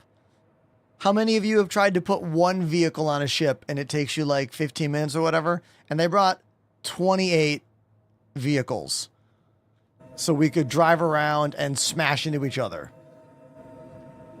That's a lot.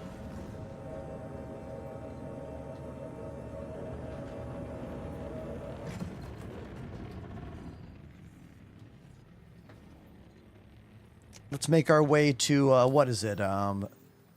Bajini Point? No, Port Tressler. I always get them mixed up. All the praise goes to Apollo and the Idris. All right. Hey, is this circumnavigating correctly? Yo. I can't believe it. You see this? It's actually correctly mapping orbital marker Port Tressler. I just talked about a glitch in the routing system yesterday in my video I posted this morning. I can't believe that's working. Wow. Is it actually going to work? No way. No way.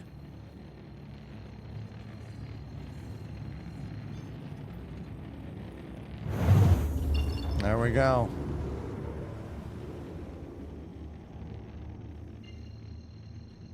Talking about how long ago you backed the game and your thoughts about whether or not it will release is irrelevant when you consider how many people are already playing this game and having fun. Did you see my demolition derby I just finished? I mean, it wasn't as good as it'll be when the game is done. But have I been having fun for hours? Yes. So, remember, just because you're not having fun doesn't mean that someone else isn't. And this is not a place to just dump your thoughts and feelings about the game. Do you know what I mean?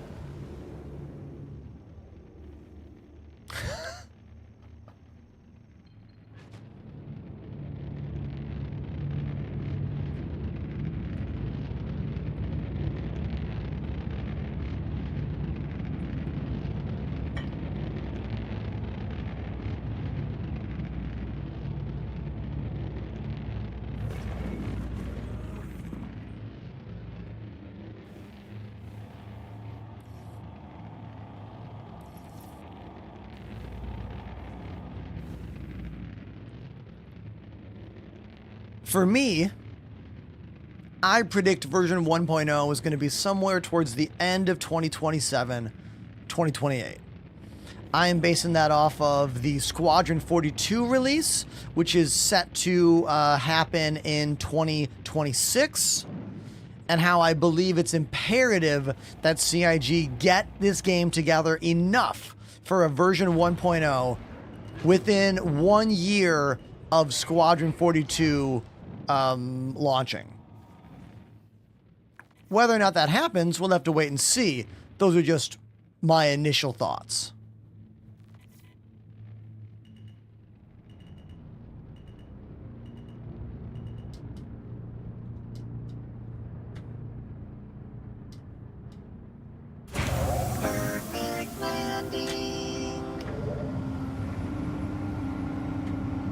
There we go.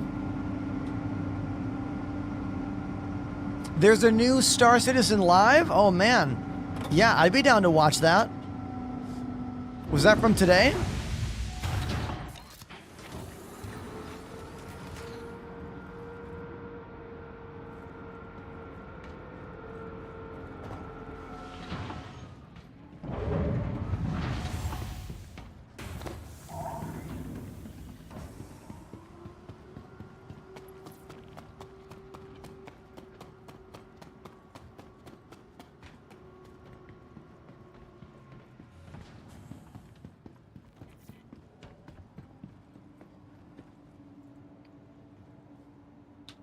Welcome to the ASOP. Oh, wait, my backpack.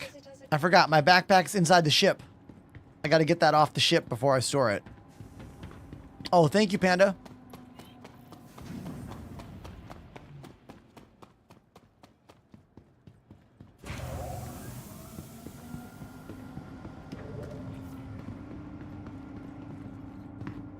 Did you guys see my video from this morning? Yesterday, I explained every glitch in game by making it about the game lore. I did it as mostly a prank.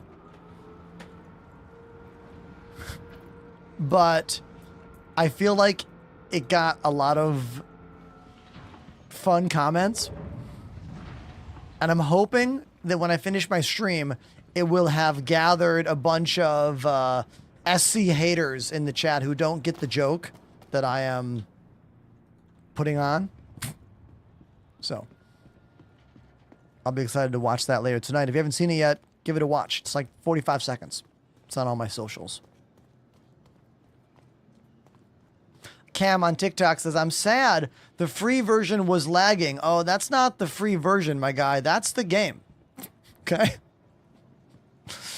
Welcome to the ASOP vehicle. Same one I'm playing.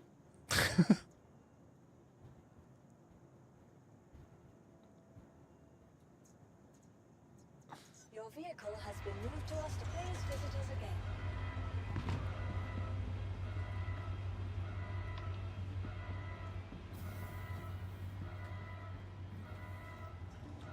I never played Mass Effect. You know that, man? Never played it. Also, Cam, I know you put lowest settings everywhere, but it doesn't work that way. This game is not optimized really at all yet. And even if you put all the graphics sliders on low, it doesn't matter. It still renders almost everything around you, you know? We don't have that optimized scaling yet for really mid to low end hardware. We don't yet. So the only way to get even a mostly good experience is to have a really powerful gaming rig, which is a bummer because it makes the game less accessible. I'm just giving you the facts. You know what I mean?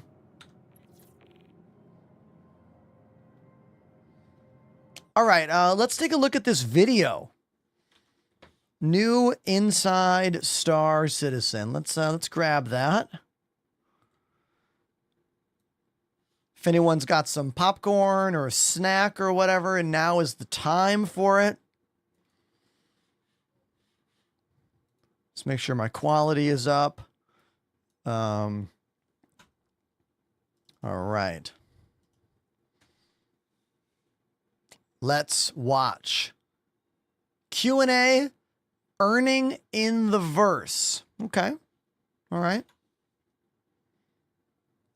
Hi, everybody. Jared. Welcome. I'm Jared. Oh, Jared's growing a beard again. Live, a show that we used to do every week and have only done like 4 times this year because a bunch of the people who I work with changed the very nature of our project. For the better. It's been a good year.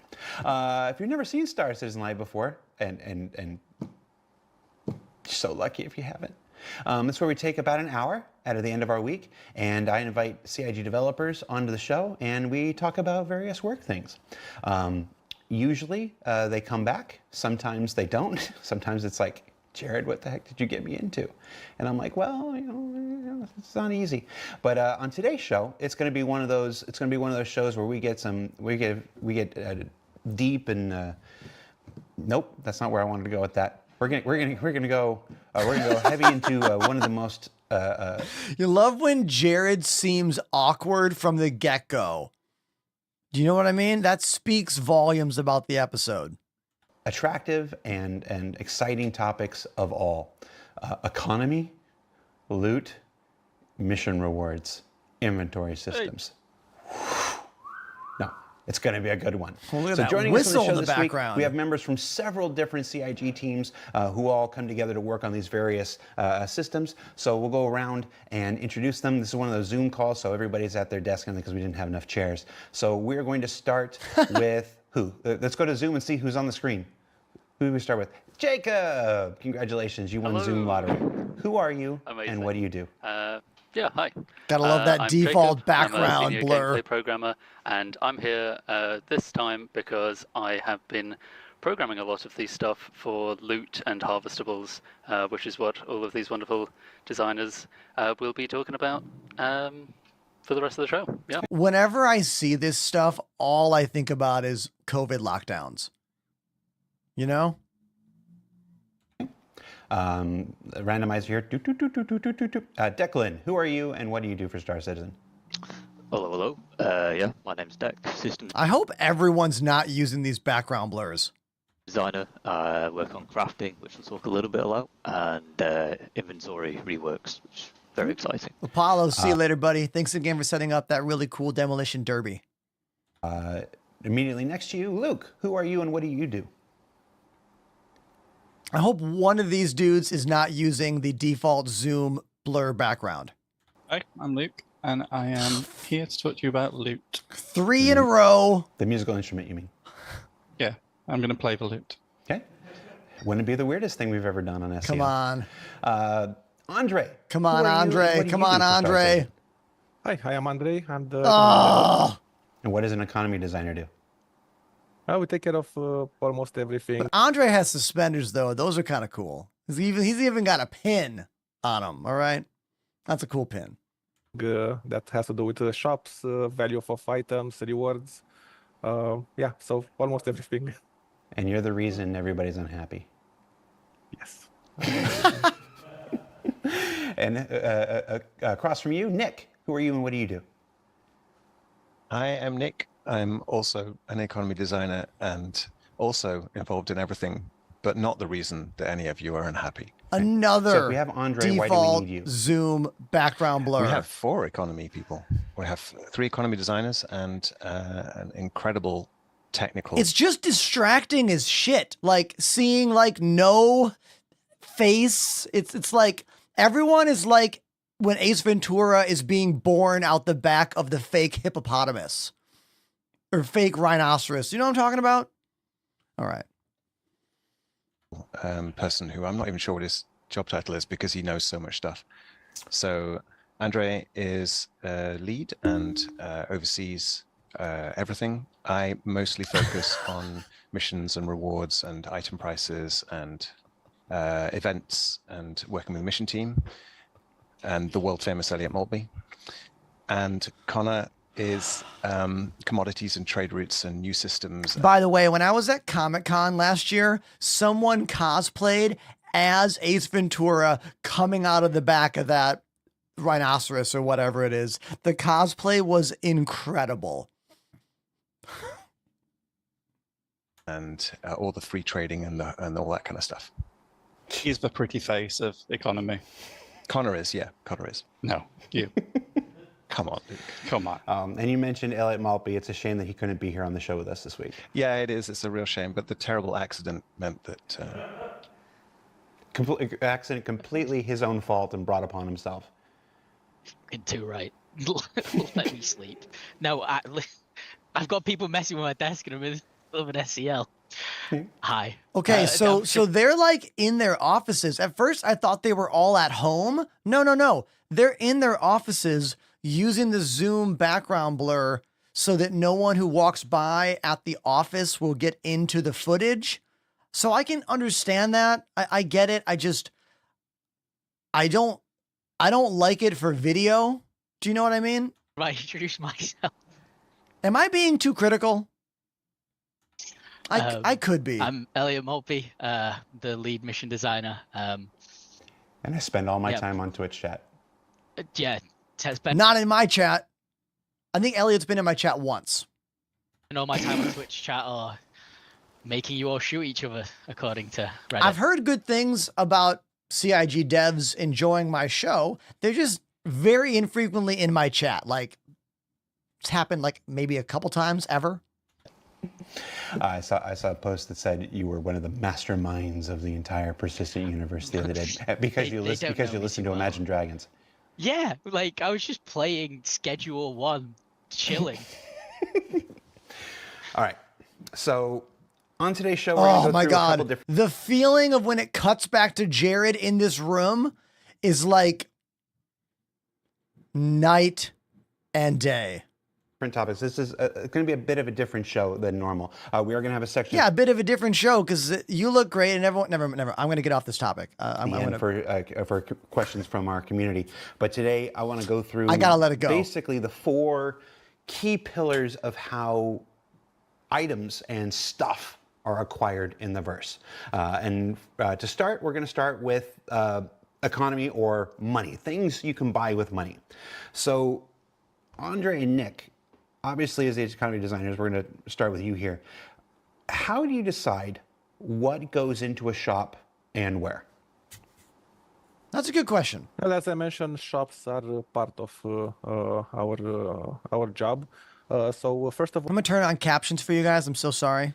We want to make sure that everything in the every game loop, every career in the game is accessible. So every activity I want it to be accessible. So if you want to trade, for example, you're always going to find the FPS trading tool, or you're going to find sorry, I'm a bit nervous, obviously. You're always going to find the if you want to trade, you're always going to find a tractor beam. You're going to find a ship that has a cargo grid. If you want to mine, you're going to find an attachment for that multi-tool. You're going to find a prospector. More than that, we try to keep everything tied to narrative. So you're going to find burritos in Stanton, and you're going to find rats on a stick in Pyro. And sometimes we just have fun with it. For example, Connor suggested that every farm in Pyro should have shotguns. He's from Texas, by the way. That's kind of a fun idea. I like that. Okay, and I think I sent a thread to Nick the other day about how because Hurston was so salvage focused and everything, maybe Hurston should have salvage items in their stores. Okay, here's what I want to say about this episode. I wish that every time someone talks to us, that they didn't go full screen for them. I wish that it was Jared here with like their faces pictured in this. Like, if you are going to do a live video show and you're going to have the entire background blurred out with that awkward, patchy image, you don't need full screen for that. Like, have Jared here, maybe shrunk off to the left with all of their faces around him. That would make this episode so much better to watch, significantly better to watch. Like, not like this. This is too much. But like something that, I don't know, maybe like this, where like maybe this side of the screen is like the person talking, and where my hands are is where like Jared is in the room.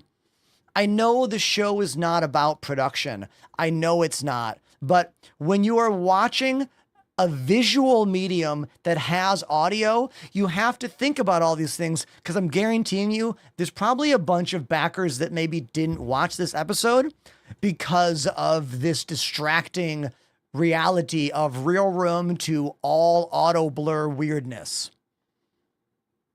Okay, now I'm going to stop talking about it and we're going to just be all about the facts.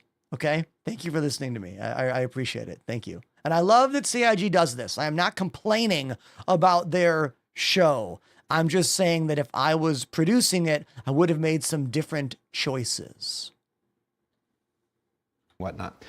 There's a lot of thought that goes into positioning where something goes, not just how much it costs. Yeah. Exactly.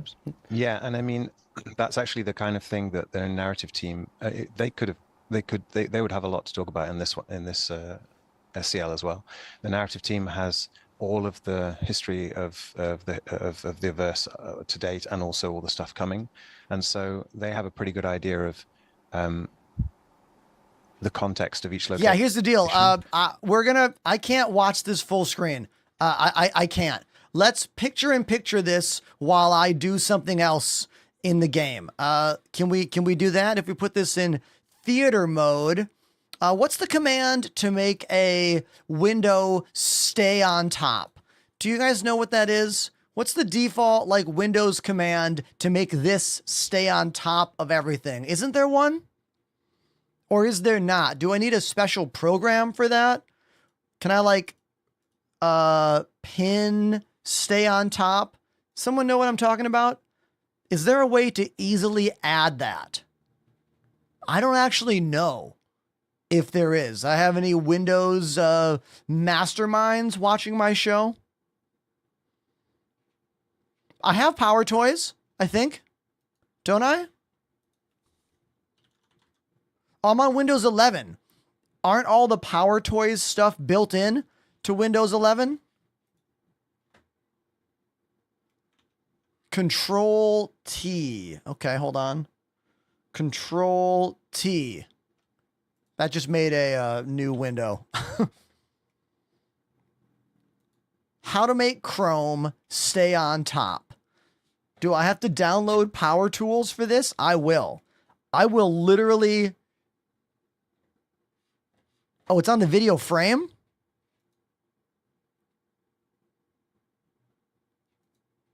Oh, mini player. Expand? No.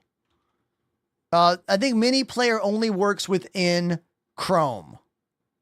I want to be able to play Star Citizen in the background while we listen to this because it's not captivating enough to make it a full screen thing. I'm just going to be like distracted and bored the whole time.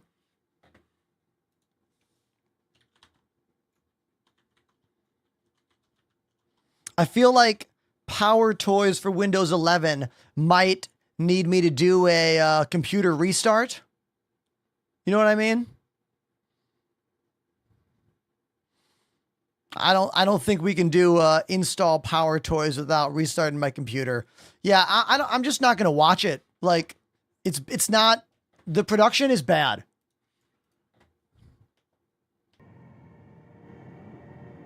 And it's making it hard for me to enjoy.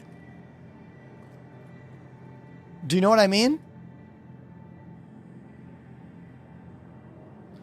I guess we could listen to it? No. This is going to have to be a thing that I set up for later. Right-click on the video 2 times. Look, I'm willing to try all kinds of stuff.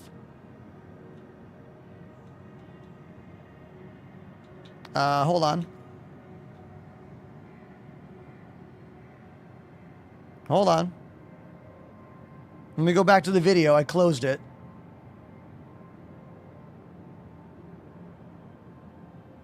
Okay. Kind of thing that the narrative team.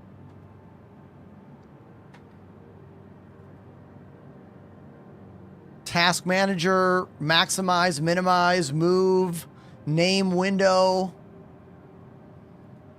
I don't think there's any... Wait, hold on.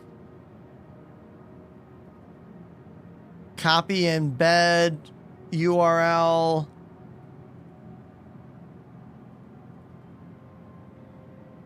Copy video, picture in picture. Oh, dude. Did you just nail it?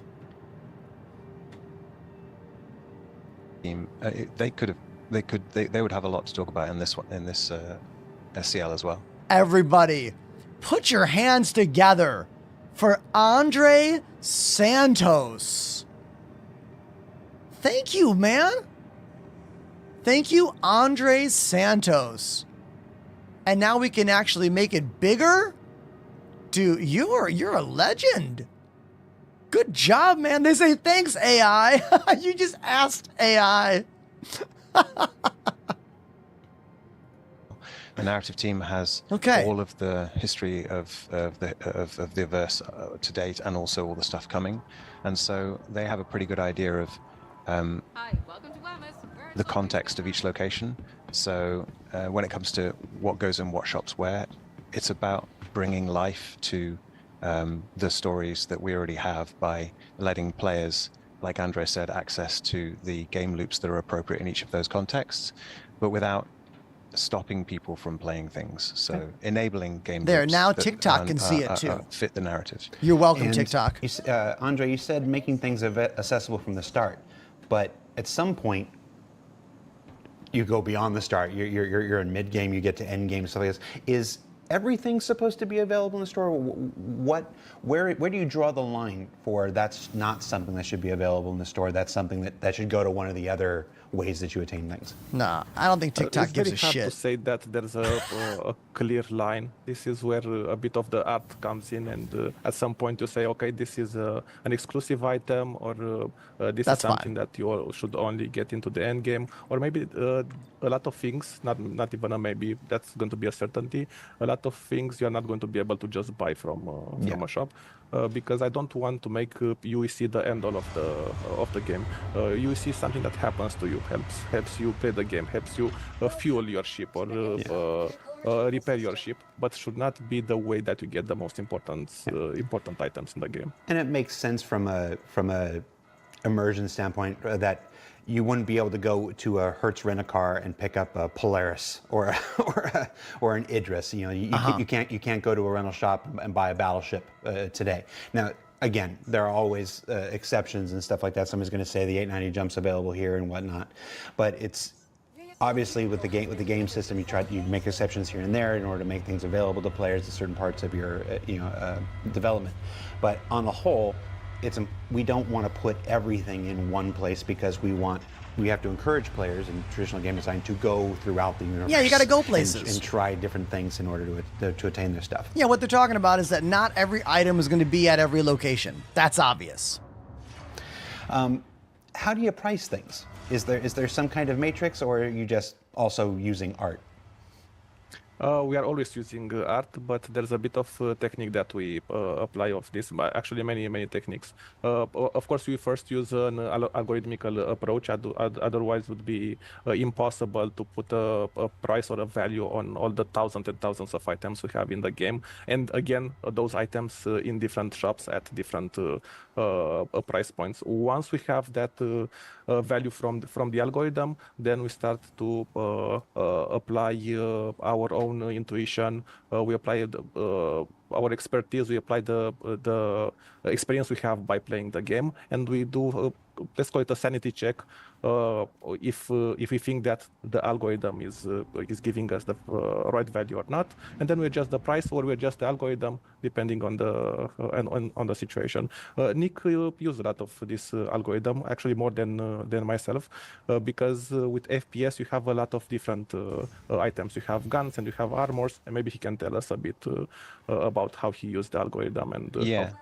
Question on TikTok: how many ships can you own in game? As many as your wallet is large, or as many of you have grinded for in game. There's no limit. We are watching Inside Star Citizen, picture-in-picture in the top right-hand corner. Their video is not captivating to me, so we are watching it very tiny while I just run cargo missions.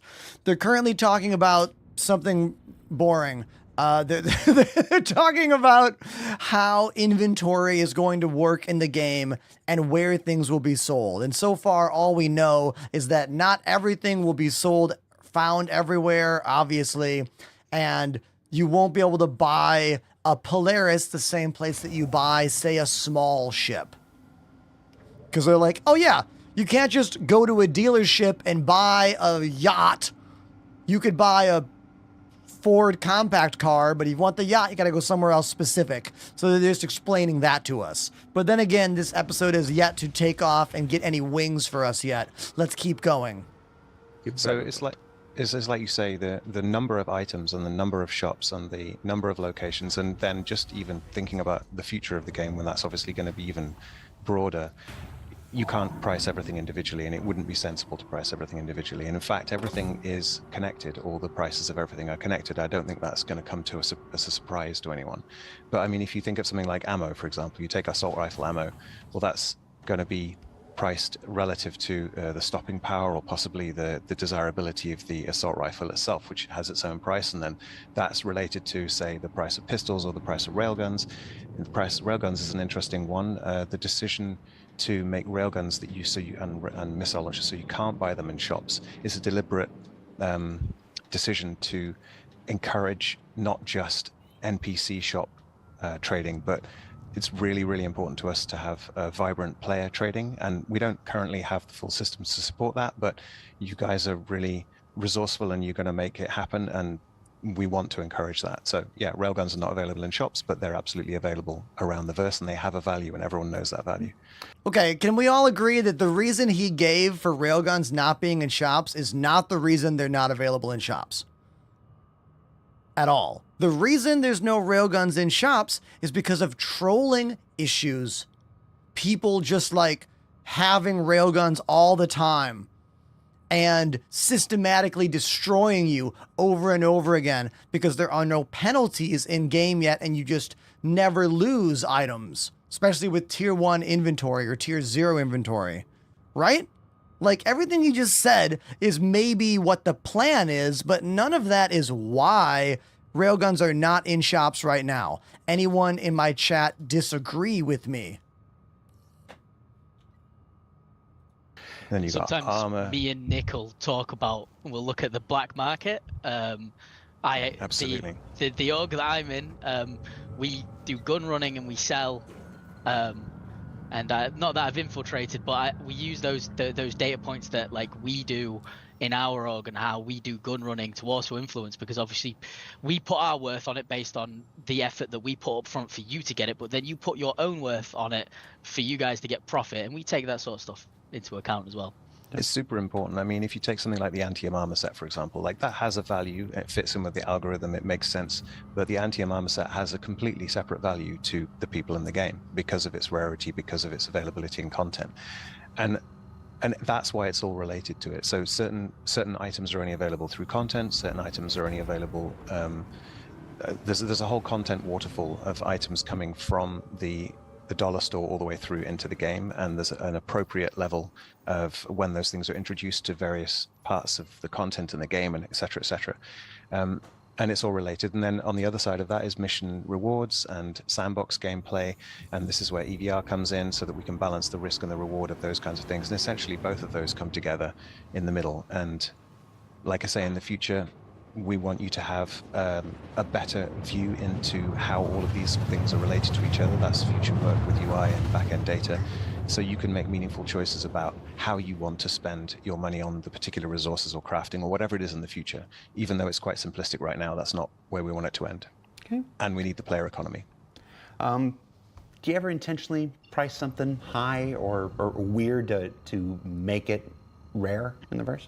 Yeah, we did the Xenofret helmet, the Commander Xenofret helmet. We rocketed that up, and I'm pretty sure we put like 69,420 in it as well because we thought it'd be funny. Absolutely. Yeah, for sure. there are perks of working at CIG. If you come to me and tell me I want that to go a bit up or down, you know what? I'm going to be a friend. Okay. Folks paying attention right now know that there's an exploit. I think it allows you to duplicate things like Janelite and sell it for a whole bunch of stuff.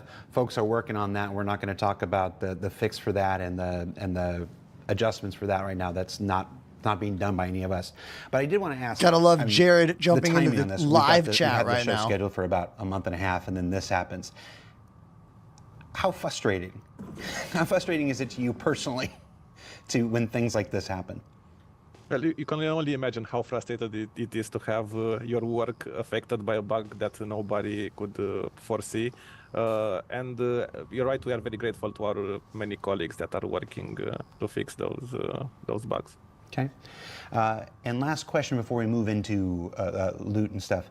I'm sorry. I just want to say that this Star Citizen Live is boring. So I'm just going to stop watching it. It is really boring. The opposite of boring is a raid of 182 friends. Yo, Power GPU, you had big view numbers today. Way to go. Whoo. Hey, I'm Ender. How are you doing? I'm just flying around in this little pickup truck. I was trying to watch the latest episode of Star Citizen Live, but it was so effing boring. And those Zoom auto background blurs were just so distracting. I can't. Oh my God. Jared sounds bored as hell navigating that conversation as well. So I want to say thank you for bringing all of your friends here. If anyone's new to my show, let me give you a quick look around. There is a lot to see and take in here on my channel. We play drums and keys and space games. Some of you might have questions, but a bunch of you have probably met me before. And if you have, hey, I'm Ender. I live in Brooklyn, New York. I'm a former full-time touring musician who became a streamer through a bunch of situations and the COVID lockdowns and all that. A bunch of my bands are in the chat right now for you to check out. My current band is called Stop the Presses. We are a ska and reggae band based here in Brooklyn. But right now for the Raiders, I'm going to go to the drums and play a song right now for all of you. So let's do that. Let me get my shoes on because I can't play drums barefoot. What am I, a savage? No. I have a whole wheel of random songs, so we'll just spin that random wheel o' tunes. Here we go. Let's go to the drums.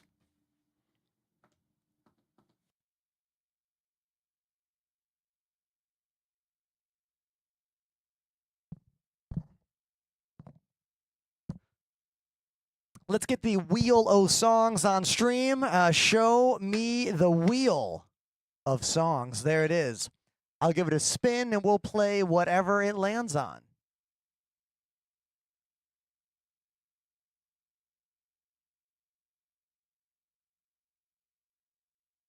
Blue Monday. Classic. Let's play the Orgy cover because that one's better, right? Hermit, a Twitch partner I don't know. What's up, dude? How are you? Nice to meet you. All right, Blue Monday by Orgy. Those of you watching, if you like what's happening, please spam the emotes. It's like applause. I can't hear you, but I can see you when you use the emotes.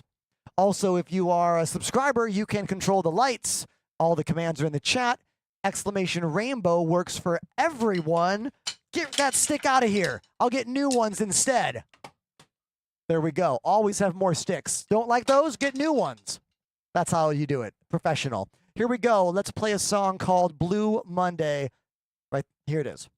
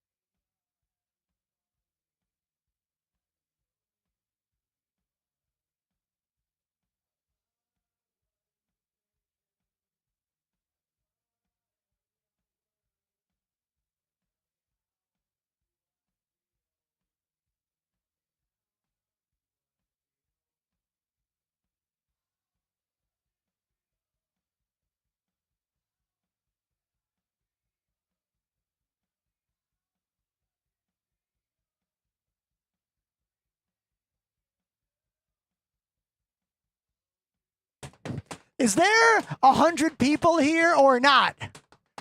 I haven't seen one emote. Like, not one. Are you there? I think you are. Show me. Huh.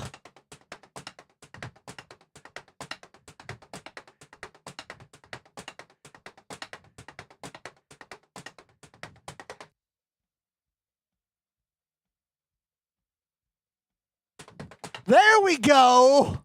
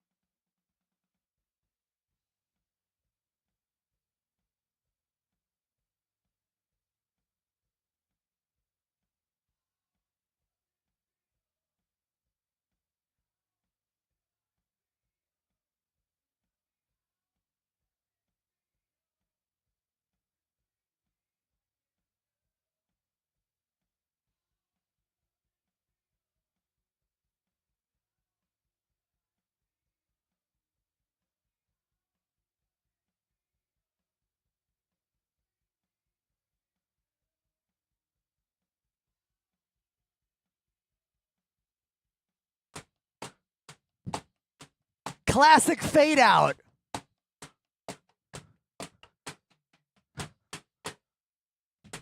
Hey, I'm Ender. Thanks for being a part of my show. This is what we do. Drums, games, keys, you and me. Let's get back to the desk, and if you have any questions, put them in the chat.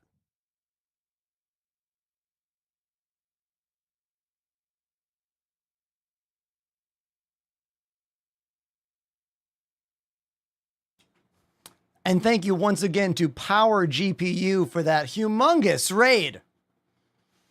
I wonder how many of you survived the drum break. I hope many of you did, but I am happy that you're here. Thanks. Because I'm telling you, I was getting bored out of my freaking mind trying to watch that Star Citizen Live episode. Man, what a stinker. What a stinker of an episode. For real. Herman, I appreciate how active you're being. Tell me about your stream. As a partnered streamer, what do you do? I assume you were playing the game with Power GPU? Or not, I don't know.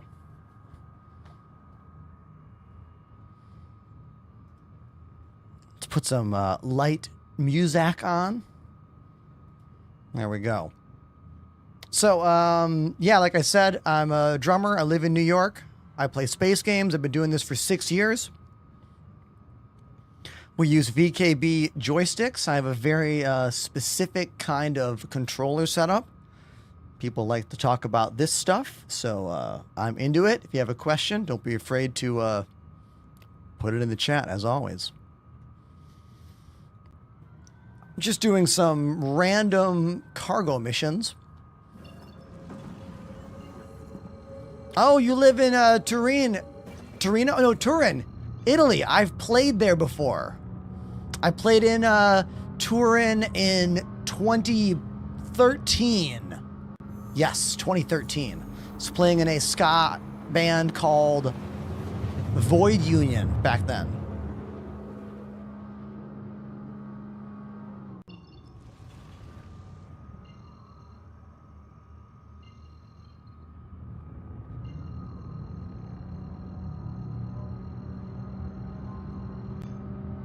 All right, this is one of those outposts, the big UGFs. Anyone know where the cargo is? Do I have to call for a landing?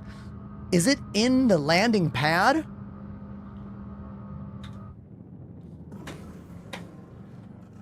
I actually don't know. It's either hidden somewhere on the grounds or I need to call for a landing pad. They really need to make this more obvious, you know?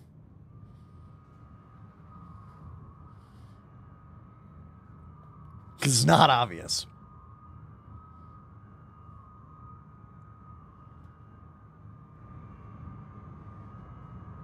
But if no one knows, then we'll find out together. Now, my instinct is going to be to call for a landing. Now, wouldn't it be nice if that collect shipment tab was where I was supposed to go? That would be too easy. That would make too much sense. Way too much sense. So instead, we'll just kind of look around for a freight elevator.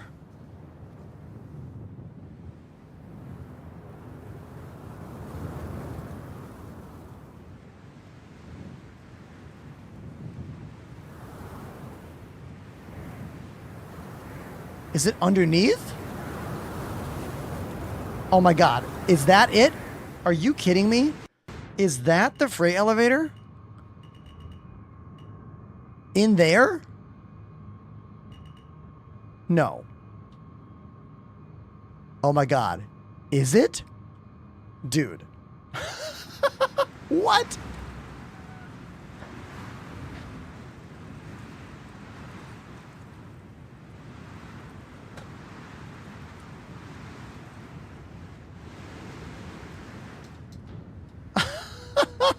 Perfect landing.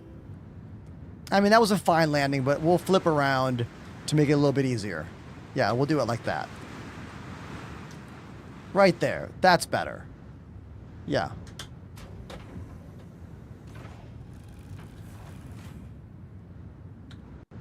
This mission could be infinitely better if the tab, or rather the marker on screen, actually went to where the cargo is being held. You know? We seem to not be able to get out of my own ship right now. Let's try sitting down again.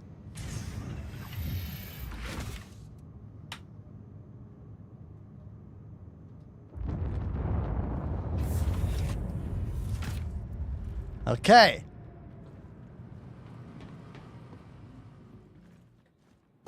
Here we go. See? Easy.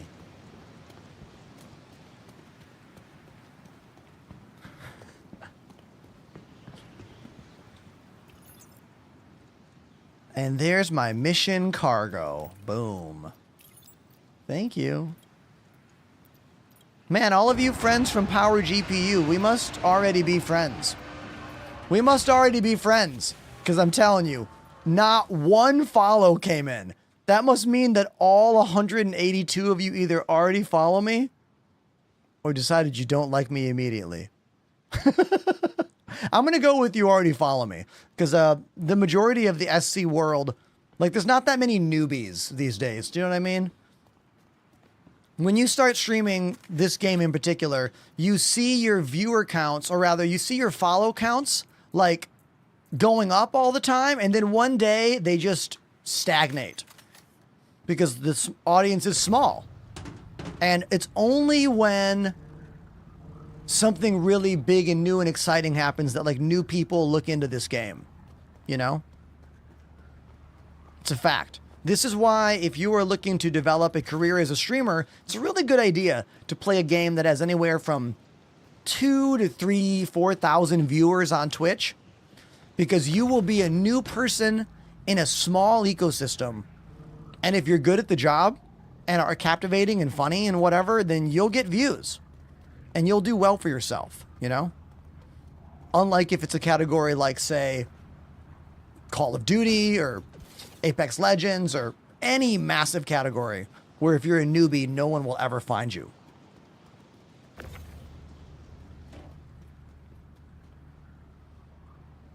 My release date concept is within 1 to 2 years of Squadron 42.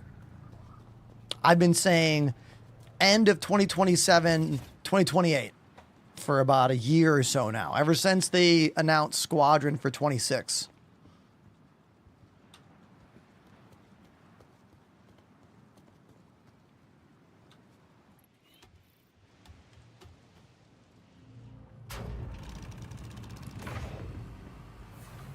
This ship is called the Nomad.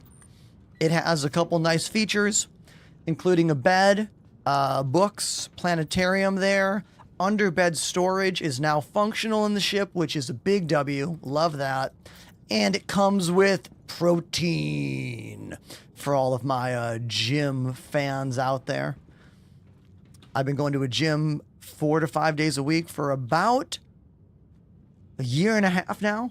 And it's going really, really well for me. Like, I'm literally already in the best shape of my life, and we're going places. You know what I mean? I got plans.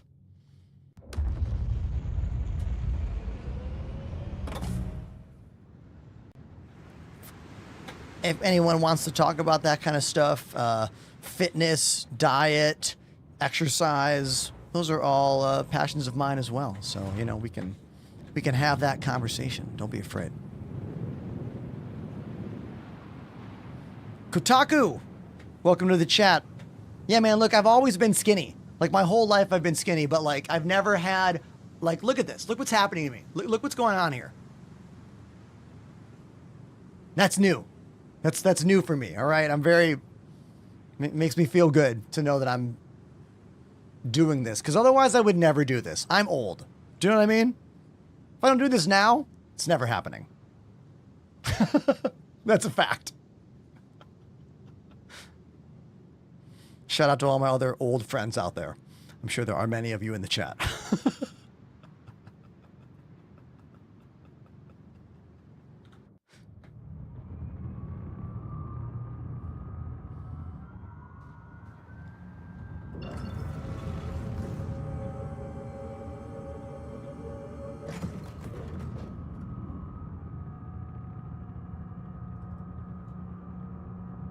All right, we got to go over there to Cleo.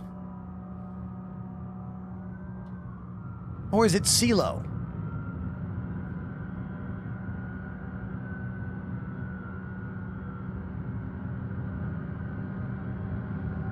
Let's try routing. See if that actually works for us. Ooh, nice. Nice surprise when the routing system works, you know? Very nice.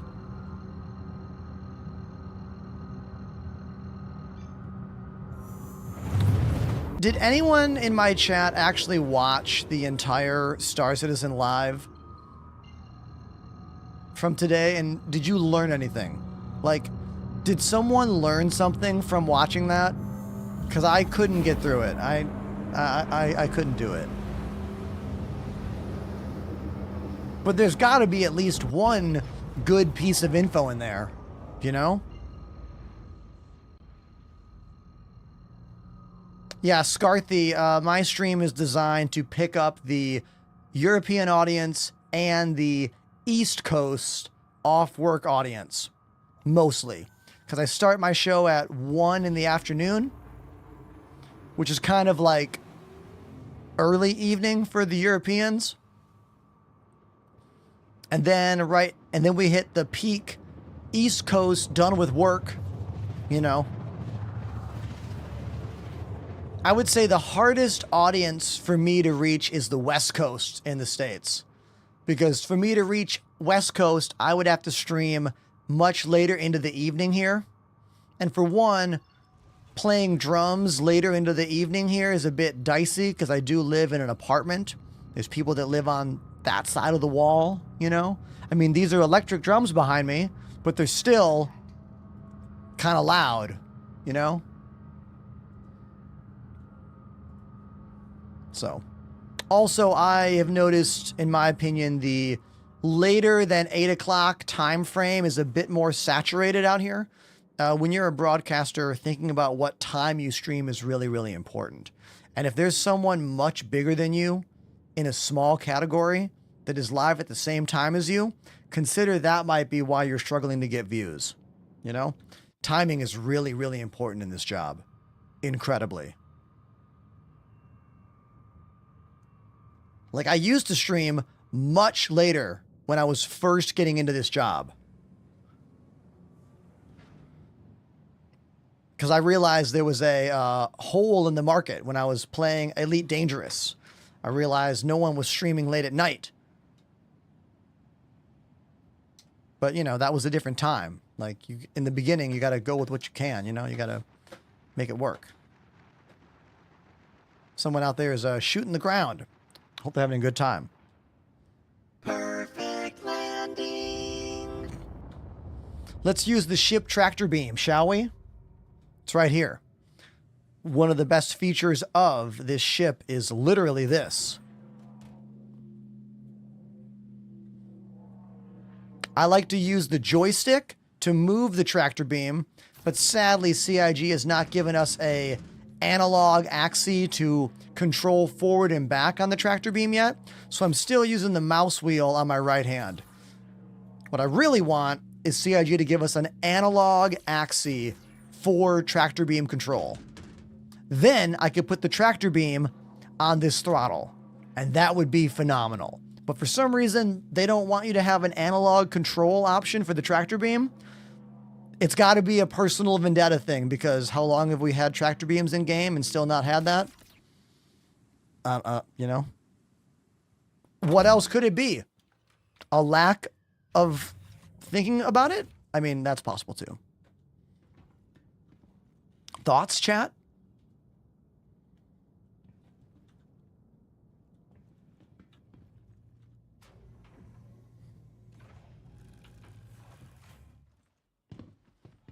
If only I could interact with this terminal here without getting out of the ship. That'd be sweet.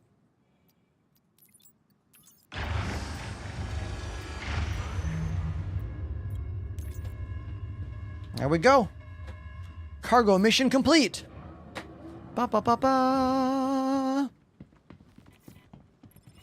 It's important to celebrate your own victories, chat. If you don't celebrate them, who's gonna?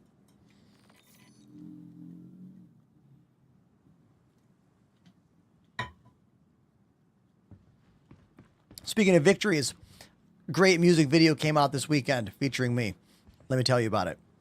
Last year, I got to do a show with Chad Smith from the Red Hot Chili Peppers, playing in a band called Outer National. Did 3 shows, 2 in the U.S. I'm sorry, 2 in New York and 1 in Los Angeles. One of those shows was on a flatbed truck trailer driving through Manhattan with 0 permits. It was incredible. There's a full music video now all about it. Type exclamation Chad Smith in my Twitch chat if you want to watch that video later on YouTube. Quite a few shots of me. Mostly shots of Chad because, let's face it, he's the most famous dude on that stage. Well, stage, flatbed truck. It was crazy driving by actual cops and seeing the cops be like this.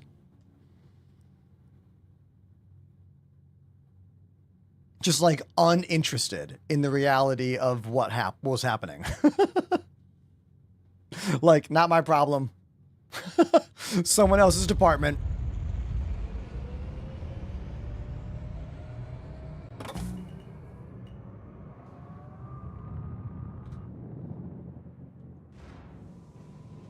If you're new to the game and you're looking for a starter ship, I do really like this one. This is the Nomad. If you played Elite Dangerous, it looks a lot like the Asp Explorer from this particular angle. It's one of the only ships in the game that has hover landing feet. If you look right there, those are hovering magnetic lift. I don't know what the tech is in the game lore, but there you go. Xi'an hover technology, perhaps. It's got a couple missiles. I want to say it has 8 missiles. Let me go in and check. Yeah, I got 8 Strike Force 2 missiles. And then for weapons, we got 3. 3 little blasters here. They're all Panther repeaters. Sick over on TikTok says, I love the Nomad, but the hover feet ruin it for me. I'll agree with you a little bit, man. I think if the hover feet one day mean you can land this in locations that you can't land other ships, then it's a W. But until then, it's just different for the sake of being different. You know? Which is not bad necessarily, but it's also like, why? So if you watch the very first reveal of this ship, the first trailer for the ship didn't have that. They were just regular rails. So I'm pretty sure the hover feet was an idea added last minute by a dev to be like, what if, you know what I mean? Just to be different. Which I suppose in a game with over 100 ships and vehicles, finding a way to make every one different does help make for more variety. Yeah, I like that in the chat. What if the Nomad could land on the water? Yeah, man. Exactly. See, now it's moving. You know, now the idea has legs, if you will. It's like storytelling. If your story is going and it's like, but if the story goes, which causes, that's like narrative that makes sense. Not like I'm a writer or anything. I went to music school. Berklee School of Music, to be exact. Learned a lot. Dropped out to tour in a band. Pretty standard protocol. Let's do this one. Nick L1.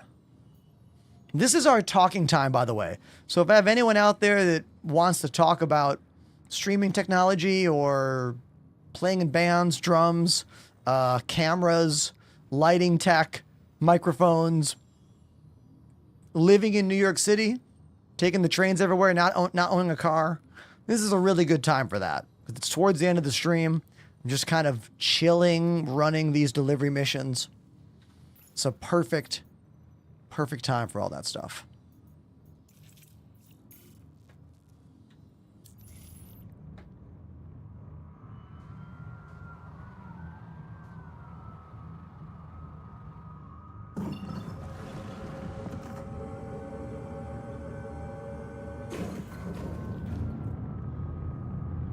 Best public bathroom in New York City is Bryant Park, Hermit. Bryant Park is privately owned by a bank, and those bathrooms are immaculate. Finding bathrooms in New York is actually really difficult.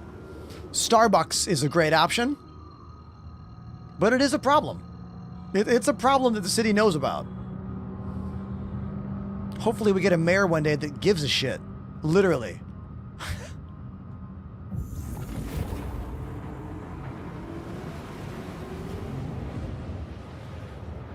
You got married in Virginia. I got married in Las Vegas.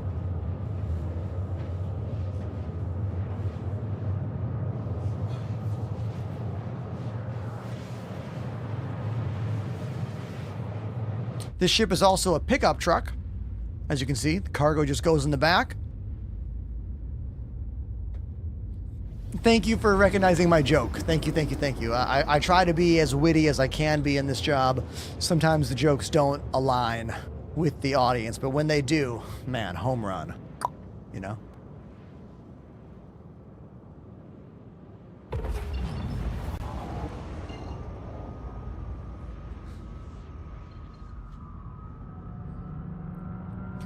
I broke one of the triggers on my VKB joystick last week.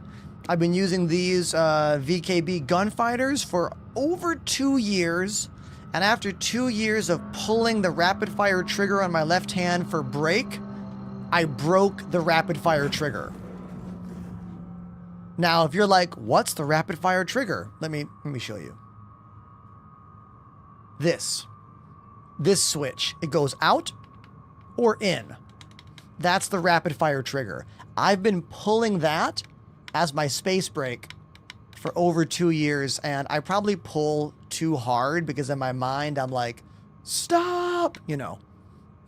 immersion and all, that I broke the interior yellow button. We pulled these apart because the cool thing about VKB sticks is they are completely customizable and also serviceable by the user. So we pulled it all apart and we looked in there and we saw on the little daughter board inside the yellow button was stuck down.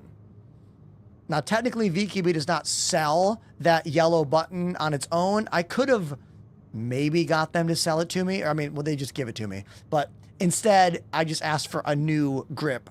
So they sent me a brand new grip. It's down here. We are going to attach this grip right back onto my stick because the Gladiator and the Gunfighter grips are interchangeable. You just need to pull out the twist module. The way that these sticks attach to the gimbal is slightly different. So all I have to do is undo 6 screws, pull the joystick apart, and pop in the different twist module. It's very easy. We did it on camera the other day. So I'm going to do this probably tomorrow, or maybe I'll do it on stream if I feel like it. But the ultimate takeaway is don't put the brake on that rapid fire trigger. I've already moved brake to the actual big red trigger, which is much more durable on the inside of the stick. So hopefully that is the move to fix it. You can do exclamation joysticks hermit in the chat to learn all about the joysticks I use. And if you want to watch a 7-minute video that goes in detail about everything you see here, type exclamation desk in the chat. Or just ask the question, because what else am I doing but answering questions? I mean, that's what I'm doing. I use rudder pedals below my desk. Yes, for this function. My rudder pedals are for roll. I've been using rudder pedals for roll for, let's see, going on almost 3 years now. I used to use right-hand twist for roll, but I started developing some wrist issues a couple years ago, and in an attempt to limit the amount of right-hand wrist things, I got rid of the twist on this stick and put that to the feet axes. And at first it was a bit weird, but now I love it. I mean, look, I'm a drummer. I'm used to using my feet. Like, we use our feet to play the drums, and now I use my feet to play video games. Makes perfect sense.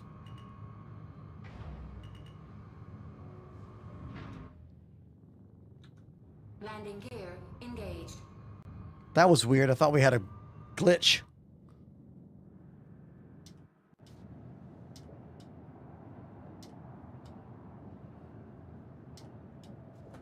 Smash!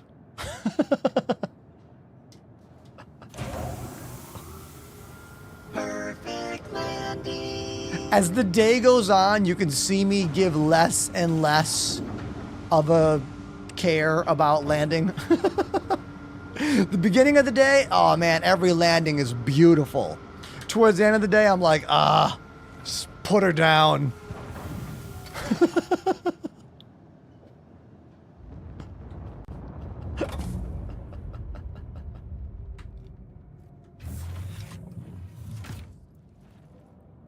Can you carry me? Yeah, sure. Join my Discord. Here's all the links.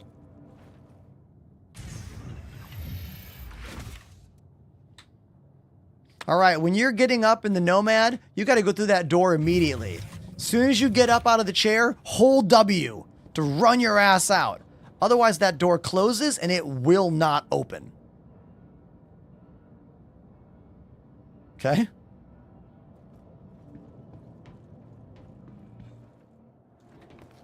Yeah, anyone that's used to real flight simulators, like real planes, putting twist on your foot pedal sounds like insanity. But I've never flown a real plane, and nor have I ever played a atmospheric flight sim game.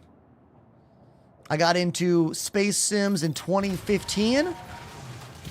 Technically 2014, I got obsessed with playing Everspace. And then Everspace was so fun that I wanted something that was more. And then I looked into the market and I realized Elite Dangerous was a game that had more, and that became my obsession. And I got a pair of T16,000. I got the T16,000 HOTAs originally in 2015. And that's when I learned to play space games and fly. And I was obsessed with Elite for many, many years. The Elite Dangerous devs put a base in the game, and they named it after me. It's called the Ender's Enclave, and they sent me this really cool, like, plaque.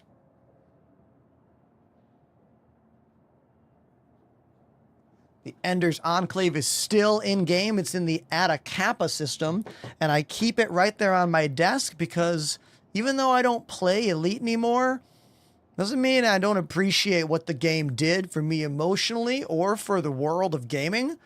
And no other dev has ever put something of me into one of their games. You know what I mean? So I'll always be appreciative of Frontier Developments for doing that. Always.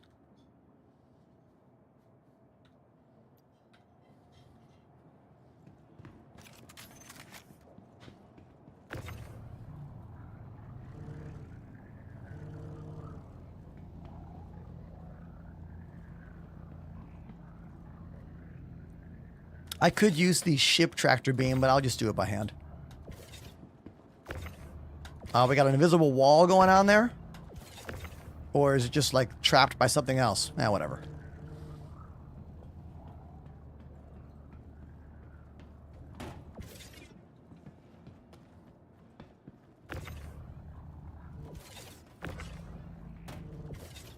Cargo grid is good. It's way better than it used to be, but it still gets awkward at times, you know? But it has gotten significantly better over the years. And I guess that's all you can hope for in a game like this.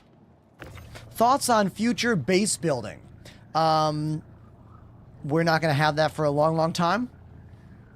I don't even think we're going to have that for version 1.0 in the game. I mean, maybe we will. But base building in Dune is amazing. If base building in this is like base building in Dune, it's going to be sweet.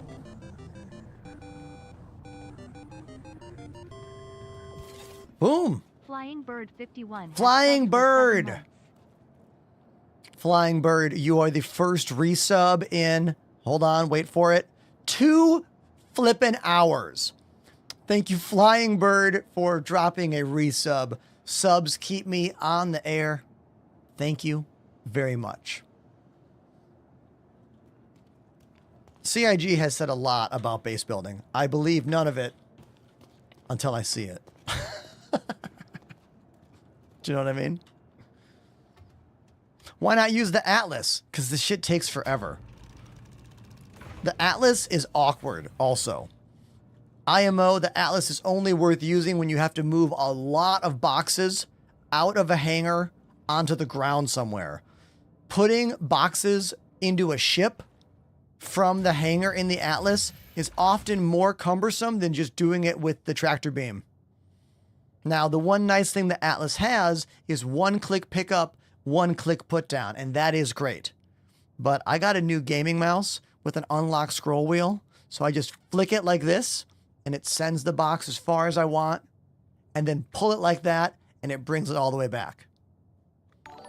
The Razer Basilisk V3. Not sponsored. It's just a really cool mouse that's tactile when you move slow, and then full unlock when you flick.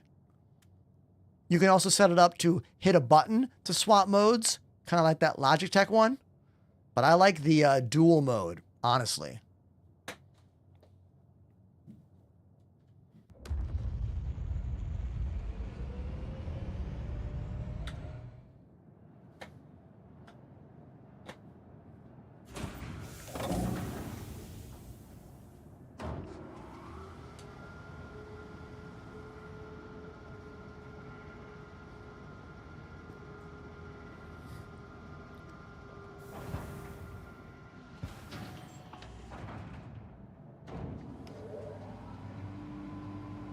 Has anyone in the chat watched Fear the Walking Dead?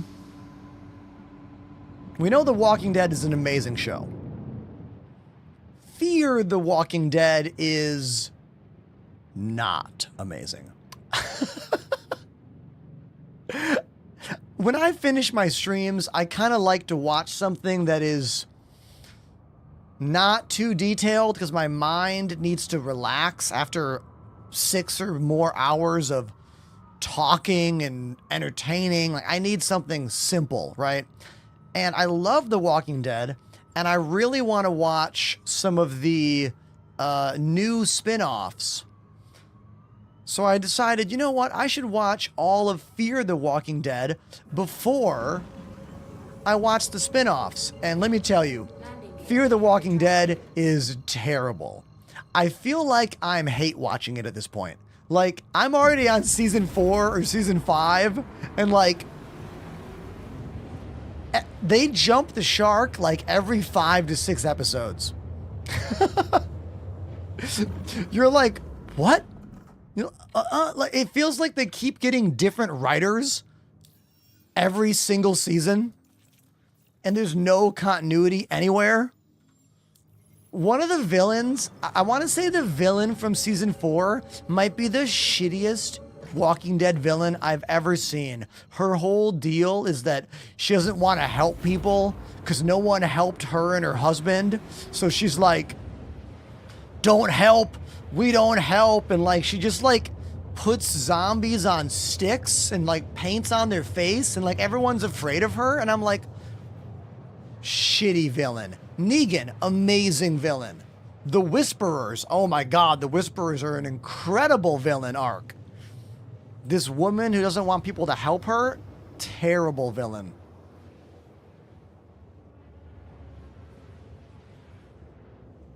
The nuke arc was baffling. Dude, that's where I'm at right now. I'm on the season that begins right after the nukes went off. And it's just so bad.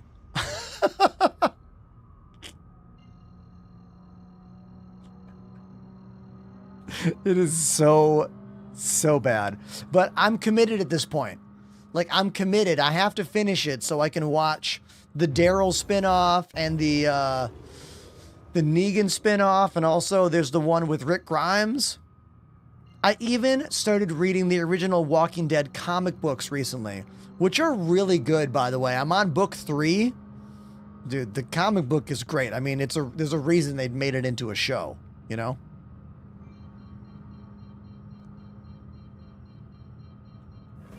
If you're someone that uses Amazon Prime, and I think a lot of you are right now, there's an Amazon Prime service called Comixology. Comixology gives you tons of free comic books every month. This is not sponsored. Tons of free comics every month and discounted comics all through digital means. So if you read on an iPad like I do, or a Kindle or whatever, and you're into comics, check out the Comixology. I'm literally reading The Walking Dead for free right now.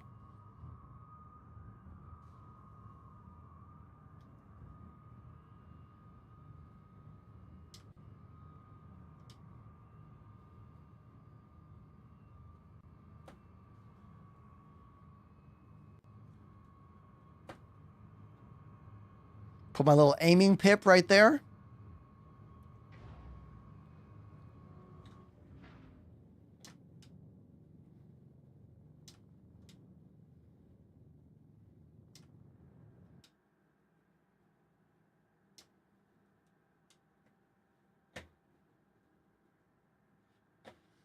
This thing is so bouncy.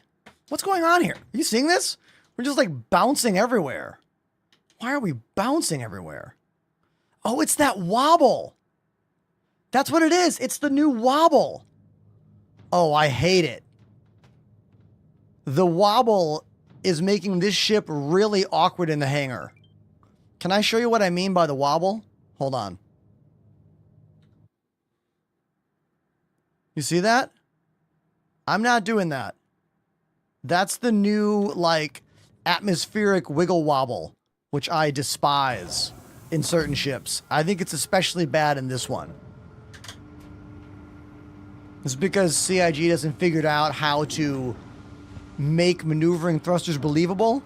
So instead of having ships that float unbelievably, we now have ships that wobble a bit uncontrollably. Again, if you don't hold W as soon as you get up, you're trapped in the seat here. Reno de Bambino, great name. Welcome to the show. Hold W. Do it, do it, do it. Shit. Are you... Let's try again. Let's try again. Here we go. Here we go, chat. Here we go. And hold W. Hell yeah. You can't get off your ship? What are you, a loser? Sorry. Oh, man. You can tell as we get later into the evening, this game just, like, does something to me.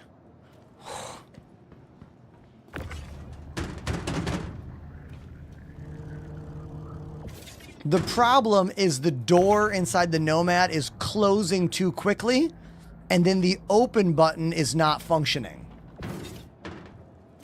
Wait a minute. What station am I at right now?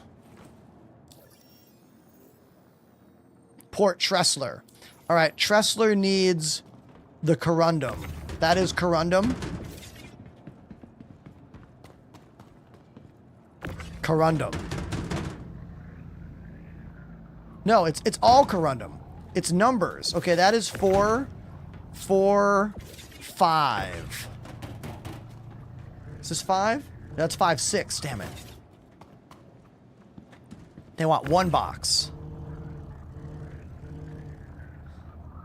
I can put off sleep no longer. All right, dude. Get some sleep. Good night.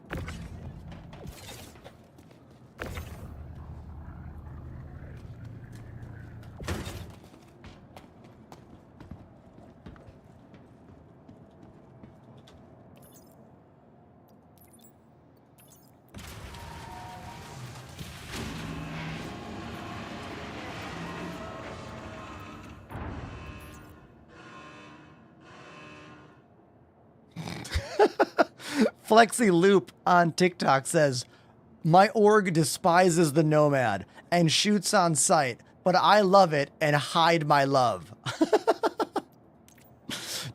Let your love out, dude. Don't be ashamed, all right? I don't know how old you are, but I've learned something in my many, many years. Don't hold back, dude. Not when it comes to love. Let it out.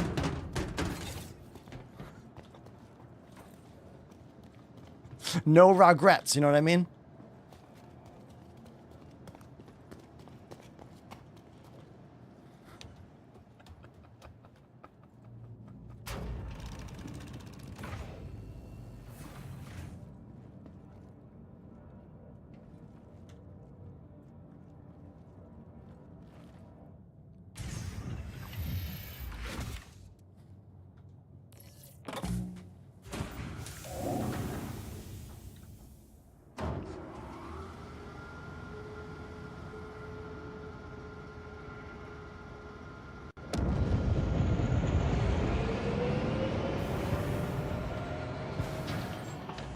What's going on here?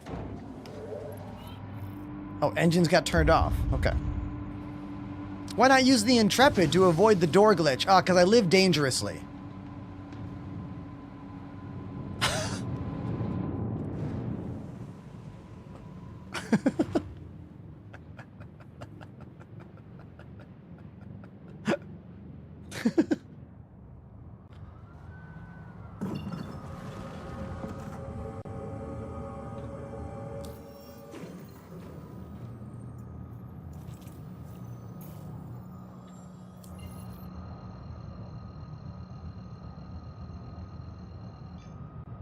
Go.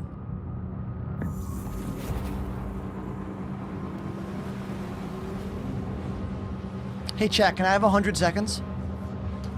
Can you talk amongst yourself for 100 seconds? I'll flash the cameras for you, all right? Here you go. Don't go anywhere.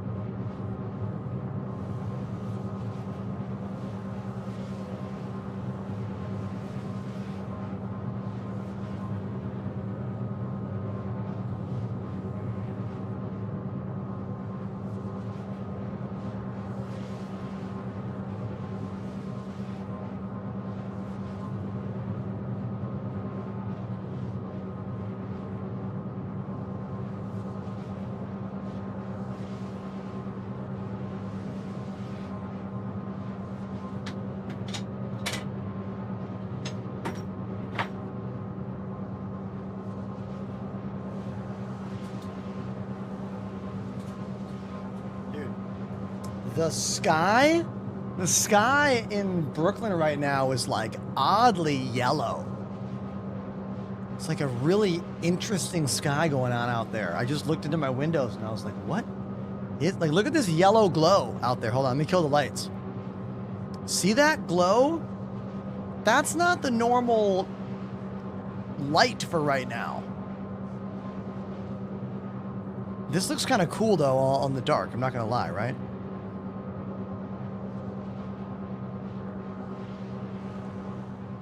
Okay.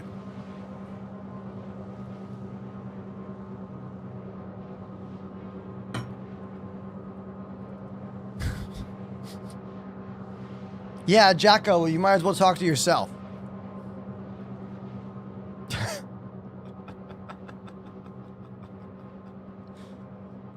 Okay, so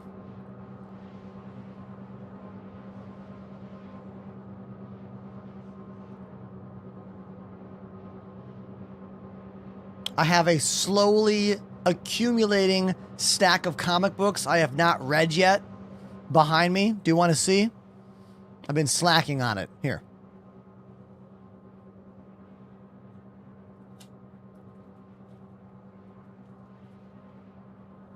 We got Mutant Nation issue 7.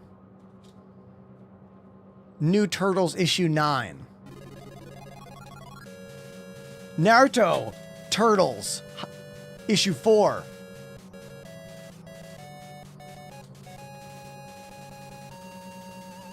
Last Ronin part 2, 5. Hey, thanks for the raid, my dude. Who is this? Connected? Connected, thanks for the raid of 18. Appreciate that. Just going over my comics I haven't read yet. Mutant Nation, issue 6. New Turtles, issue 8.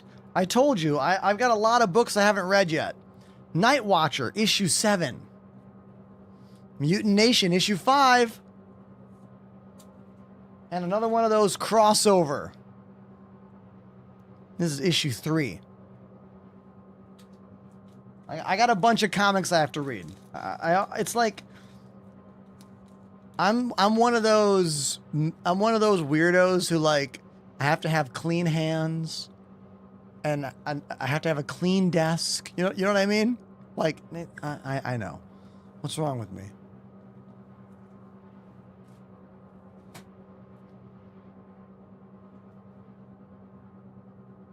Untamed Wolf, I actually know, like, nothing about the Naruto comics or the world of that character. Like, I know nothing about them. So that Turtles crossover series is going to be my first time. Have you read or seen The Expanse? Oh, dude. Look what I have behind me.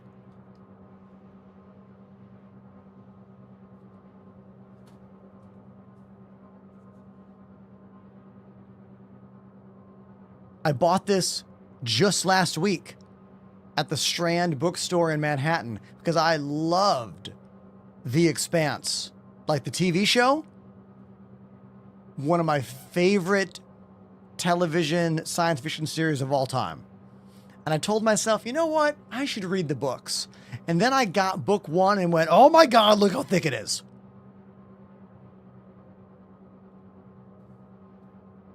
Book 1 is 600 pages.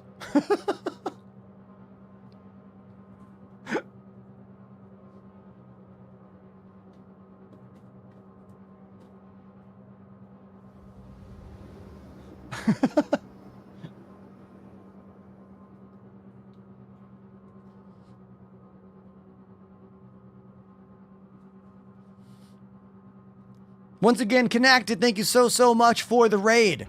All of your friends out there, my name is Ender. How you doing? I live in Brooklyn, New York, and I mix gaming and music together into the same show. I'm normally about done with my stream, but we got a raid from Power GPU of a bunch of people, and I was like, you know what? Let's go a little bit longer for fun. So that's what's happening.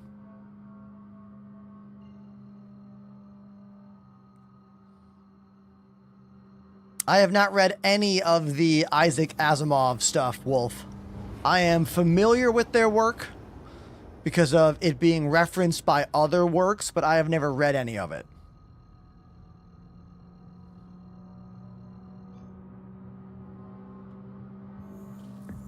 Sounds like that writer wrote an expansive book.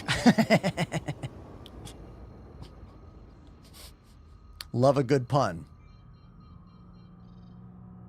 I mean, I think the reason, it's pretty obvious when we break into it, the reason that The Expanse blew up so much as a series is because even though of all science fiction, we can agree Star Trek creates the best version of the world that we all want to live in.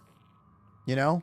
We all want to live in a world where like technology is literally magic and classist and sexist and money is all gone and we're just in the pursuit of knowledge and happiness. But that's not human nature, sadly. It's not realistic. The Expanse is a great example of what spacefaring world will probably be like, which is a hellscape of greed and sickness and sadness, you know. And The Expanse does a really good job of showing that.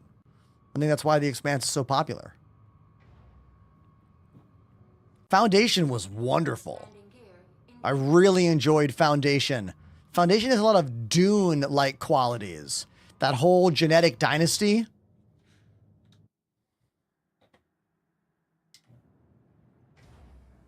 I also really like the actor who plays the like leader emperor, you know? Perfect landing. I forget the name of that actor. Yes, Lee Pace. Since I have a bunch of nerds out there, look, I know we all are. Have you guys ever watched Halt and Catch Fire? That was a series on, I want to say, A&E, maybe a couple years ago? Or maybe it was on TM's, I forget. Halt and Catch Fire was the name of the series. And Lee Pace is in that show. And it's so good. Oh my God. Like, the show, to put it in a nutshell for you, is a fictitious telling of the first laptop. How was the first laptop created, marketed, and sold? That's the concept. And then in subsequent seasons, it moves into other kinds of technology, like the internet and online gaming. And it uses this wonderful mix of real life technology and companies with fictitious ones as well, which is a really cool mix. And it was very good. I'm not going to lie. I cried in one of the last episodes. It gets sad. Oh, I love that I have some fans of it in the chat. Yeah, good show. Halt and Catch Fire is an OG computer command line code, which basically means that you are, I believe it has to do with halting the coolers, or it's either halting the cooling on old-fashioned spinning drives so they spin out and burn out and die, or it's like over ramping the RPMs on old-fashioned drives so they spin so fast they catch on fire. It's one or the other. Does anyone in the chat know the exact answer there or want to look it up for me?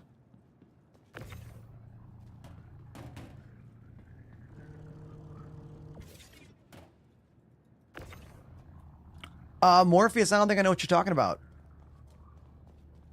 What you talking about?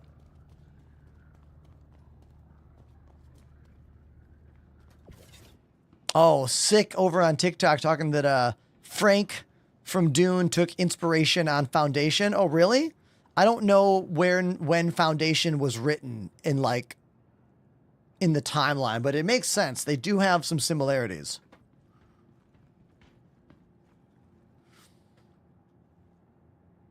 How do I say your name? First time chatter. Letien Kananaran? Dude, I think I butchered your name. Welcome to the show. Andrew on TikTok arriving a teeny bit late to the conversation. I have not read the Expanse novels, but less than 5 minutes ago I showed on screen that I have the first book on my shelf behind me. Just haven't read it yet. I'll get to it one day. It's a plan. Foundation was written in 51. Ooh. See, I love that. Lawton. Got it. Thank you, man. Speaking of old science fiction books, another book on my list to read one day is Hyperion. Anyone ever read the Hyperion book or books?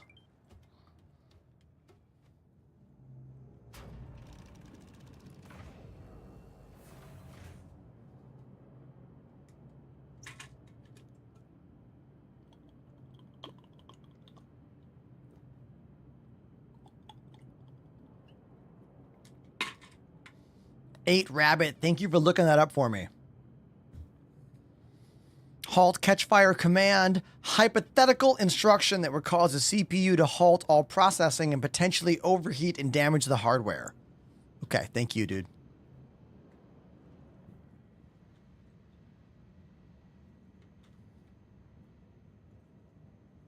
Rob Doc knows Hyperion. Okay, cool. That's one of those, like, classic books.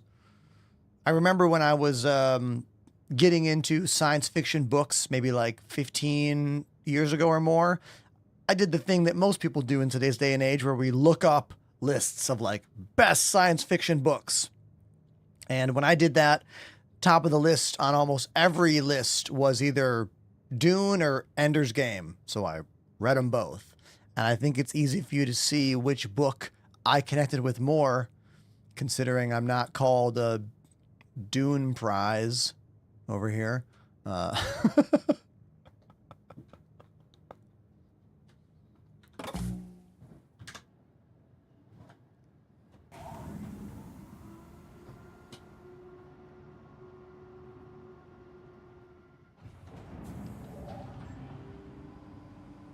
Although I do really like the Dune game. Dune Awakening is an amazing game. So fun. Interesting. Chock full of lore. Like, I've played a lot of movie and book tie-in games that seemed like a cash grab. And from my time playing Dune, which is about 35, 40 hours now, most of it off stream, none of it feels like a cash grab connected to the Dune world. You know? Like, none of it. And that's cool. In the chat, give me an example of a game you played that was a tie-in to a movie or a book that just felt like shallow and didn't need to have that connection to it. Any examples? Oh, Jackal, I've read every Ender's Game book except for the newest one, which is actually from the Bean Shadow series. I have not finished it yet. I'm only on the first couple paragraphs. I need to like refresh myself with what happened in Shadows in Flight, which was my favorite of the Shadow series. That's the final one. But then 10 years later, a new one came out. It's right here.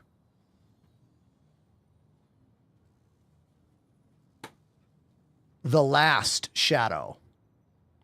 The Last Shadow. It is, as we know, now the final book in the Shadow series, which follows Bean, not Ender.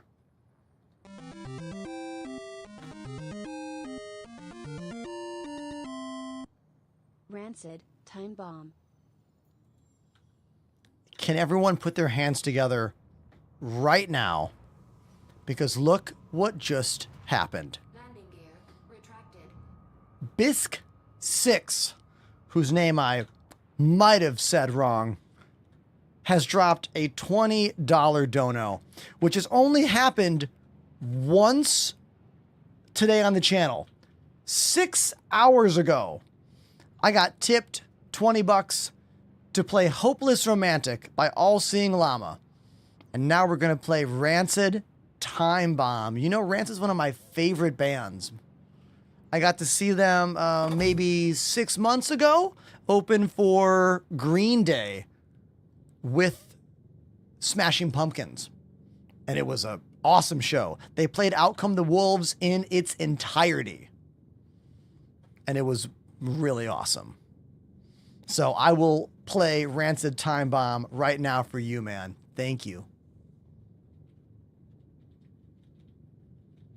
It's funny when I think about Rancid as a band, because in the beginning, I didn't like them.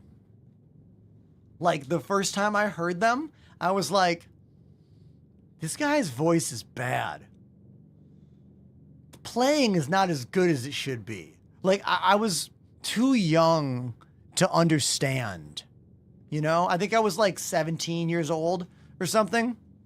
16, you know, an idiot.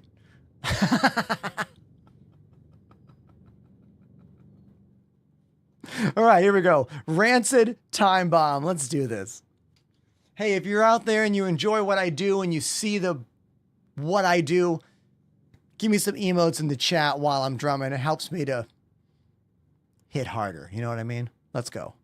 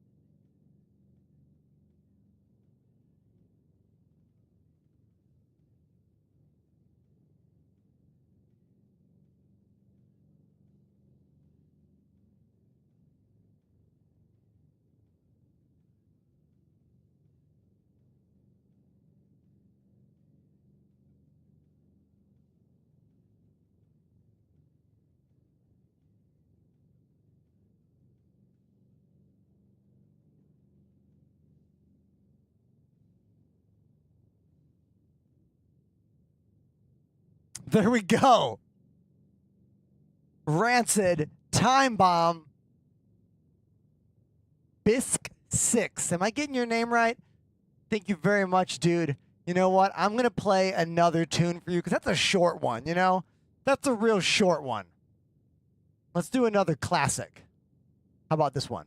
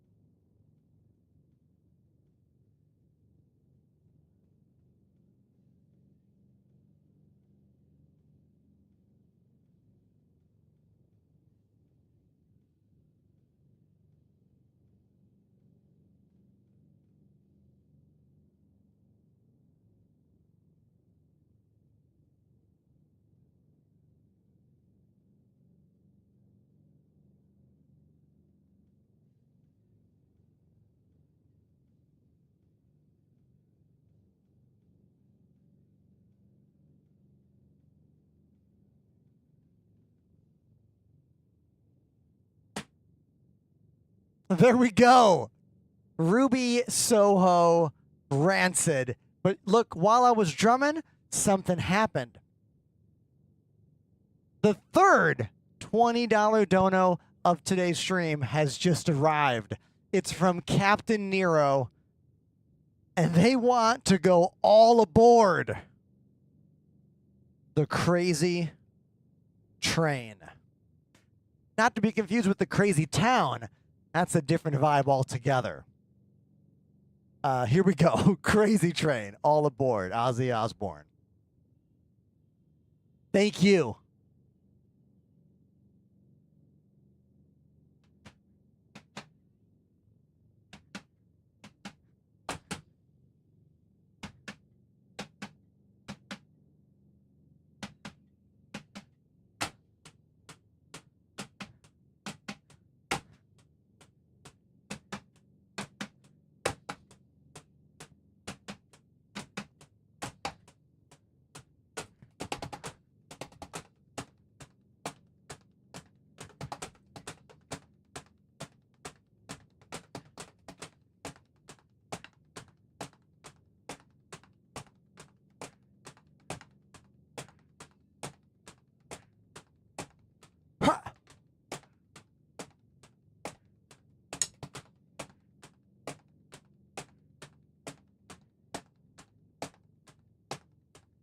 And I love. Ha.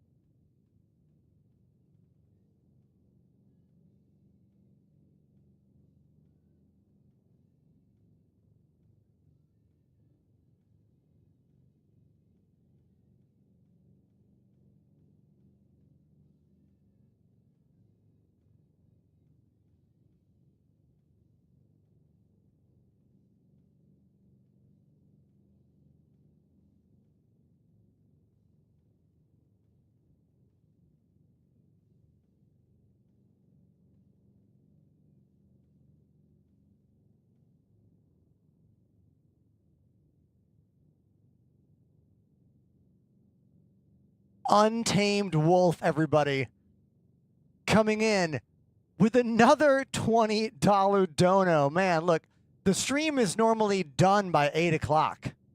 I'm normally done, and we're 20 minutes over my time, and a bunch of drum requests are coming in. This is really cool of all of you. Thank you for being so kind, so generous to me. Let me get a drink of water, and then let's play this next tune, which is what? What is this? Tick, Tick, Boom. That reminds me of that band Saliva. It's not that version of Tick, Tick, Boom, is it?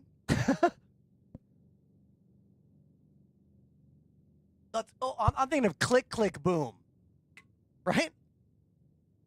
Or is it Tick, Tick, Boom, right? That's a new metal song, right?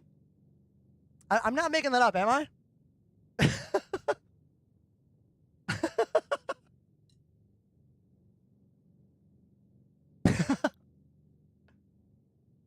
So once upon a time, I was playing a show in Texas with the Toasters, and someone walked into our green room acting like we all knew who they were. And they were like, "Hey, what's up, everybody?" And we're like, "Oh, hey, dude." And he's like, "Oh, can I get a beer?" And we're like, I guess." And then he left, and one of the people at the club was like, "Oh, yeah, that's the drummer from Saliva. He comes here a lot." And we're like, "Okay, well, can you ask him to not steal our beers?" True story. Okay. The next song is Tick, Tick, Boom from The Hive. I don't know this one. Let's see what it sounds like. Oh, The Hives! Yes. Love The Hives, but the plural is, you know what I mean? Okay. Yes, I know the song now. A little bit. I've never played it before, but I kind of know it. Here we go.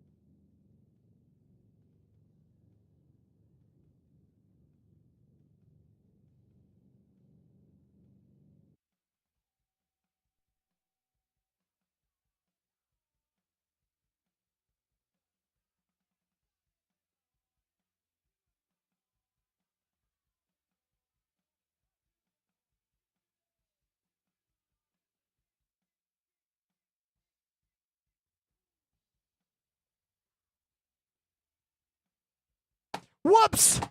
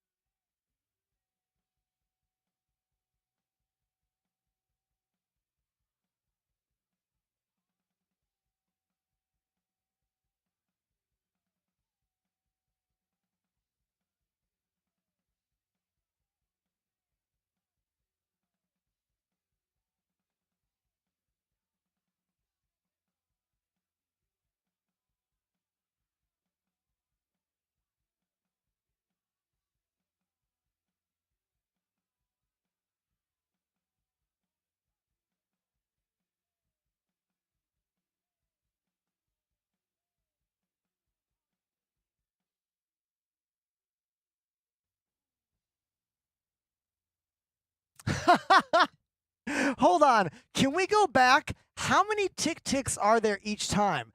It's like not the normal amount to fit into the phrase. Can we count them?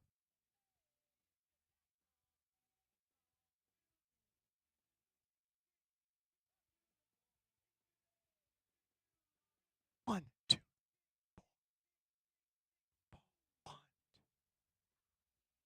Oh. 3, 4, 2, 2, 3, 4.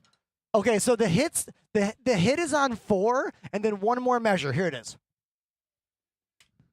1, 2, 3, 2, 2, 3, 4. 1, 2, 3. Ah! One more time. One more time. Hold on. I gotta get it. I gotta get it.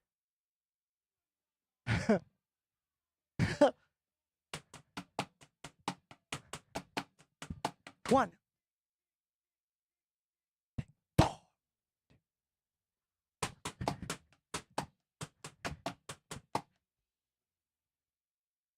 Yeah, there it is. I love this comment. Do you ever get noise complaints? Next comment. Bro is a professional upstairs neighbor. I do have neighbors through one side of my wall, but there's no one that lives underneath me.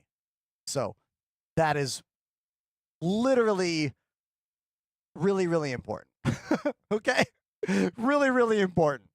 Because if you play drums in an apartment or a house or whatever, the stomping of your feet is like, no matter what, this is a pretty quiet electronic drum set, but still, this stomping is like you're jumping or dancing on the ground. You know what I mean? So if you live in an apartment, you got to find out when the people below you are not there, you know, or go somewhere where there is no one below you in the apartment. Nero says, I wish I had the skill to learn to listen to music and adapt. Man, it comes with time. I have been playing drums for 30 years now, piano for 35 years. I went to Berklee School of Music. I have had lots of professional lessons outside of that during high school, and I'm also a music educator myself. I've been teaching since I was in high school, and it was my full-time gig before streaming became my full-time gig, you know? So let's talk about the kick drum pad. So this is not a new kick drum pad. This is still the same one, but I found a way to contort it so it won't fall out. But I'm still waiting on an Amazon replacement for this pad because it's kind of broken behind it. So it's working fine for now, but I have a new one coming in the mail. Getting the official ones from Roland is just impossible. They are not on any storefronts. I don't know if that means they're changing the design or if they're having supply issues on their own. I don't know, but I had to go with a third-party one that it's still taking time to get here. So, yeah. But hey, thanks for these drum requests. That was really, really cool of all of you. Thank you to Untamed Wolf, and thank you to Bisc6 as well. Thank you.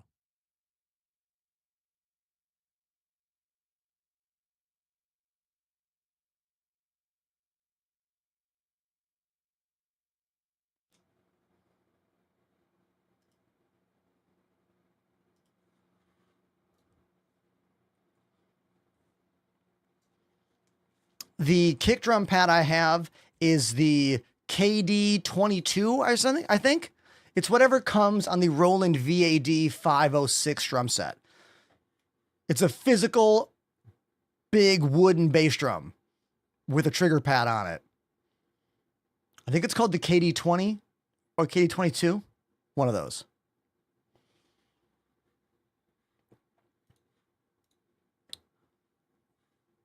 Okay.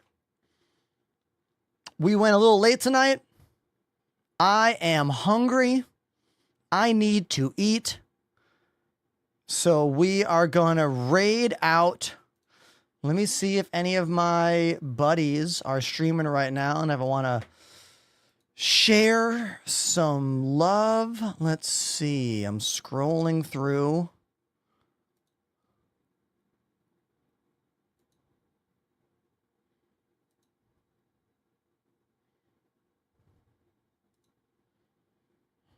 Give me a second here.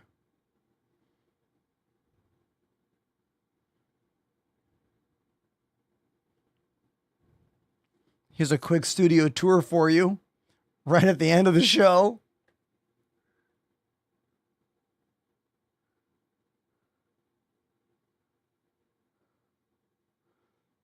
You know what? I think we should raid Lainey's school tree because she is super talented. Okay, this is who we're gonna raid. We're gonna raid Lainey.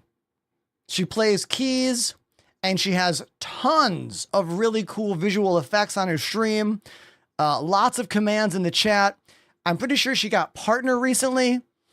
And yeah, we're gonna raid her right now. She has a whole spaceship theme, by the way.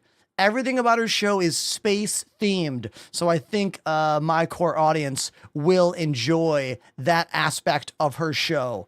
Lainey School Tree. Hold on, let's do that. Don't go. Let's go together, chat. Let's go together. We're gonna give her 3 times her viewership. Right now she has 57 viewers, and she's about to have 200 more. So everyone, thank you for making today a really great stream for me. I had a wonderful day. I hope you did as well. Please follow me on social media. I'm on Instagram, Twitter, TikTok, and YouTube. I post videos every single day, and your likes and your comments help more people to find me, to find this place. You know? That's the hardest thing in my job, is getting someone to give me a chance. It's really difficult. So, if you want to help me out, you can. Hopefully, I'll see you tomorrow, live, starting at 2 p.m. Eastern Standard Time. That's it for me. Have a wonderful night. I'll see you soon.